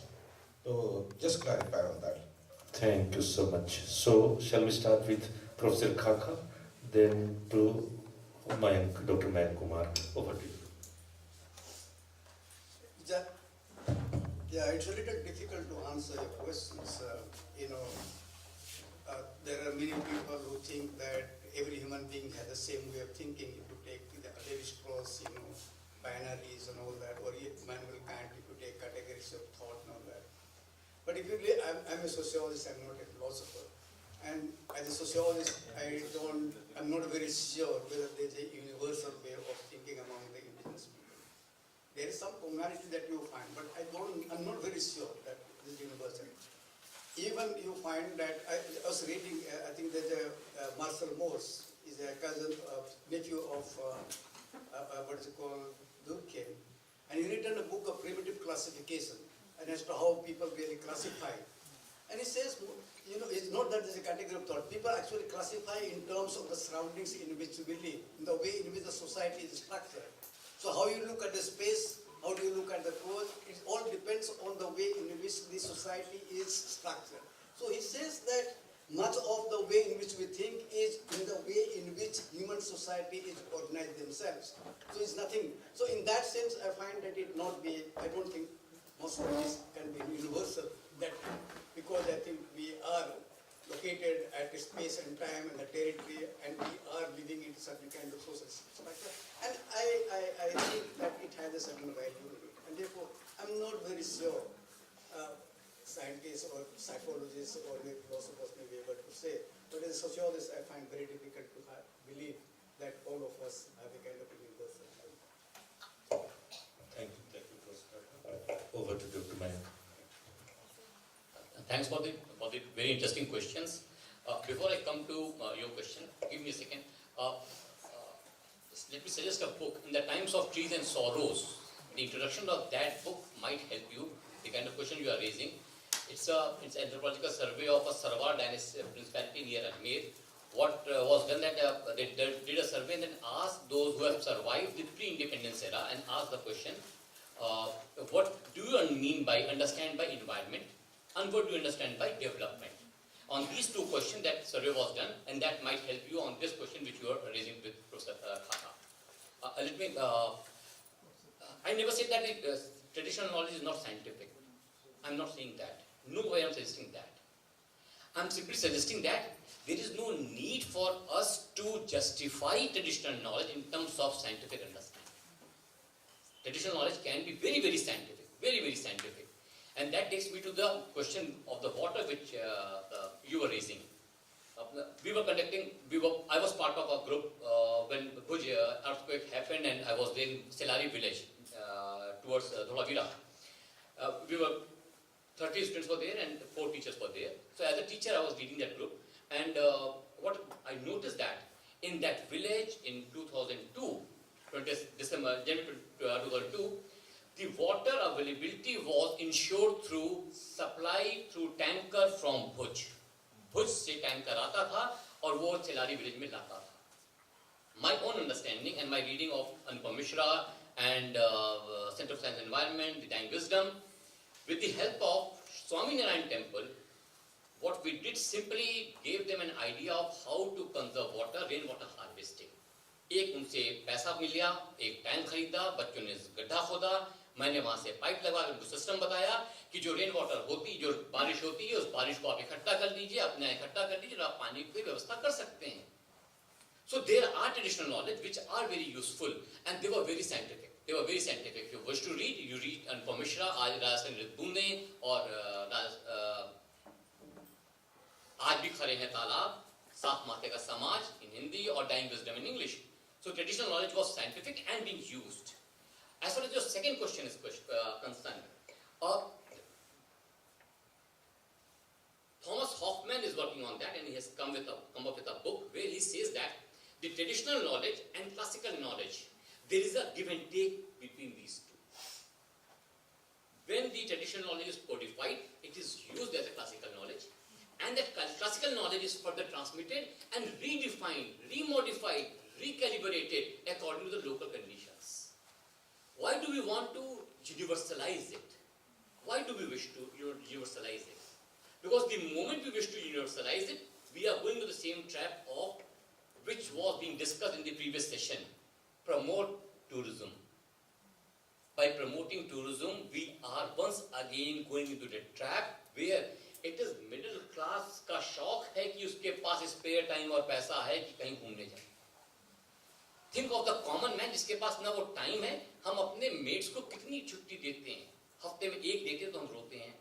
उनके पास कहाँ time है कि वो जाएंगे घूमने के लिए. So हमारा development का paradigm is catering to middle class and upper class, and then we are talking about the cause of the common man. So this, I'm not saying that there is one solid answer. It's just that we need to negotiate this dilemma and move towards what is good for the local people, local conditions. If we are trying to be part of the larger world economy, then we are into problem definitely. Thank you. Thank you, Dr. Ramayana. Mr. Birwa.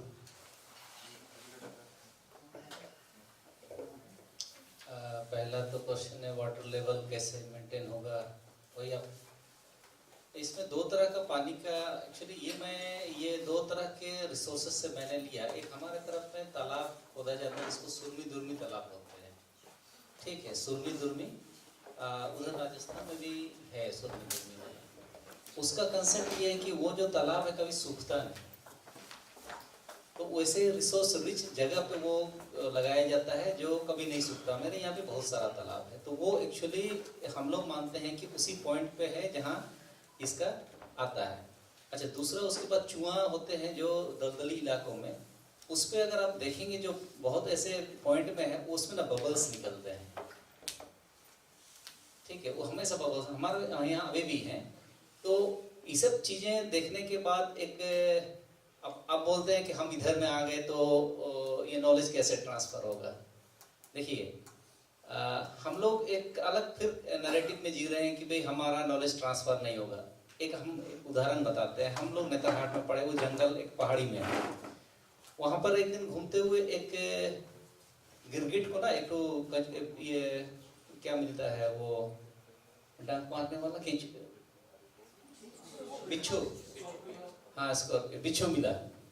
तो वो गिरगिट उसको खाने के लिए भागता है, लेकिन उस प्रक्रिया में उसको वो डंक मार देता है. ये गिरगिट वहां से भाग के दूर में गया, वहां कोई पत्ता खाया, फिर वापस आया, फिर उसको खाया ही. तो नॉलेज हमारा वहां से ट्रांसफर होगा. जब जल जंगल और जमीन हमारा होगा तो नॉलेज हमें प्रकृति से ट्रांसफर होगा. तो ये गलती में ना रहें कि हमारा ट्रांसफर नहीं होगा. तो इसीलिए तो हम लोग लड़ाई लड़ते हैं. जल जंगल जमीन हमारा होगा तो नॉलेज वहां से ट्रांसफर होगा.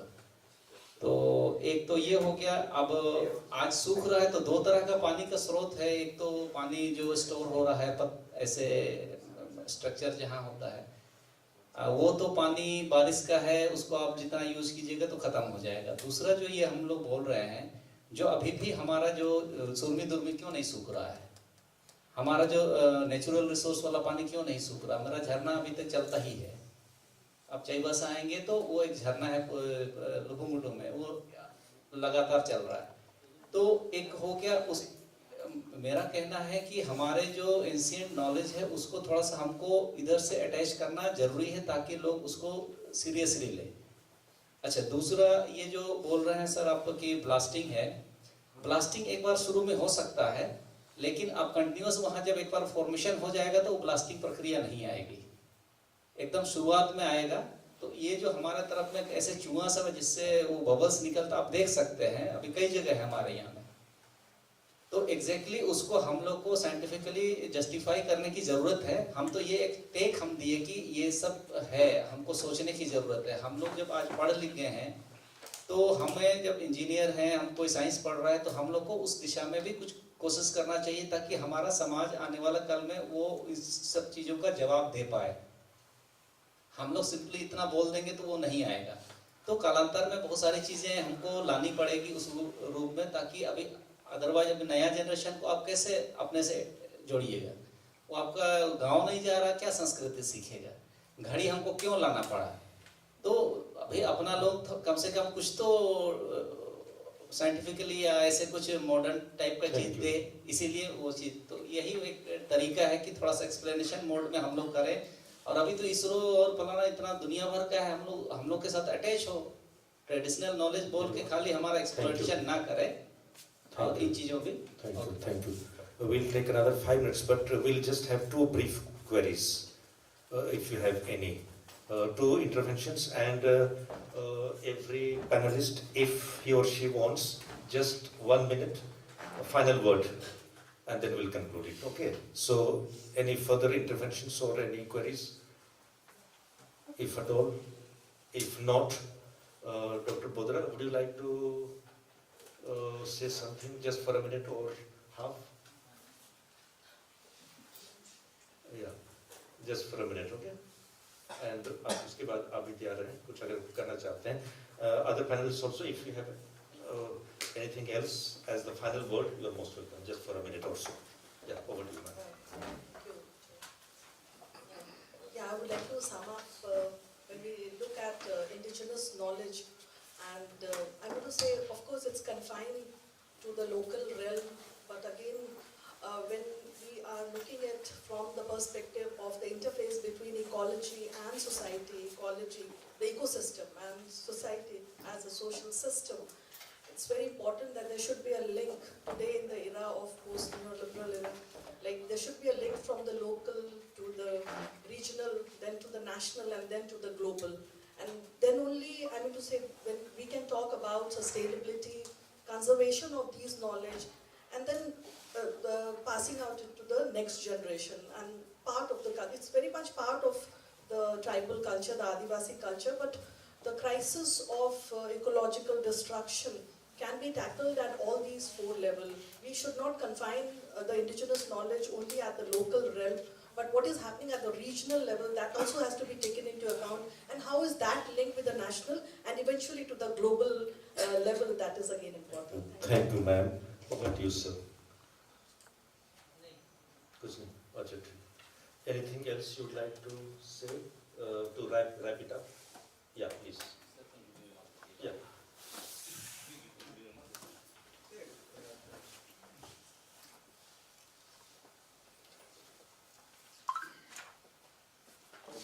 So basically, the point that I'm trying to make is never think that Adivasis are irrational. That is the most important. We are all rational, but our rationality, that's what I was trying to say. Our rationality is of a very different type than the rationality of the modern man. तो इसलिए मैं कह रहा था कि हमारे rationality adaptation की है, और हम पूरा जो बोल रहा था natural world, spiritual world and human world, हम लोग integrated ढंग से देखते हैं, इसलिए moral dimension है, इसलिए adapt करते हैं. तो इसलिए डोमिनेशंस नहीं, मॉडर्न वर्ल्ड में वही कहा रहा था कि मॉडर्न वर्ल्ड का रैशनैलिटी डोमिनेट करो, नेचर को कंकर करो और कंकर करके उसको अपने लिए यूज करो, ये मेरा कहने का मतलब। Thank you, sir. Very appropriate words for that. I have simply two things to say. One, we must consider this statement: is agriculture natural? We must ponder over this question because we, as a historian, now we are engaging with a term called Anthropocene, and we are seeing that agriculture is responsible for the onset of Anthropocene. So eulogizing agriculture is at times problematic. I am well aware that given the nature of population at the global level, we cannot do away with agriculture. But agriculture itself is not natural. It is human intervention. And secondly, this whole question of conservation, we need to problematize it, because when we say we are conserving, we are trying to make things static. Stationarity is dead. We must be very careful. Stationarity is no longer applicable. We need to be adaptive. We need to be more and more resilient in our approach towards nature and the culture as well. Thank you very much. Thank you so much. Just half a minute I'll take. I'm sorry, we'll conclude it, okay? I will not take it further. If there's anything else, then perhaps tomorrow we can bring it to the chair or floor of the house. Thank you so much. It was a wonderful panel discussion, very good inputs, and I'm sure it was intellectually stimulating for all of us, and a lot of food for thought-provoking for further deliberations and taking it forward. Definitely we spoke about land life, symbiosis, etc. It's also said in the context of tribals, land is life to a tribal, take his land and we have taken away his life, etc. And we have seen how symbiotic relationship with the nature, etc. Without going into the details, just 2 points I want to make and then I'll conclude. We have also discovered, or rather identified in different ways, the tension between tradition and modernity, between modern education that we see in neoliberalism as well as traditional education. We have also seen this tension in the development discourse, the tribal way of development perhaps, or their way of sustainability, tribal knowledge, etc. At the same time, what's happening in modernity. So therefore, we can apply the same principle in other areas of human development index as well, whether it be health or apart from education, something else, but we are not going to these details.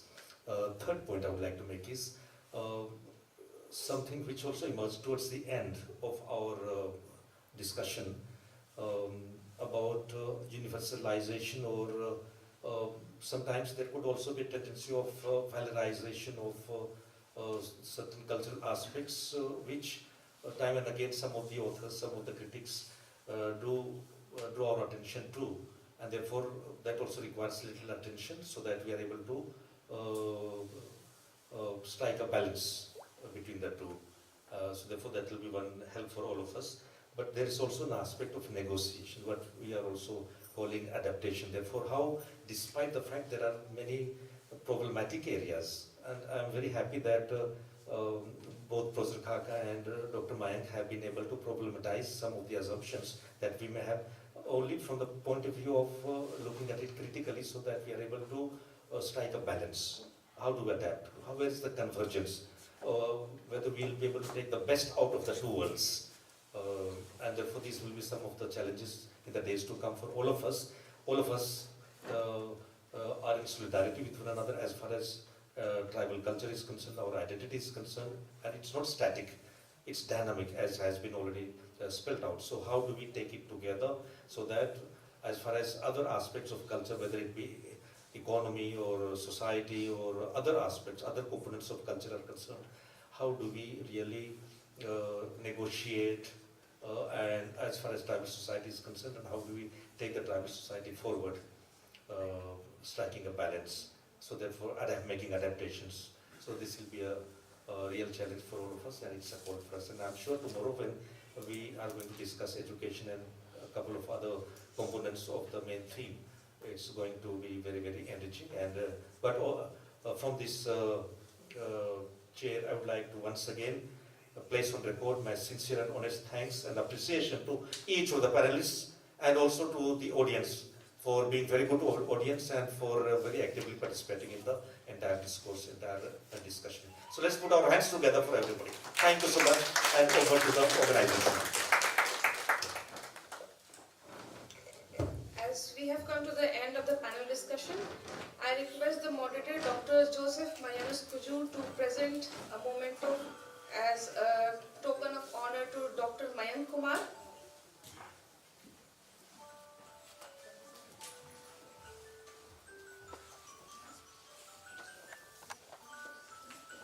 To Dr. Gomti Bodra.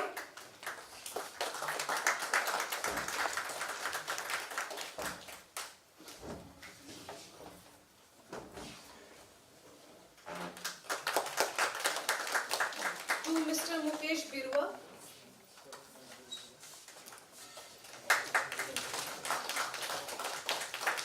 To Mr. Neelam Bhai D. Patel. And to Professor Vajnis Khaka. I now request Dr. Arun Kumar Uram to come up to the stage and present a moment of honor to the moderator, Dr. Joseph Mayanus Kujur, followed by vote of thanks.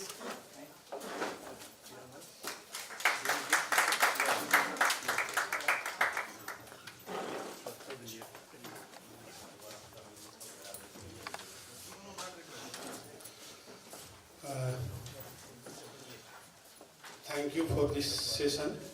First, thanks for our moderator, Dr. Joseph Mayanus Kujur, and our panelist, Dr. Mayank Kumar, Dr. Gomti Bodra, Mr. Mukesh Birwa, Mr. Neelam Bhai D. Patel, and Professor Vajnis Khaka. And organizing team, I would like to thank all of you, and also thanks to our audience. They have kept patiently because we are out of the time. We are 7 o'clock now, so they are not shouting. We want to go outside this discussion. So thanks to all, and also thanks for our collaborating partners, USF, Anamaya, and Piramas. Thanks a lot. Thank you. Thank you, Dr. Arun. Now I request the panelists for a group photograph.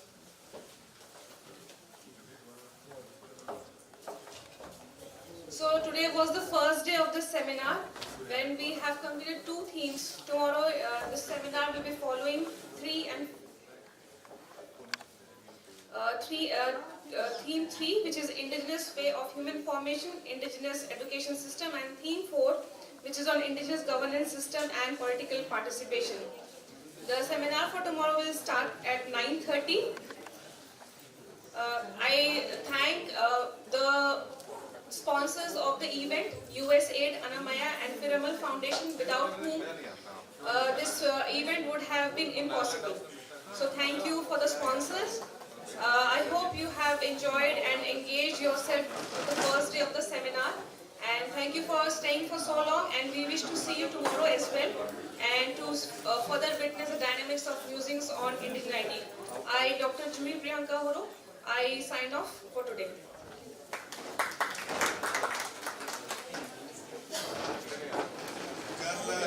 सभी एक बार ध्यान देंगे, कल सुबह फिर 9:30 बजे हम लोग यही एकत्रित होंगे और इसी तरीके से नए नए ज्ञान की ओर चर्चा करेंगे. Thank you for